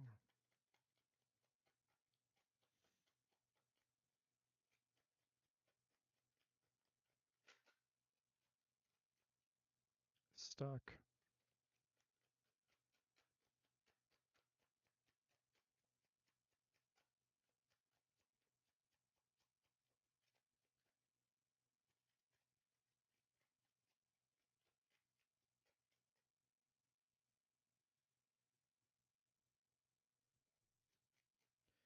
Divine Feminine is here. Okay.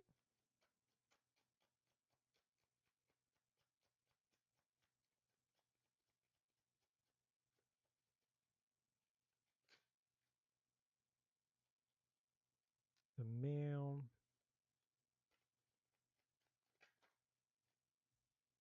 Okay. Lessons. Um,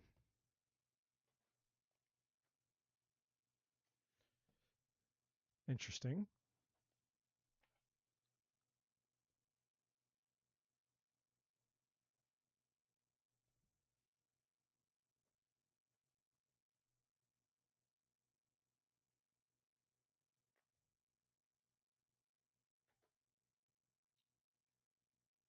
Mm,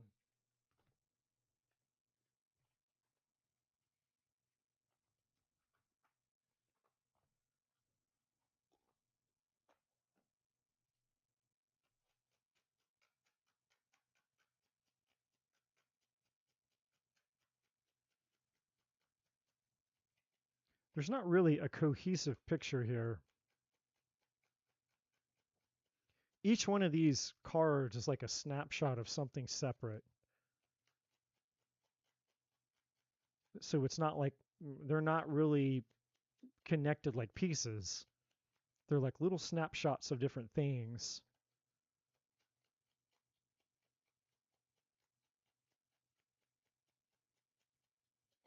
Almost like a scrapbook.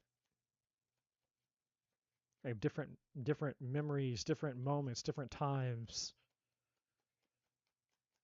Okay, well we have the lovers here out of this little deck.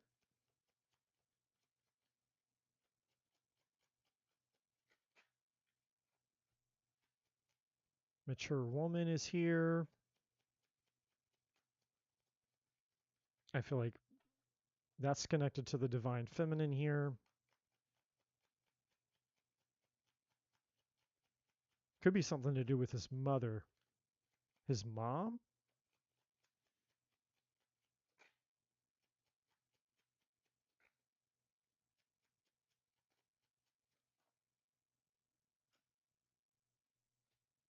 Main male. Okay, I feel like that's him. There's something with marriage on the bottom of the deck here, but I'm not really getting any energy off that card for some reason.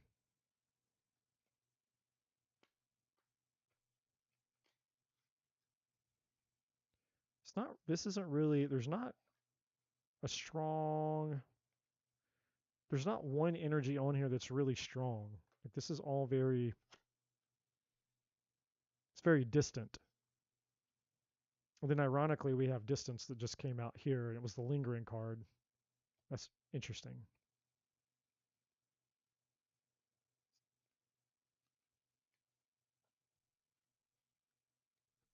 And that card was put in this deck the wrong way.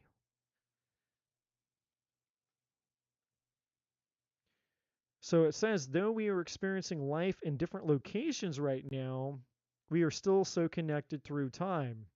So there's your confirmation for the telepathic shit. You can't make that up.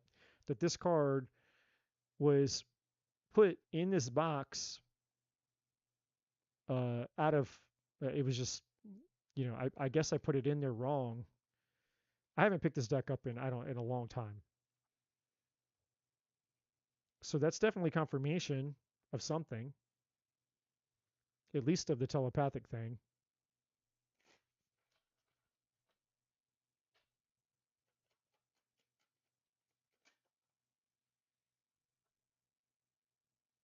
All right, we have awakening. I'm going through a spiritual awakening right now. I'm transforming into the person I've chosen to become. So maybe that's what's tied to this creation energy. I'm not really sure.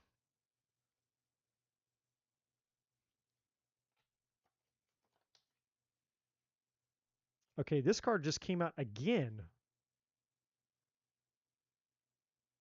Even though I slipped it in the deck just randomly in the deck, just a random place somewhere in the deck, it came back out again. Family is here. I'm excited about starting a family with you and creating new traditions. So maybe he's like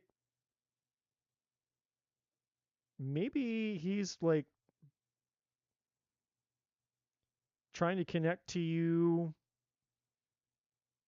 on a cosmic level. Maybe it's about love and maybe that's the marriage thing. I don't know. Let's find out. Let's see what the tarot says. This is very interesting.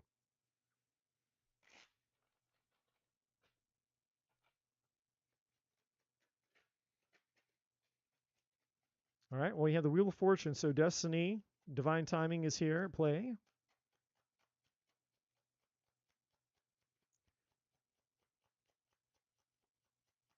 Uh, Now Jupiter too, because the Wheel of Fortune represents the planet Jupiter also.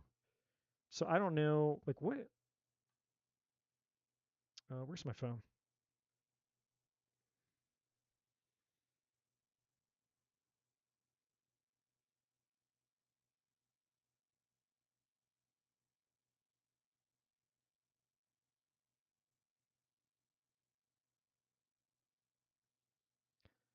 Let's take a look and see where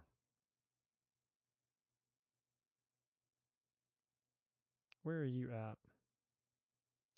So Jupiter is in Gemini right now.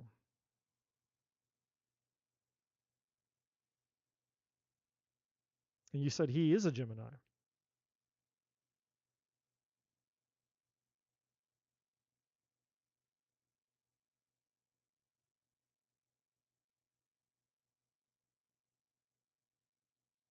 Interesting.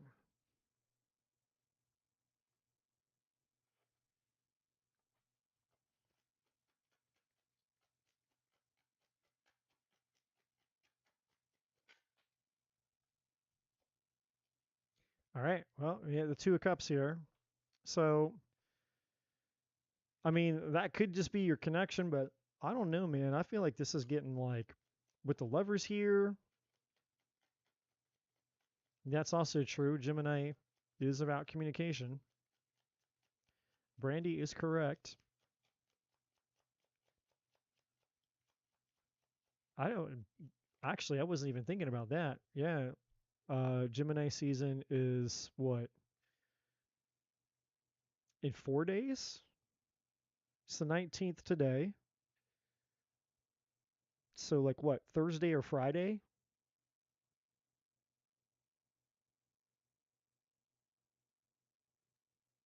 Yeah, like Thursday or Friday. Jeez, man. Time. Time's going by so fast. It's like I wasn't even thinking about that. All right.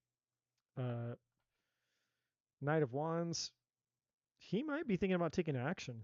And maybe you're picking up on the fact that he might he might be showing up in your life, coming at you. Five of Wands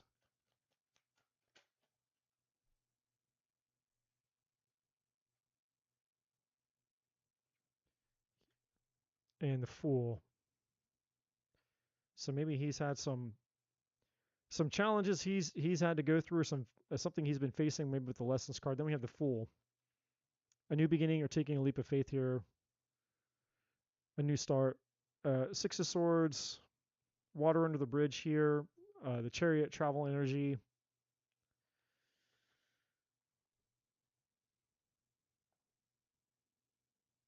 All right, let's ask this: is this guy gonna like? What's the future outcome? Let's look at that. Because if this is just a dream, then obviously the cards will be able to identify that's either something's going to happen in the tangible or not. Yeah. Wednesday, the 21st. Okay, yeah. Okay, future outcome between the Gemini and Gene. All right. Strength, there you are with Leo energy. We have the Eight of Swords here. What's the future outcome here?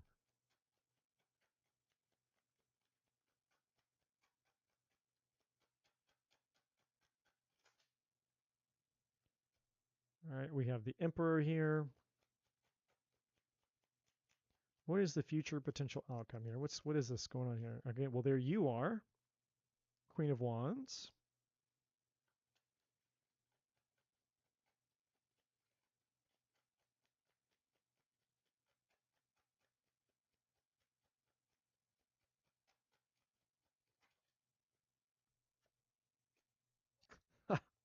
Oh shit, I wasn't expecting that.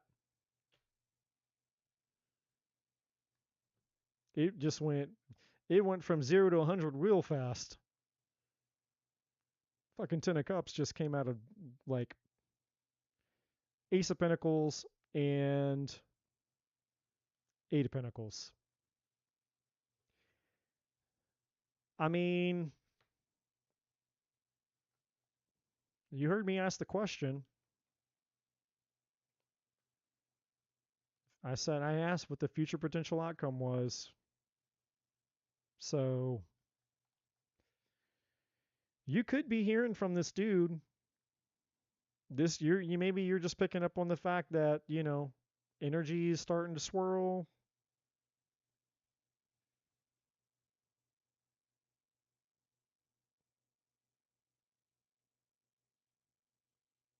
There could be some challenges though with that Five of Wands that was out here earlier, but I don't think there are challenges tied to you and him. I think that other things that have gone on in this dude's life.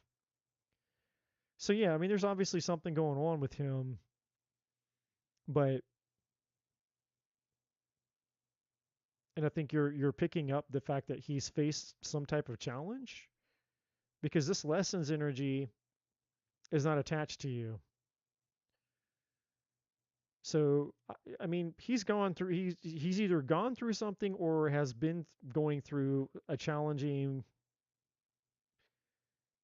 situation with the lessons, the stuck energy. We had the Five of Wands a second ago.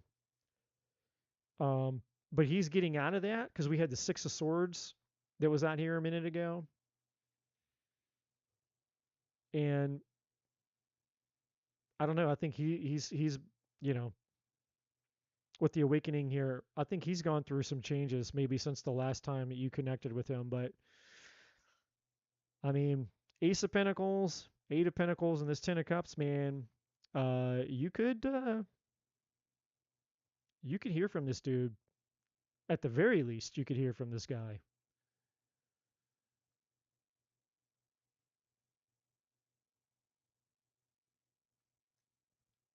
I don't want to see him. I walked away because he was secretly messaging me behind her back while he and his now wife were dating. And he was pissed, and I congratulated him when they got married, and then he blocked me. Why wasn't I allowed to wish him? He might have married her because she got pregnant. I just wanted him to be happy. Well, maybe that was his lesson.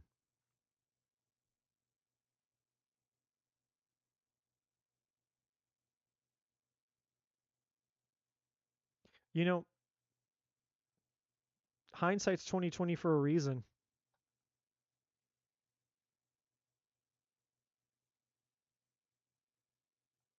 And so maybe that's the lesson. Maybe he realized that he fucked up. Maybe that's what this all boils around. It'll come full circle somehow. And, you know, maybe he's going to reach out to you at some point, and maybe it's just a come to Jesus moment where he's like, he wants to reach out to you, either because he doesn't feel like he has anybody else. And I'm not saying that you should, obviously, if he's going through a shitstorm and he's just like, well, I don't have anyone to talk to, I don't have anyone, so he's just coming towards you because it's like, what do I have to lose? I'm not saying that you need to be his emotional support person by any means, and you know that. Um, so it's possible that maybe you're getting kind of like the heads up that maybe he's going to reach out to you for that reason. That's a possibility. Or he's going to reach out to you because he maybe maybe he and his old lady or his marriage, maybe it's fallen apart. Maybe he's learned a lot as a result of that situation, and maybe he's going to come seek you out because he's like, hey, look, you know, you're the person I really want to be with. So I'm not sure. Like, it's something in that ballpark, but I do think that you're going to potentially hear from him. Yeah, and underneath the Ace of Pentacles, look, you have the Three of Cups. So the Eight of Pentacles, the Ace of Pentacles, and the Three of Cups. I mean, that's over 50%. You know, in my opinion, that's more than 50% chance. So I don't know, 60, 70% chance you'll probably hear from this guy at some point, maybe in the next few months.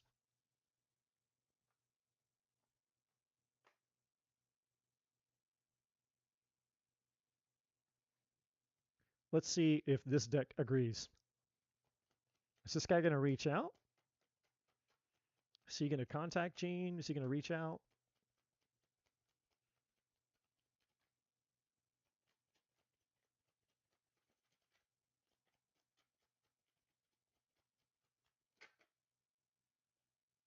You're ready.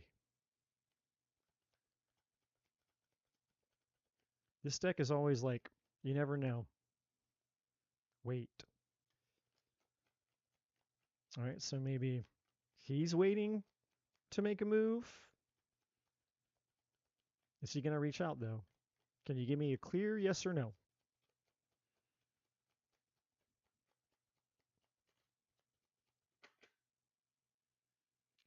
Choose a new direction. Abundance at the bottom of the deck. Okay. No need to worry. Yeah, it may not tell me.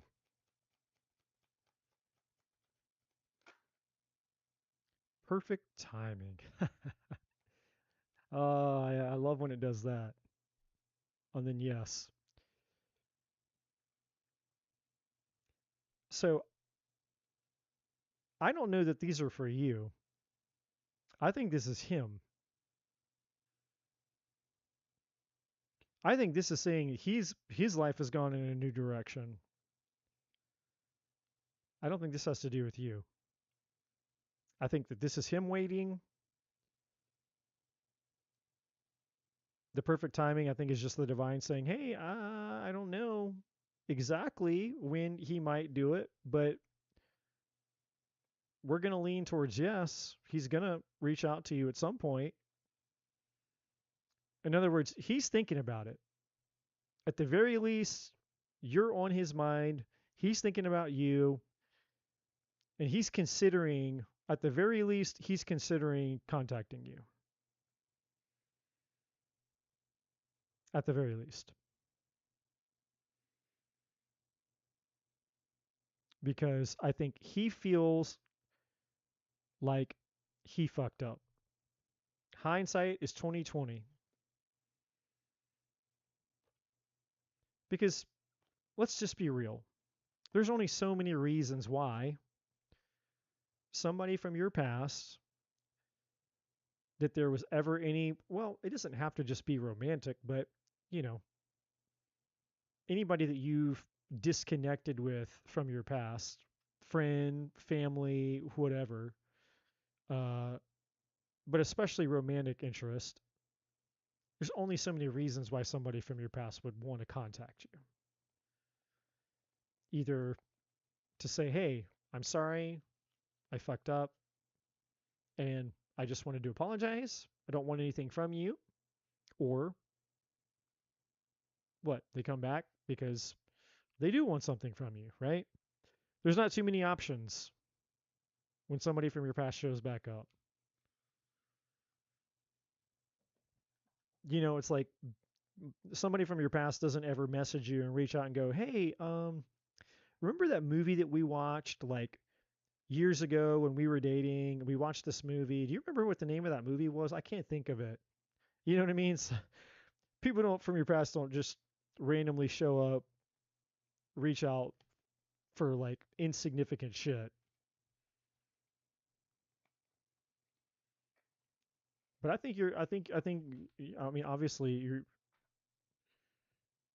uh, your intuition is spot on. I mean, you obviously dreaming is, I mean, that's a powerful gift that you have because it's on point. Like your dreams are really on point there to give you a heads up about that.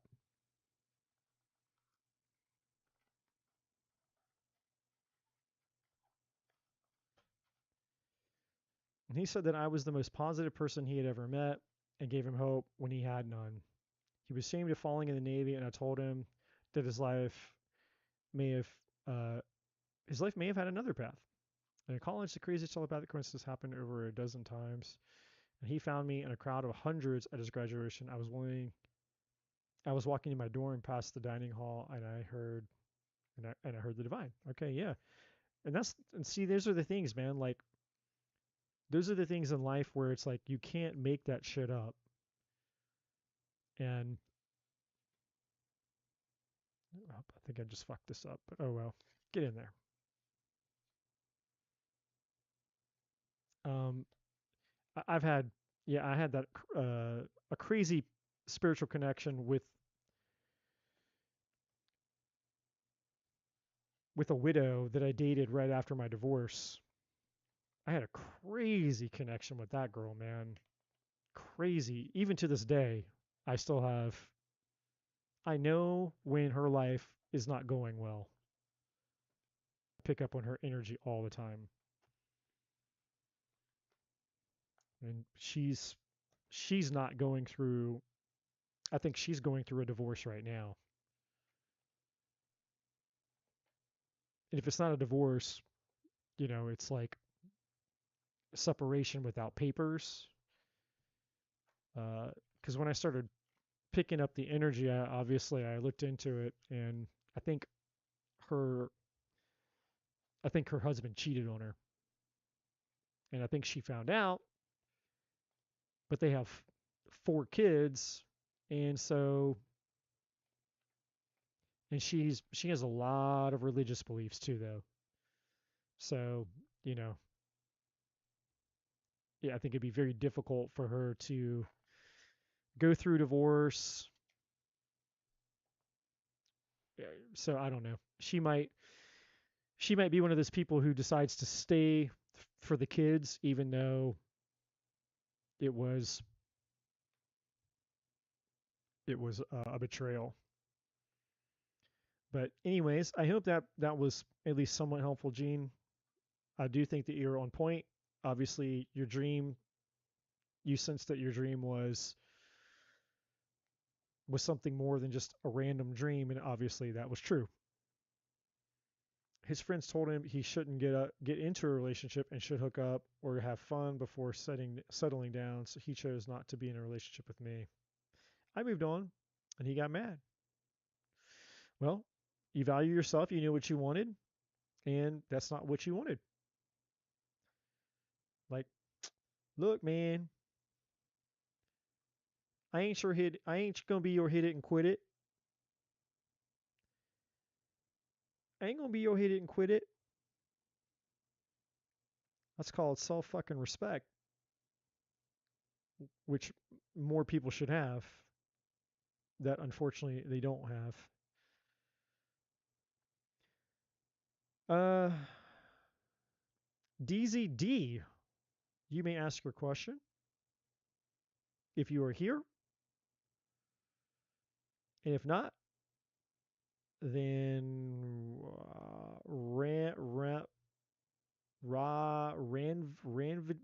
oh my god, I can't pronounce this name to save my life. Ran VJ, Ra Ra Ravijay. Maybe the N is silent. Ranvijay, Ravijay.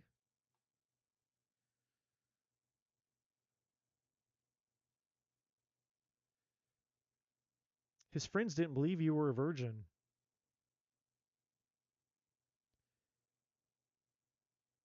That's impressive. That's impressive. You're a virgin, Gene.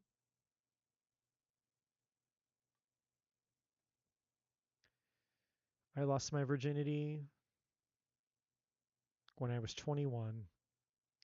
But I did wait until I was married. I managed to wait until I was married before I had sex. Because that's what the church told me to do. That's what the Bible said I should do. And I listened to the Bible. Gene's like, I'm not anymore. Yeah.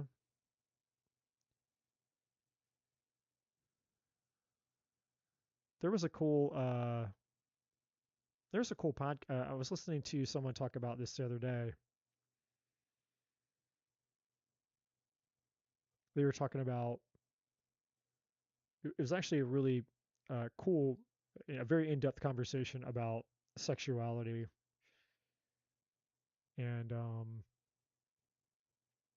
I think that we completely misunderstand the spiritual nature of that, but that's a whole other conversation.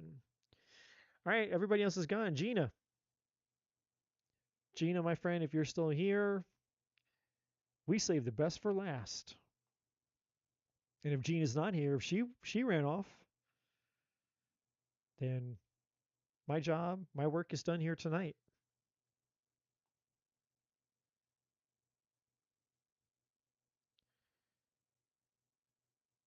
4 hours. Still took me 4 hours, which is my fault. Probably a good hour, a good solid hour of that was me. Probably more than that. I'm thinking about it. Like 2 hours of that was me going off on my tangents. What do I need to know about my future with having knowledge from my spiritual awakening? The next chapter. I'm ready for new things, good things. You never fail. Well, my friend, I wish it was me. I wish it was me. I'm just a messenger.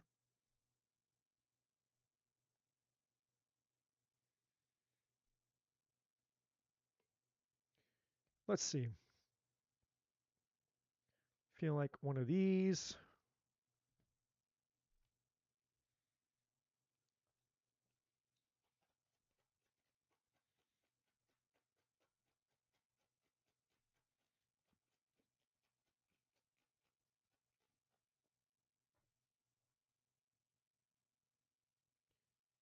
or two of these. Uh, mm,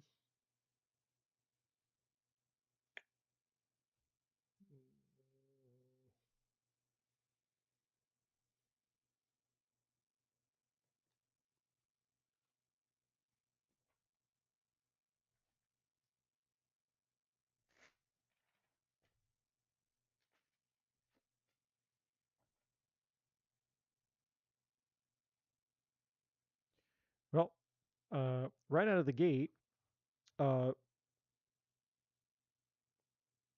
these two cards have everything to do with a lot of overthinking. Lots and lots of overthinking.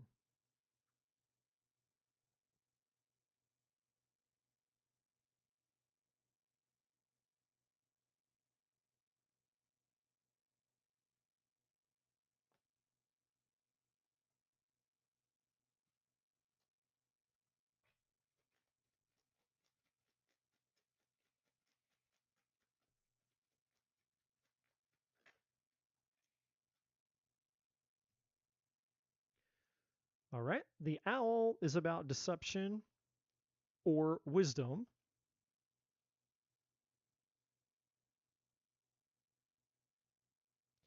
And then we have the serpent, which is knowledge and healing.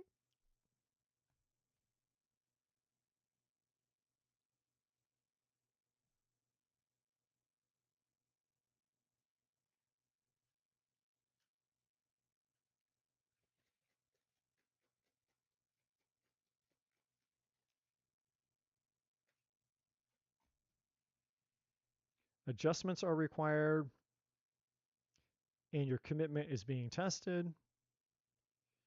But expect powerful change.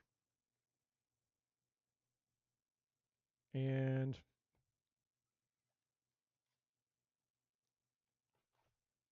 oh,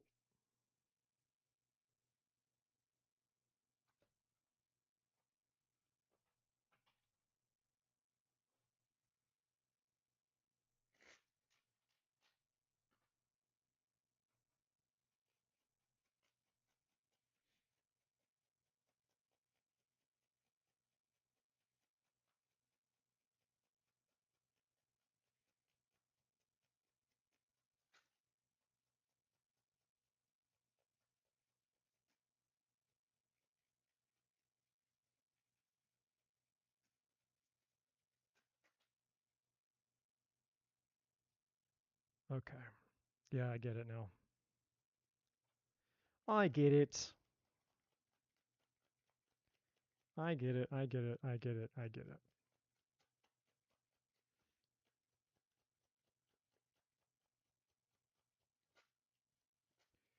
So the divine is asking you,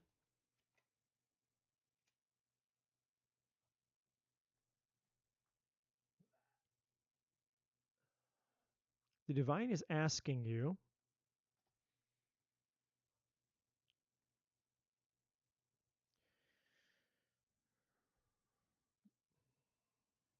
how do I say this?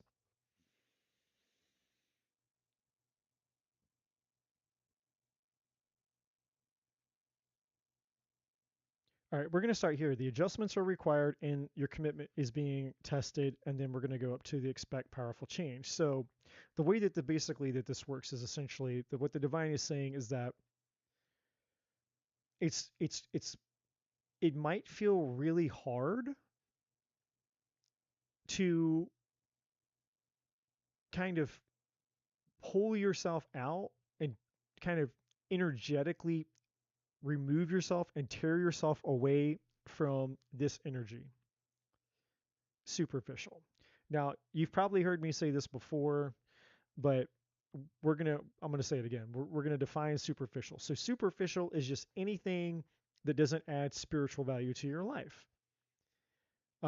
Now we're talking about more of the extreme things, right? Like we're talking about the environment that you've been used to being in up until now. the types of people you surround yourself with, you know, the environment, places and, people, places, whatever, situations that when you're in those environments, you find that you get, you kind of just become one with the environment. So it's kind of like, you know, and I'm not saying that you do this, I'm just giving an example. So, like, let's say you're somebody who's like, normally, I don't, I don't drink, I don't party, I don't do this, I don't do that. And again, I'm not saying you specifically, I'm just using a metaphor. But then you go out and you hang out with certain people, inevitably you end up drinking, you end up partying, you end up, you're not being true to yourself. You just kind of end up kind of like roped in with all these people. It's like if they're all doing something and hanging out and acting a certain way, gossiping, or you're talking shit or whatever they're doing, or just, just doing whatever they're doing. If that's not who you are when you're not around these people, if that's not who you are when you're by yourself, but you become that person when you get around these people, it's like, it's that kind of mentality here. And so what the divine is saying is like, and this is where the surrender to inner peace comes in. So the more that you start pulling yourself away from these lower vibrational energies, you're going to you're creating the space that's necessary for you to have the change that's needed. So this expect powerful change is the result or the cause and effect of you removing yourself from these other energies.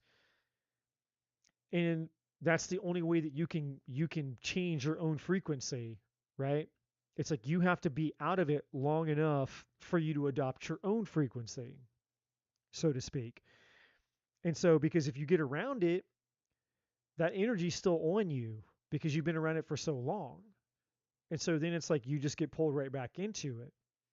And so so for example, this surrender to negative thinking and the never ending story, which is just overthinking, right? That's what this card literally means. It's like ruminating, overthinking, being in your mind too much. Well, it's really hard to not have negative thoughts when you're surrounding yourself with people who constantly have negative thoughts, right? So I'll give you another example.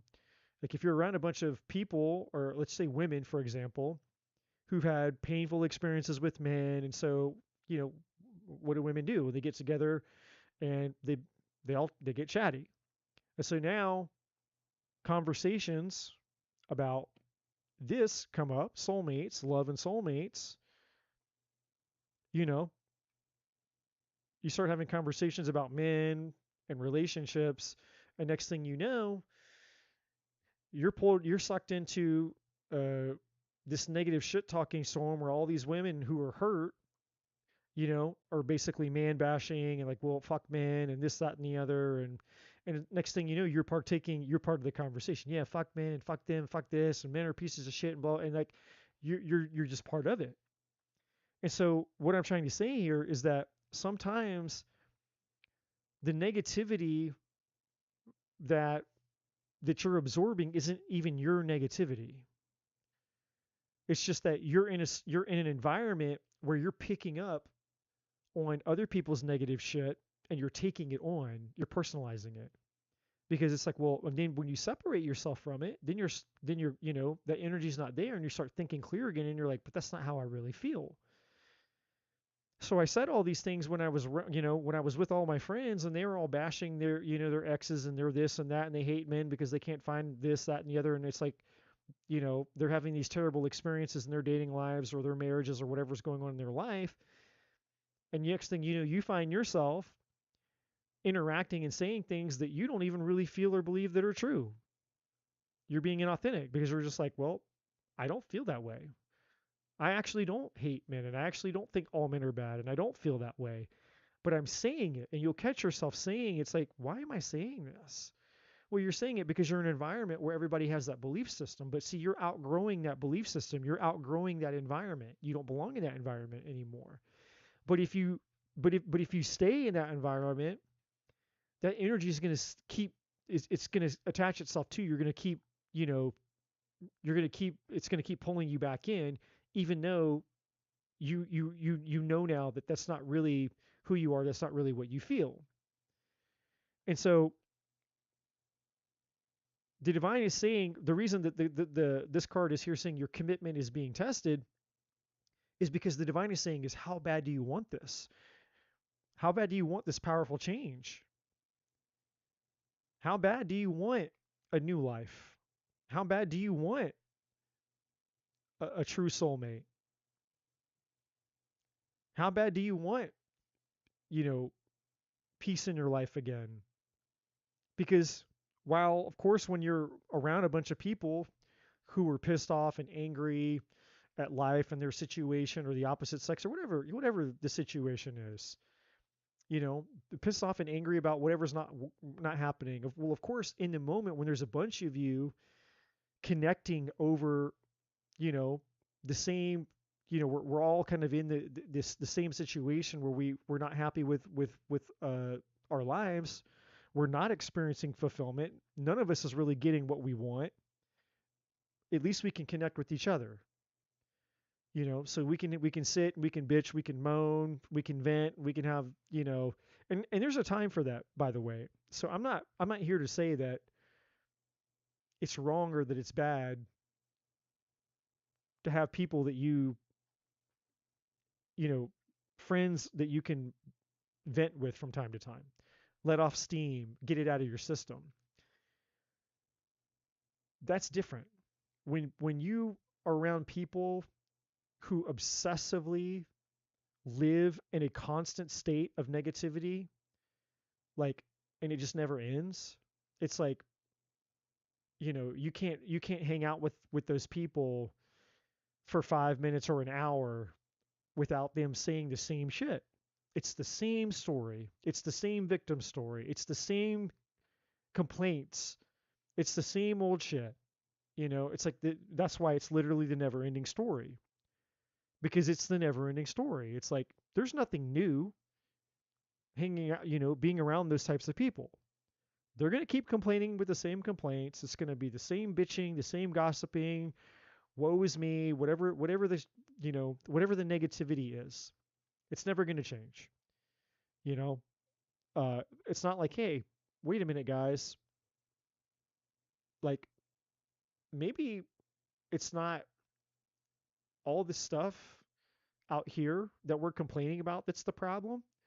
What if we're the problem?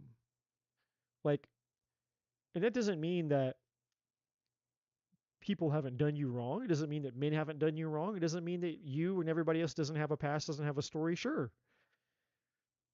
But what if the reason that we're all here unhappy isn't because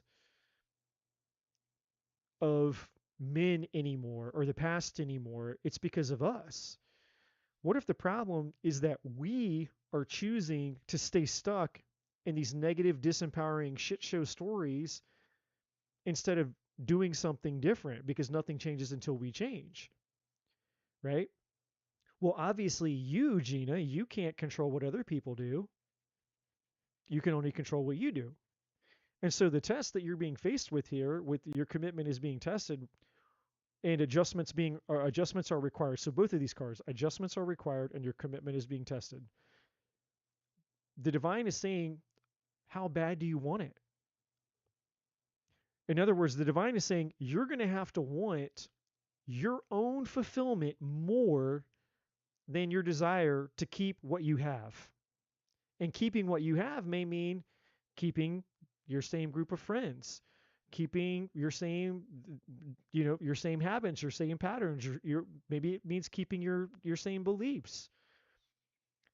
So what the divine is basically saying is like you're going to have to be willing to let go of anything, if it's standing in the way of this.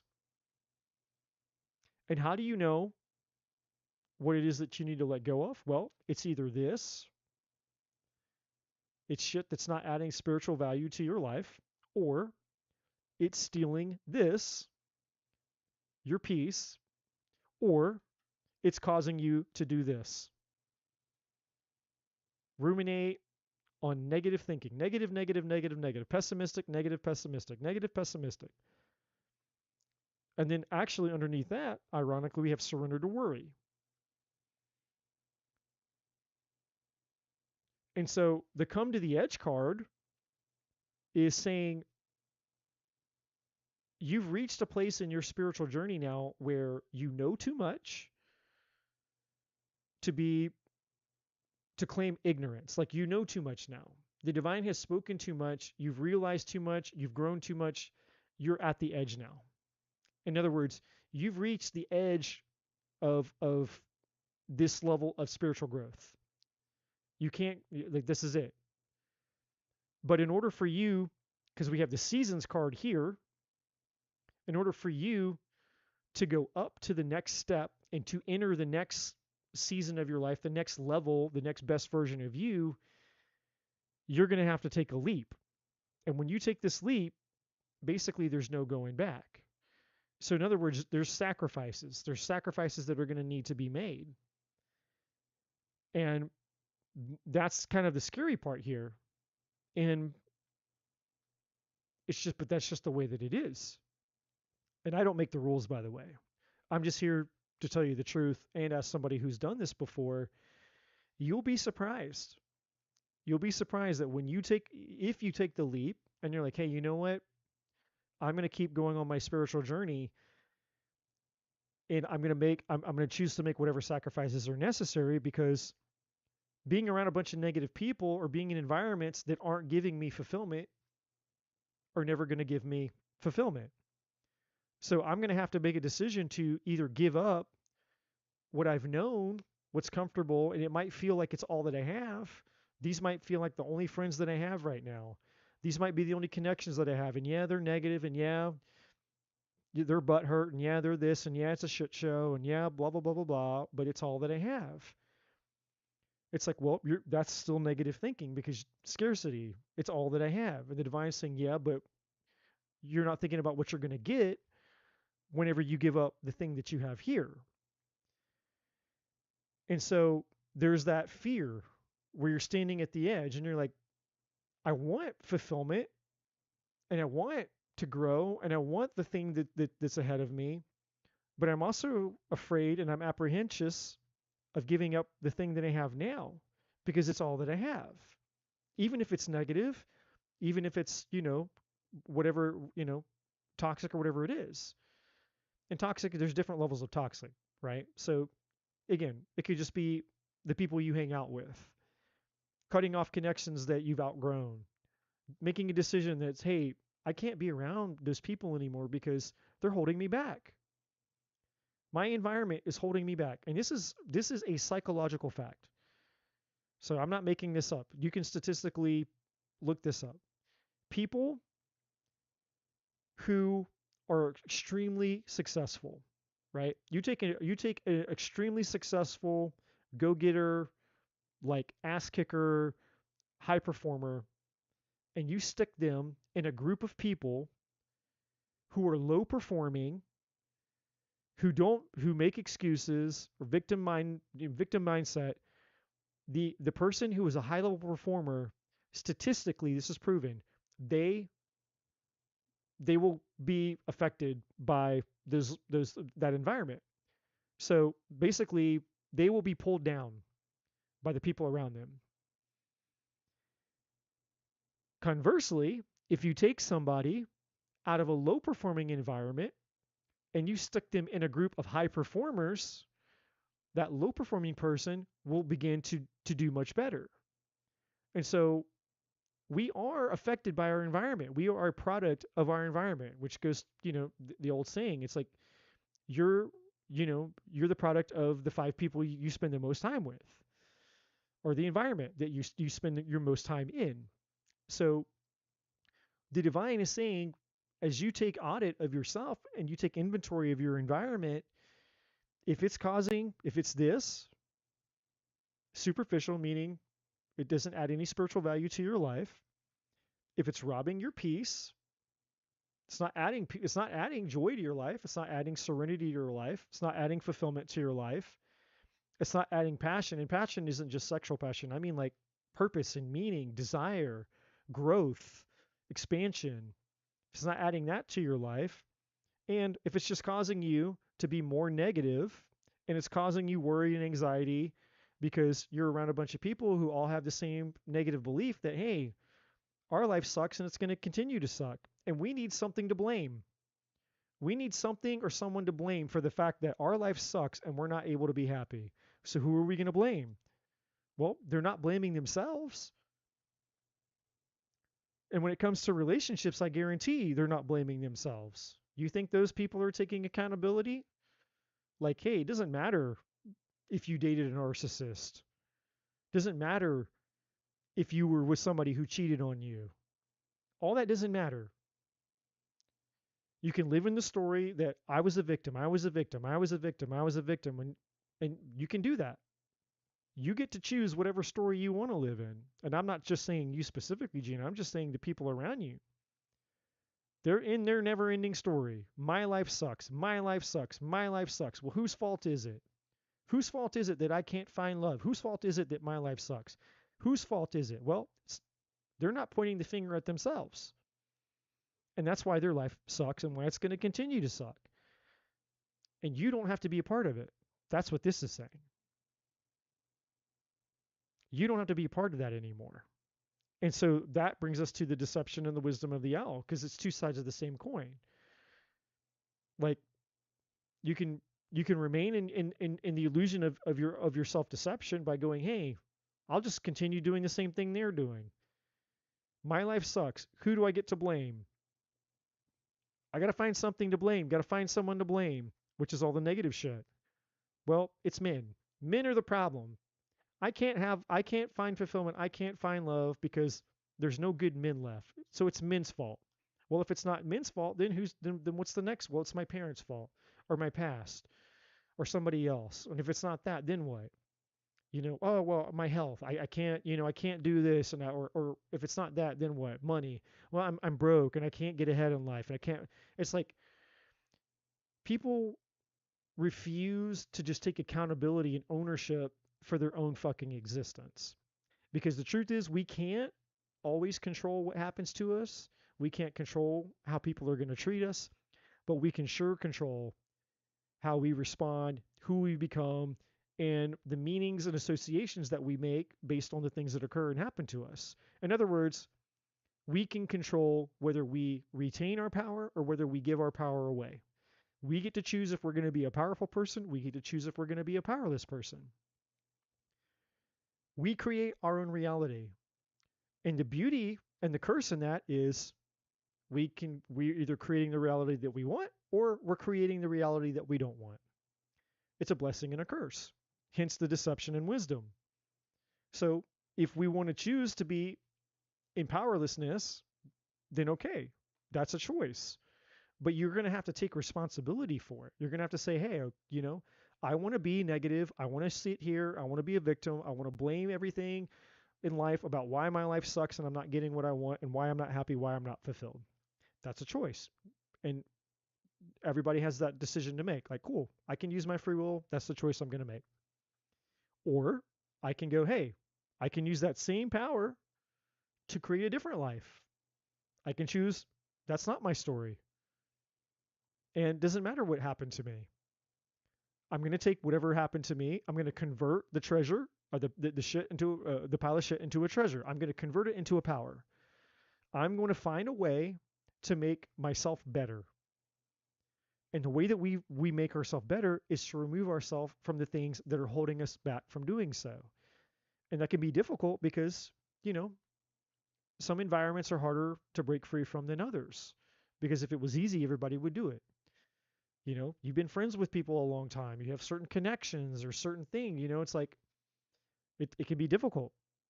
And and then there's the whole other concept of people not understanding what you're doing, because they're not going to understand. The minute that you step out of a negative environment, Gina, they're going to have no fucking clue.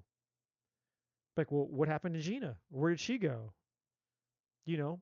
And then maybe, and ironically, this does happen, by the way. I mean, I don't know if it'll happen to you. I don't know because I don't know the people that you're around. But sometimes all of a sudden you find out that those people turn on you. So you walk out. You're like, hey, and it's not that you even have to announce that you're leaving. It's just you silently just kind of start, like you just don't hang out anymore. You're like, you remove yourself from that environment, and you don't owe anybody an explanation why. And if they do, like, well, what's going on, Gina? You've kind of, you haven't been hanging out anymore. You've been kind of distanced or whatever. And you're like, you know, I've just been working on myself, been focusing on my personal growth, my spiritual development, whatever. I'm focusing on me, and I just realized that, you know, I want more out of my life, and I'm just choosing to try to do something different than what I've been doing because what I've been doing hasn't been working for me, and that's it. Doesn't have to be anything about them. And a lot of times, what you'll find is as you begin to remove yourself and you start focusing on yourself, then all of a sudden you become the target of their negativity.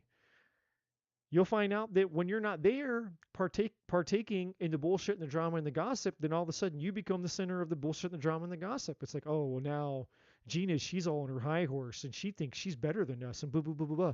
I'm not saying that that's going to happen, but I'm saying that it could, because that's what negative people do. Negative people in negative environments, they resent anyone who has the courage and strength to leave the negative environment to actually go experience fulfillment. And if you really want to find out who's your friend, wait until you find your fulfillment. Because when the day comes that you find the person who actually does love you, and all of a sudden all your hard work begins to pay off, and all of a sudden you find yourself with somebody who loves you, treats you right, and you begin to have the relationship that you've always dreamed of. Now let's see what those people are saying about you, right? Are they going to celebrate your victory? Are they going to celebrate your win? Are they going to celebrate your happiness and your fulfillment? Are they going to be there going, wow, Gina, hot damn, man, look at you. You leveled up. You've changed. You're a totally different woman, a totally different mindset, a totally different belief. You've met this man. You're happy, like genuinely happy, not fake happy. And your whole life is transformed. You think those people are going to be celebrating your victory? Probably not. Probably not. So it's just ironic that oftentimes the people that we thought were our friends to begin with really weren't even our friends.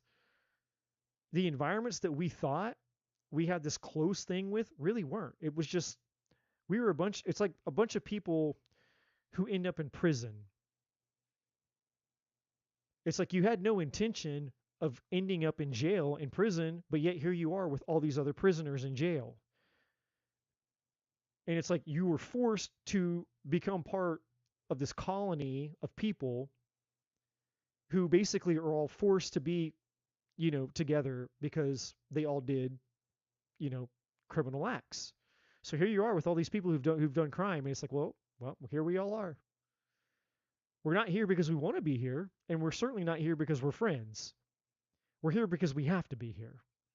And so now that we're here in this environment, we might as well get to know each other and just, make the best of it.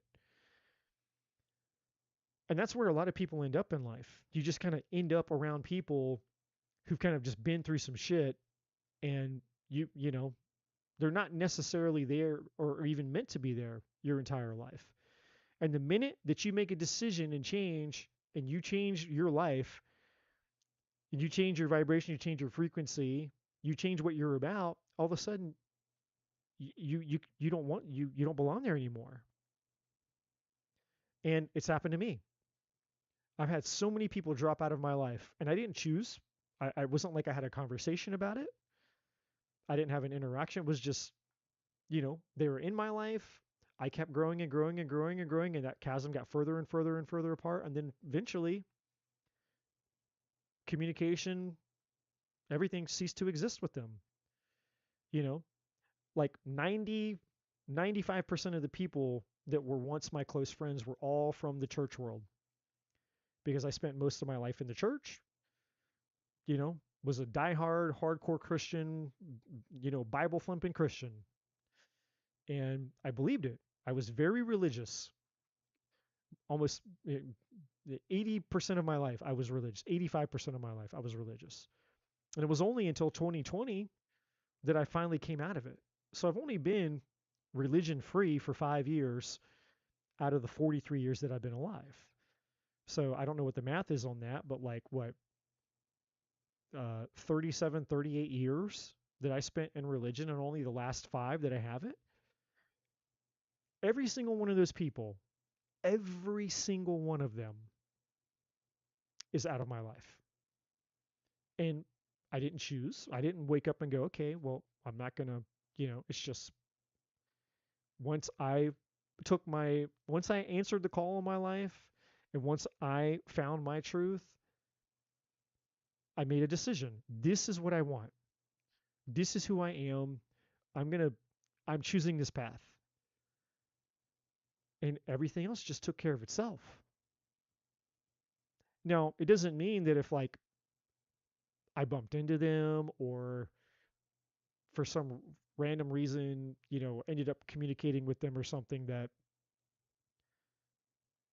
we wouldn't be cordial. There's no bad blood or anything like that between me or any of those people. It's just we have nothing in common because the one thing that we related over was the religious environment. That was it. I have nothing else in common with them outside of church and all of that, Christianity. But then when I got out of it, we have nothing in common anymore. In fact, if most of them know that I was doing this, they'd say he's a devil. What happened to him? What happened to Eddie? He worships the devil. He uses tarot cards. He's into witchcraft now. He's demon possessed. Like, is he a witch or a warlock? Does he worship the devil? He wears black t-shirts. Like, what happened to him?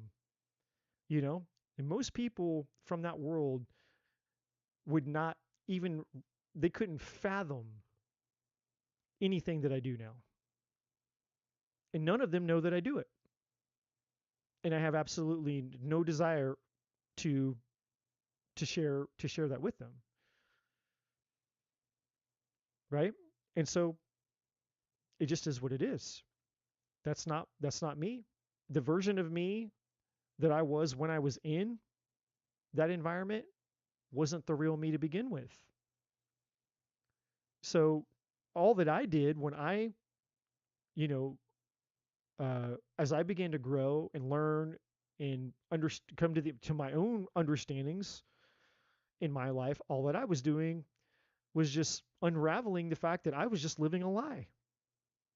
Because the me that I was when I was in that system around those people wasn't the real me to begin with. It was the me that it was the only world that I knew. And it just, those were the people that I was around because that was the only world that I knew. But as I began to find me and who I really was, I realized that was just an outdated version of me that was living in a lie.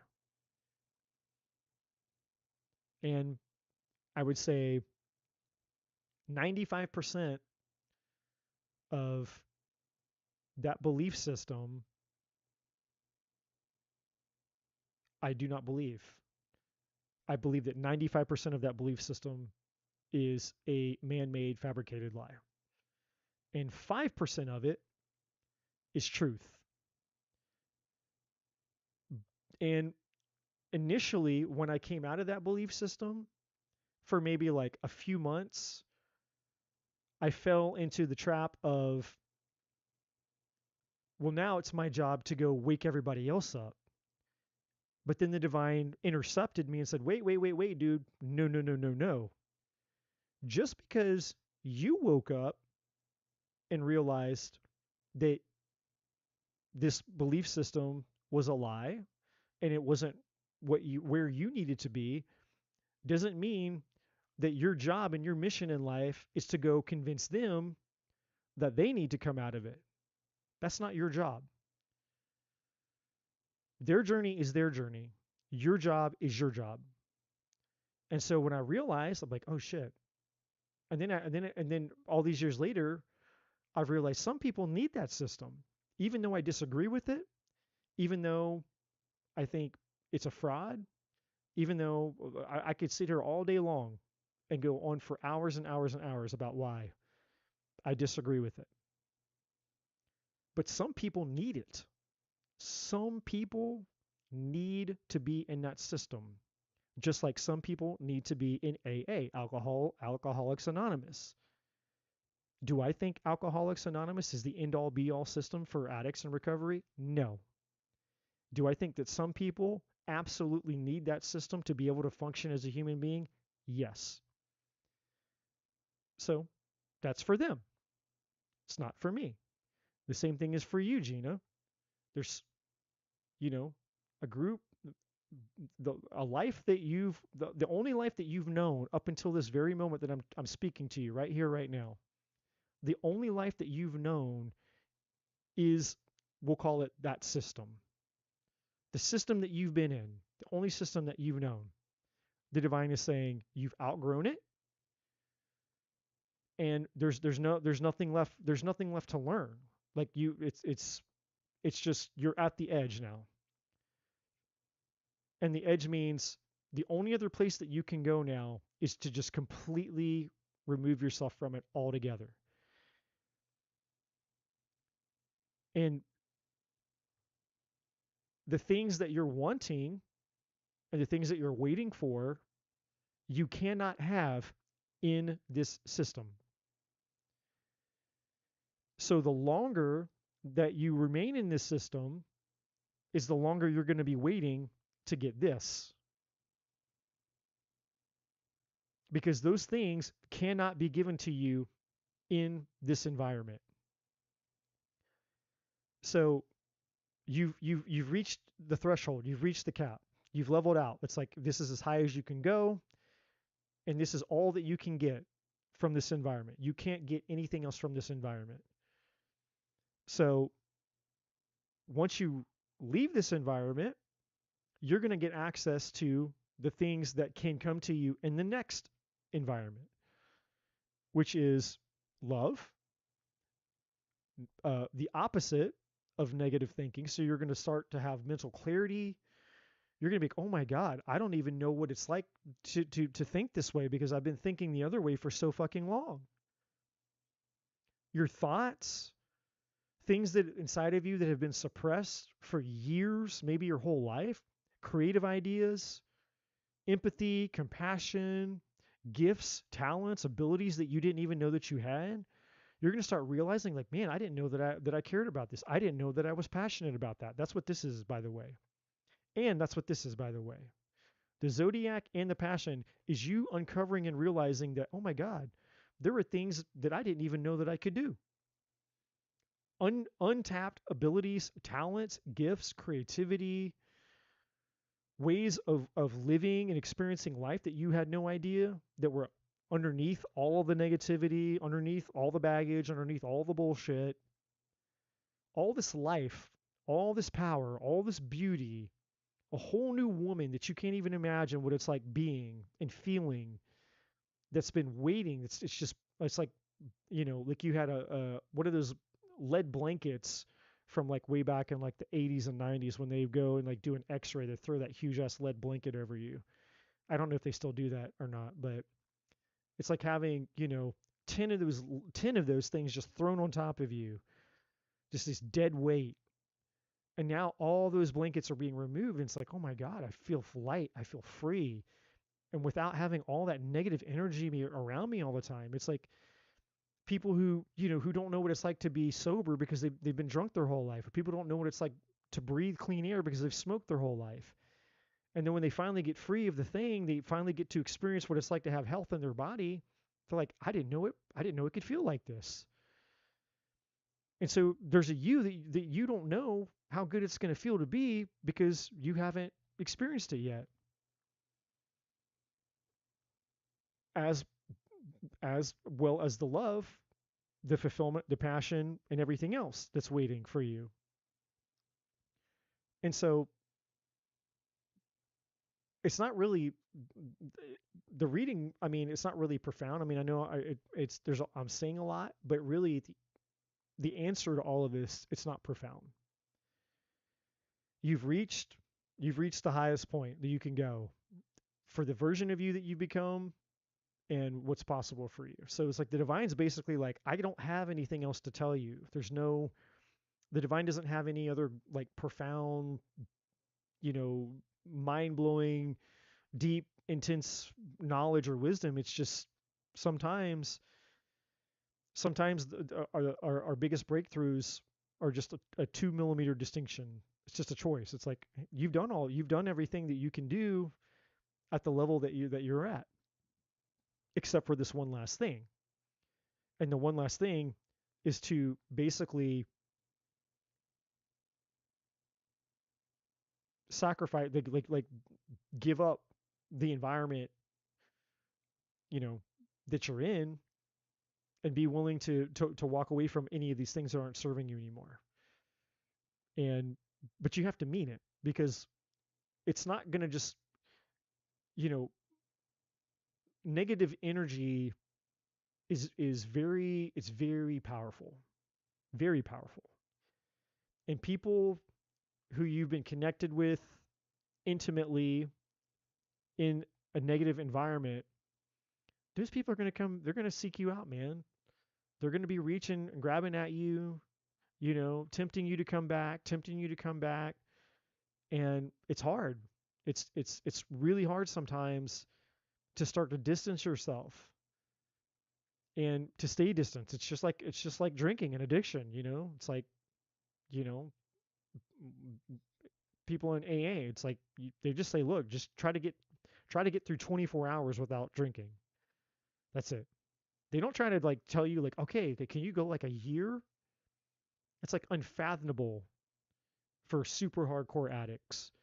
You know, you can't give them this impossible task.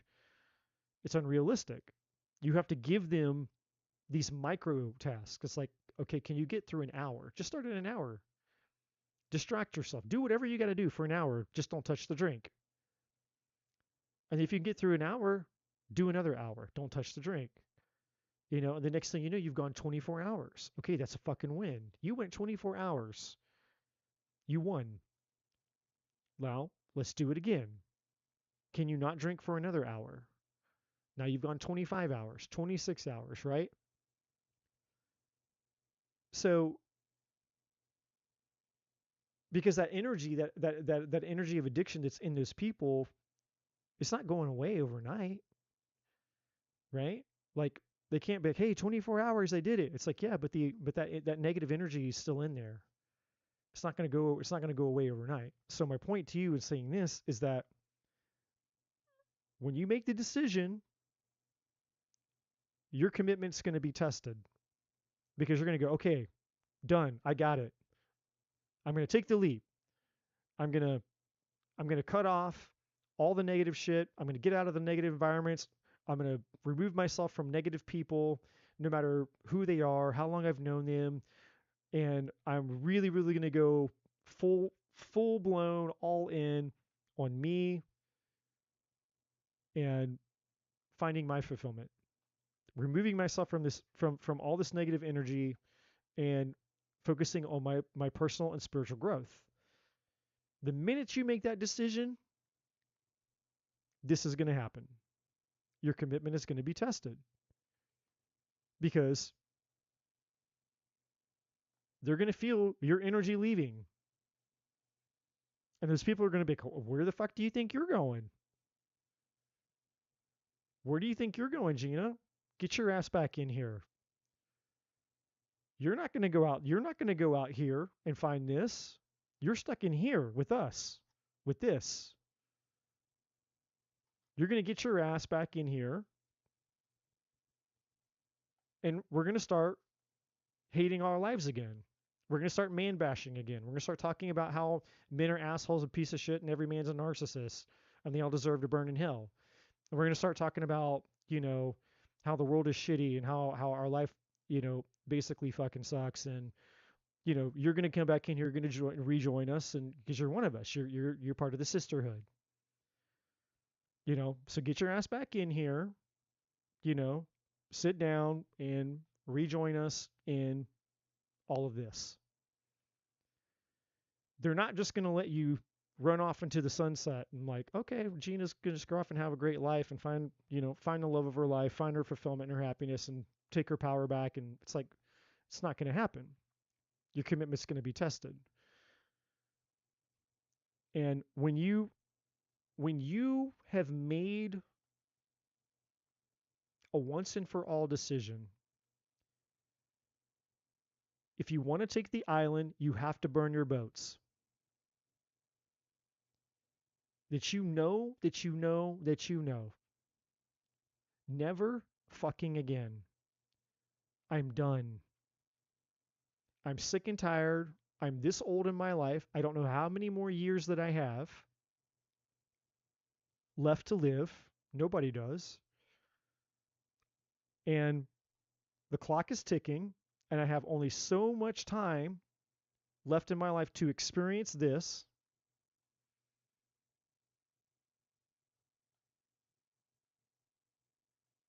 When you're sick and tired of being sick and tired, and enough is fucking enough, and you're sick and tired of Groundhog's Day, same bullshit, same people, same complaints, nothing's changed.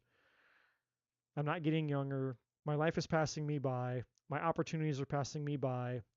Oh, and then when it's all said and done, I'm going to have to look at myself in the mirror and go, the only reason that I never got this, the only reason that I never got this was because I chose all this other shit. And I think that's why a lot of us decide to come back, because I do believe in reincarnation. I think a lot of us decide to come back because once we've lived this life, and then we see, oh shit, I could have done this, I could have had that, I could have done this, and all it was a choice. I held myself back. I'm the one who prevented me from having it. There was more there the whole fucking time. Look at all these experiences that I missed out on. I'm the one that missed out on finding the love of my life and fulfillment and passion and this and that. It was me. The whole time it was me. It wasn't men. It wasn't what happened to me in my past. It wasn't my family. It wasn't my trauma. It wasn't my friends. It wasn't my job. It wasn't the number in my bank account. It wasn't any of that shit outside of me. It was fucking me the whole time. I'm the only person that I have to blame because I didn't choose this when I could have. And then, even more so, when we get connected, we're fortunate enough to connect to a source that's connected to the higher source that basically tells us in advance. Like, you basically find a messenger of the divine. And it's like, hey, look, it's like, now you really don't have an excuse because we got told straight up. Like, the divine's like, hey, you know, everything you ever want's right out in front of you. It's out here. I've got it for you. You just have to have the balls, to come claim it. And it's not, there's nothing in front of you that's standing in your way. It's just you. You're your own worst enemy. There's no, you don't have to go, fight a band of terrorists. You don't have to go climb the side of a mountain. You don't have to jump out of an airplane. You don't have to, get into the best physical shape of your life. You don't have to go become a millionaire first. You don't have to do all these things. There's not an obstacle course. You don't have to become an Olympic gold medalist. It's like, you don't have to do any of that shit. You just got to get out of your own way. You just got to take control of this thing up here. And when you take control of this thing up here, you just have to listen to this thing in here and then just take steps that sometimes don't make sense. It's like, this doesn't really make a lot of sense to me. And the divine's like, yeah, I know it doesn't. That's called faith. Faith is when you're doing something that your gut and your heart is telling you to do that doesn't make any fucking sense. Because it's not logic. The mind wants logic. The mind wants certainty. The mind wants everything to make sense. But the heart, the soul, the spiritual path doesn't make sense. It defies human logic. That's why it's called faith. And faith is uncomfortable because the mind doesn't understand what the fuck we're doing, doesn't understand why we're doing it. It can't make sense. It can't make odds and ends of it. Like how is this thing gonna get us what we want? Your brain's like, this doesn't make any sense. But your spirit, your heart, the divine's like, it's not gonna make sense right now. It's not supposed to. That's why it's a spiritual act, not a mental act. That's why you have to trust in the thing inside of you. But if you're willing to do that, and you're willing to overcome the test, meaning you make this decision, I'm jumping off the cliff. I've come to the edge. I've reached the edge. And you have no idea what's going to happen when you jump off this. You can't see. Can't see the ground. You can't see where you're going. You just have to jump and take the leap like this girl, which is interesting. So here she is up here, and then here she is surrendering and just leaping out, not knowing that she was going to fly.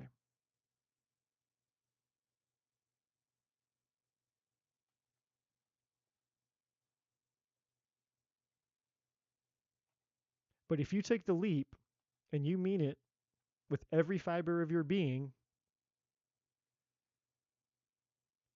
expect powerful change. Expect fulfillment. Expect passion. And I mean all the passion. A zest for life, meaning, purpose, creativity, waking up every day going, man, I fucking love my life. I have nothing negative to say about my life. I have nothing negative to say about anybody else. I have nothing negative to say about people in my past. I have nothing to say about anything or anyone that's ever hurt me. Because you found meaning and purpose in all of it. All of it. You found a meaning and purpose in all of it. And you realize that the meaning and purpose of all of it was meant to give you this fulfillment.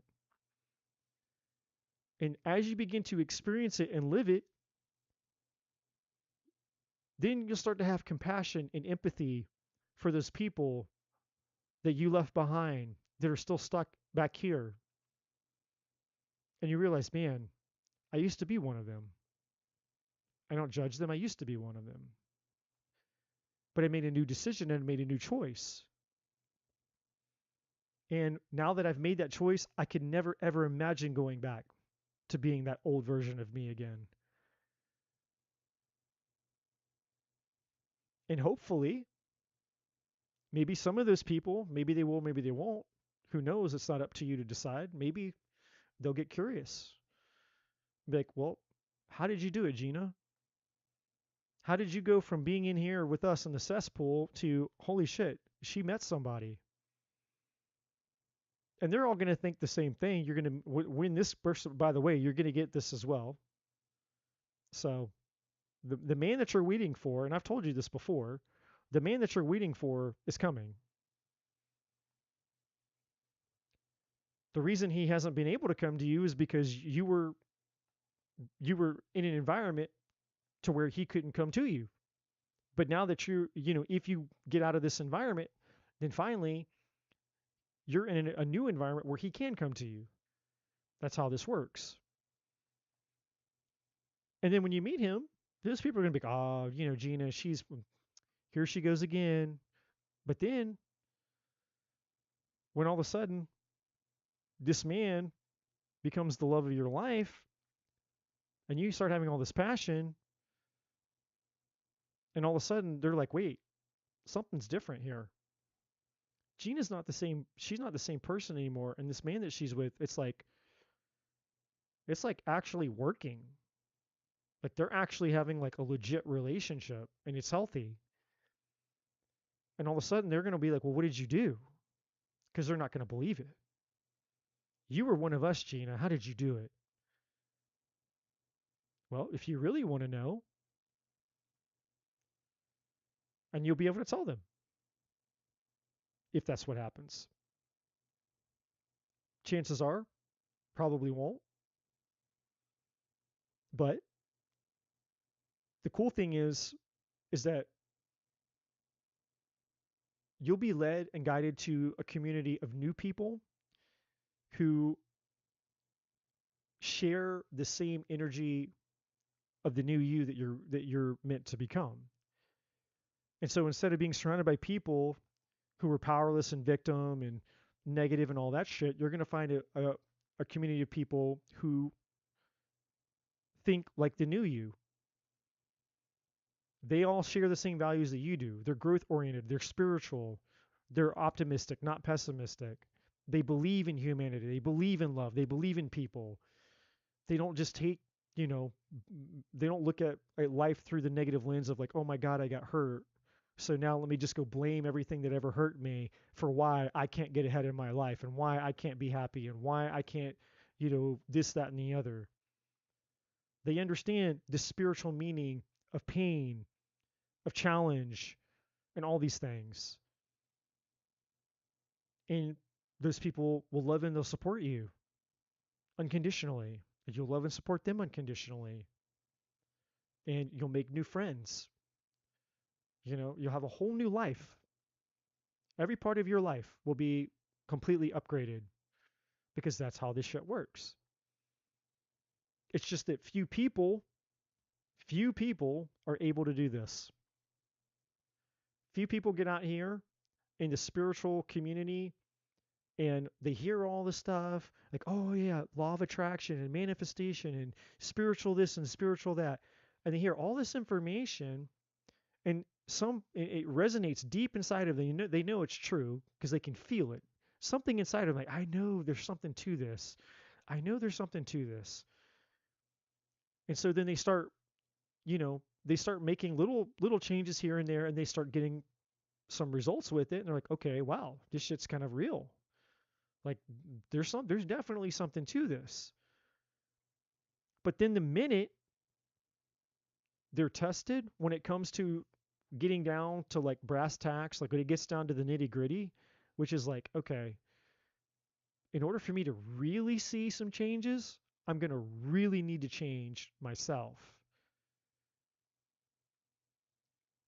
And then when their commitment to that level of change is tested, most people back down, they back away, or they're just unwilling to take a leap of faith.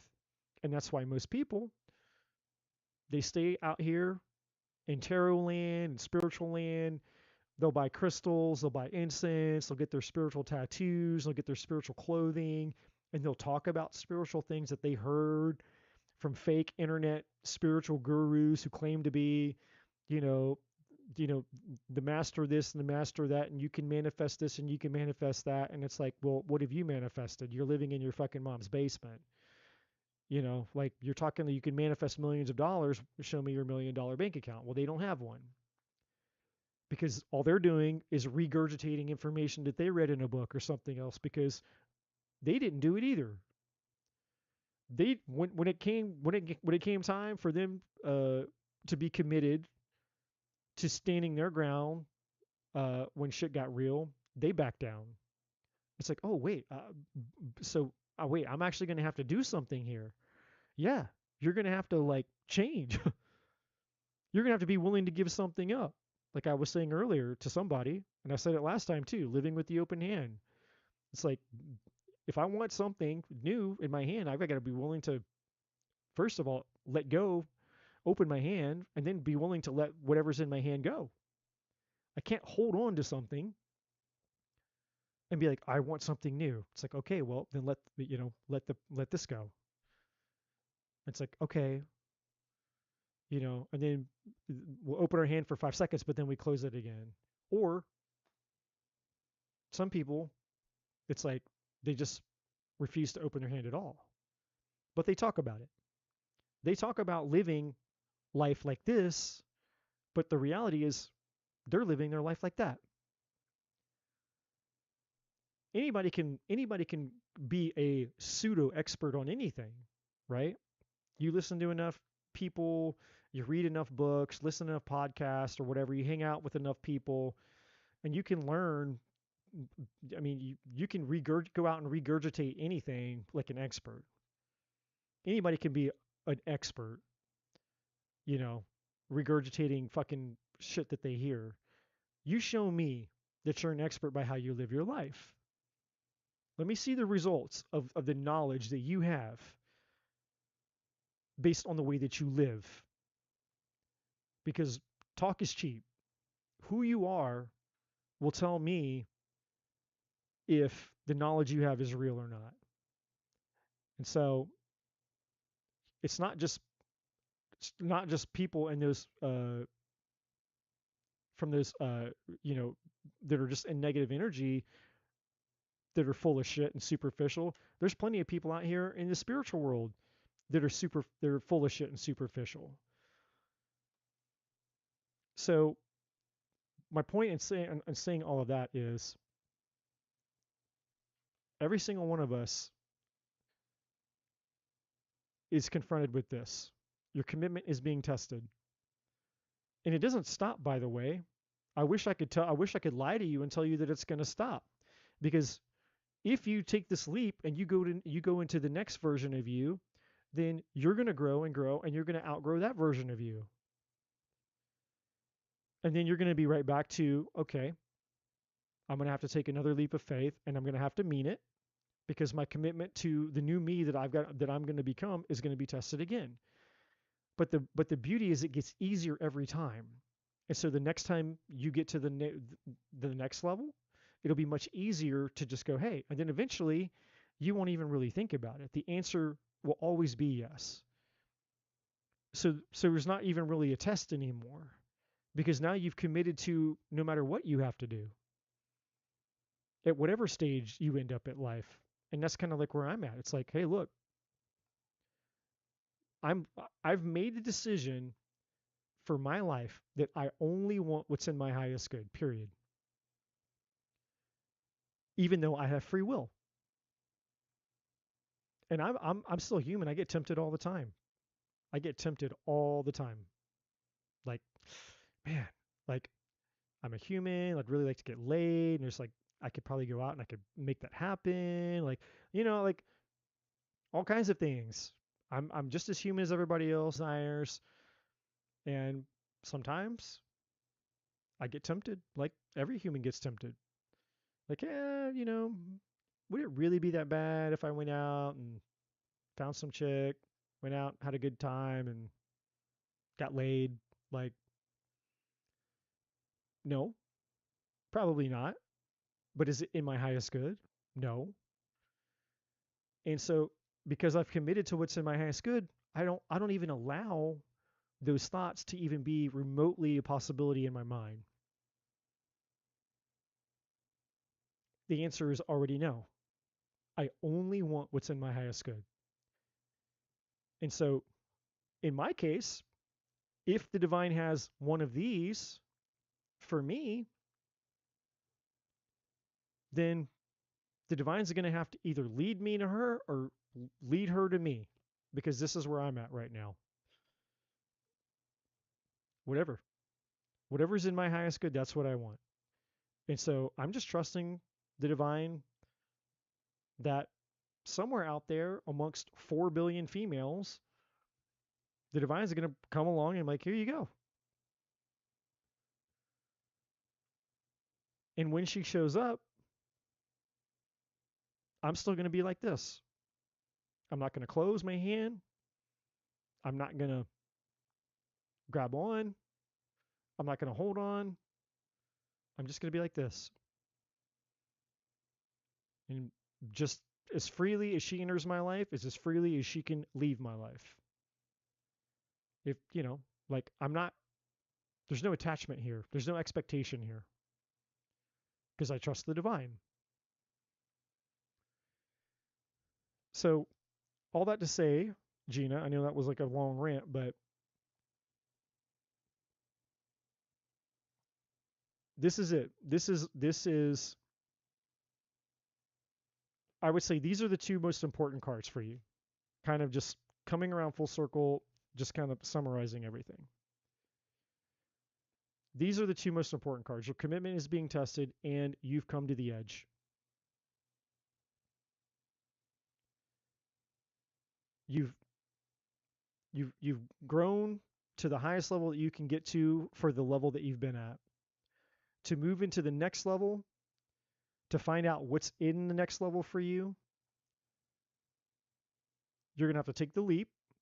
And once you do,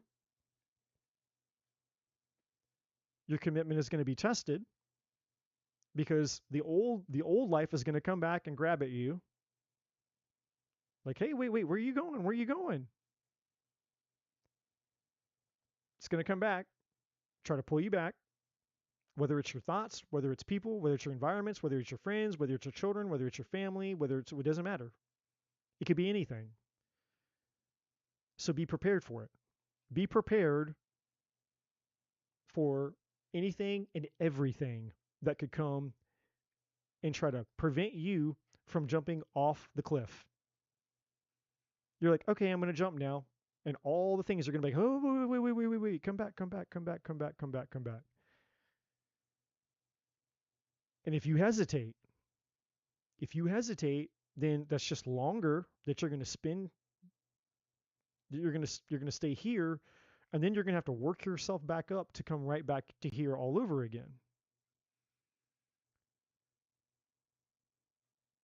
So my advice to you, my friend, is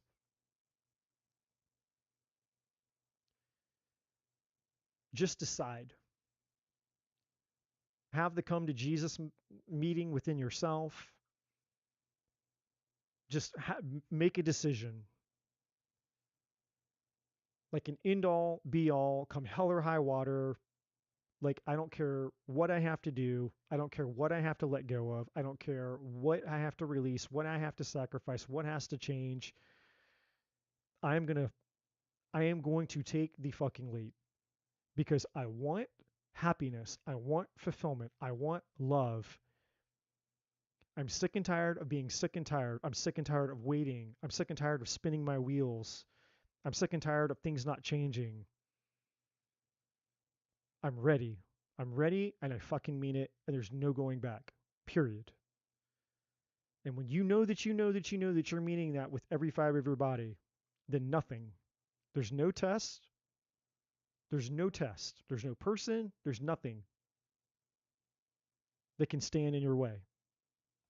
And when you make that choice and you take that leap, then everything changes. Fulfillment, love, passion, meaning, purpose, a whole new life, a whole new season of life. The seasons card is here. So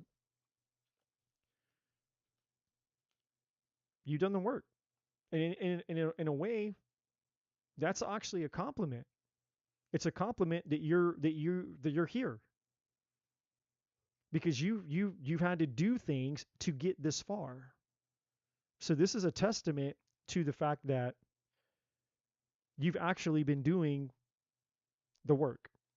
Because if you hadn't been doing the work, these cards wouldn't be on the table. The cards that would be on the table would be like, well, you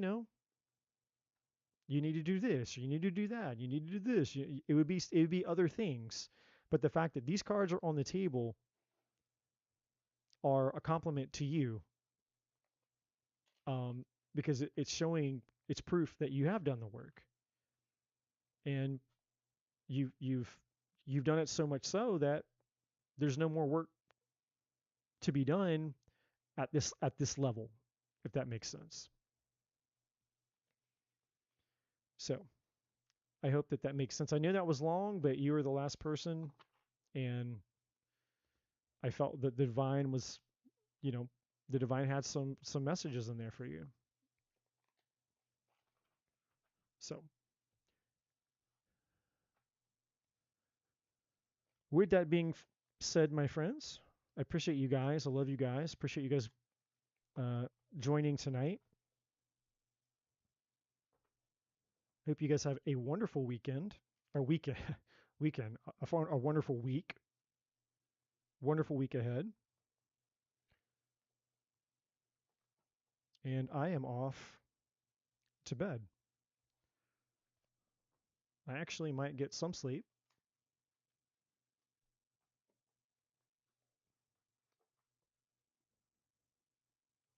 Still got some work to do here though on these I don't know, these tarot readings because I'm not a tarot reader. And every time I try to be a tarot reader, it just fails miserably. Every time I try to be a tarot reader, it fails miserably. And when I say tarot reader, I don't mean using tarot cards.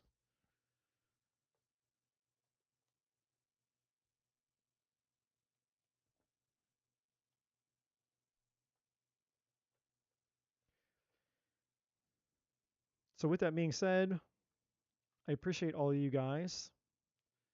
Thank you guys so much for being here. Um,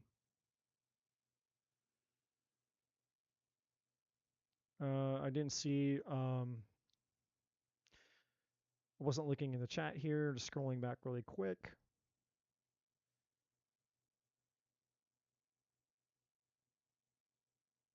I'm removing people from my life. I isolate, but really like that. It's very peaceful.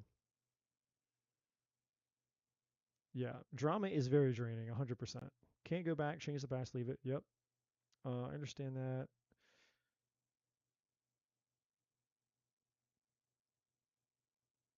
Do do do do do. Uh,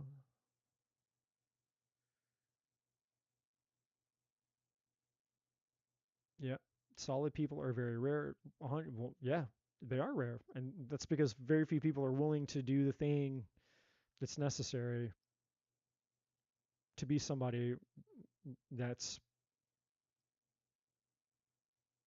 like a decent human being. Like it takes no effort when you think about it. It takes no fucking effort to be negative. Zero effort to complain, to whine, to bitch, to gossip. Like it, negative energy just fuels itself. Like it doesn't take anything to be negative. It takes zero effort to just sit around, like, you know, and that's why it's easy. And that's why most people do it because it takes zero effort. But it's like, oh shit, you want to change? You want to change yourself. You want to be positive.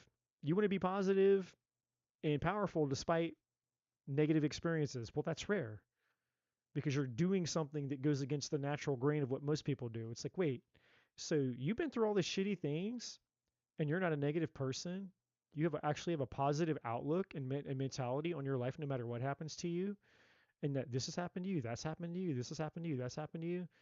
And you don't want to, you just don't spend your time and your energy like blaming everybody else and being like hating everybody and, you know, like you don't have that mindset. It's like, no, I don't have that mindset. So yeah, but those people hurt you and those people cheated you and they lied to you. And it's like, no, they didn't hurt me. They betrayed themselves. They didn't lie to me. They lied to themselves. You know, like people can only betray themselves. And yes, as a result of betraying themselves, of course they're going to betray other people, but they were betraying themselves long before they ever betrayed me. And so when you step back and you realize it's like I was expecting somebody who was hurt to do something that a hurt person wouldn't do. And that makes me delusional.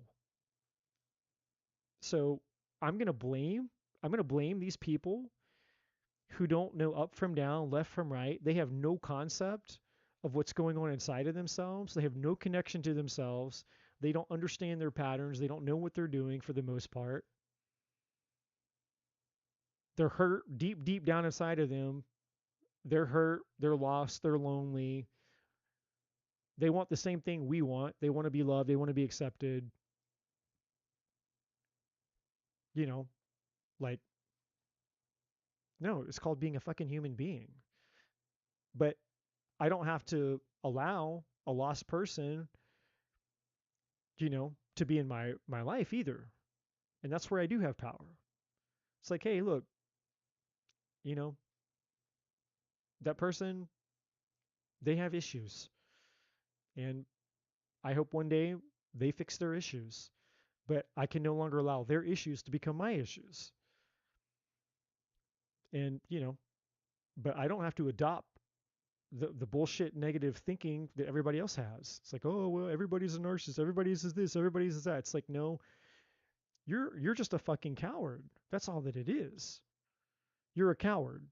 So instead of you using your power, your brain, using the resources that you have available to you to change your life, you're just going to sit and be a victim and blame everything for all the reasons why your life sucks when you have all the reasons to change it. So we have to call a spade a spade. It's not that everything out here is shit and it sucks. It's that I just don't have the balls to do something about the one thing that I have control over, which is my own existence. And if I had a penny for every time I've had to swallow that bitter pill, because it would have been easier for me to be a victim. It would have been easier for me to be like, oh man, but I had this happen and this happened and this person did this to me and that person did that to me and blah blah blah blah blah. It's like, yeah, man, I'd be fucking rich. I'd be a millionaire. I had a penny every time. It's like, oh man, like I had, you know, the divine didn't let me off the hook. The divine's like, I know this hurts, man, but your misery is your choice, dude. It's up to you, man. You want to be miserable? Be miserable. Or do something about it. And I knew it was true. I felt it. I was like, shit. So if I want to be happy and I want my life to be different, I'm going to have to do something about it. And the divine's like, yeah. So what do you want to do? You want to piss and moan and blame and whine and throw an adult temper tantrum about it?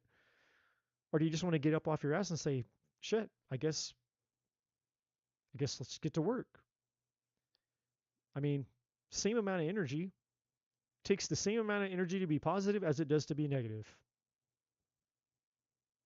Same amount of energy. Whether you walk from your car inside the grocery store in the sun, or whether you walk from your car inside the grocery store in the rain, it's the same amount of steps.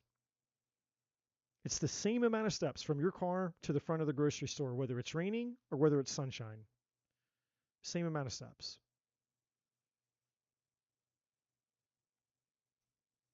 And so at first it's hard and it sucks, but then it gets easy because as you step into your power and you start to experience the freedom, the blessing, the internal peace that you receive, and all the other shit that you learn by doing this, you'll never go back.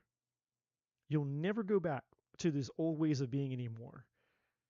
And then you get to a point to where your peace is so valuable to you that it's like, dude, I don't care if anybody, like my inner circle of people is so fucking small now, and I wouldn't change it for the world. I wouldn't change it for the world. My time is valuable, it's precious to me, and I am completely content. Not because there isn't more that I desire. Sure, I'm like everybody else. I want to have more experiences. I want to find a soulmate. I want, you know, to travel, all the things. But I don't need anything for my internal contentment anymore. I have that, and nobody can take that away from me. And I have no fear about, is this going to happen? Is that going to happen? Is it going to work? Is it not going to work? It's like whatever the fuck happens is whatever happens. If I get into a relationship and I get lied to or cheated on or whatever happens, it doesn't work out, whatever. If my health fails me one day, some other kind of random shit happens to me, God forbid, unexpected, you know, Money comes and goes, health comes and goes, everything comes and goes. Like, I don't give a shit.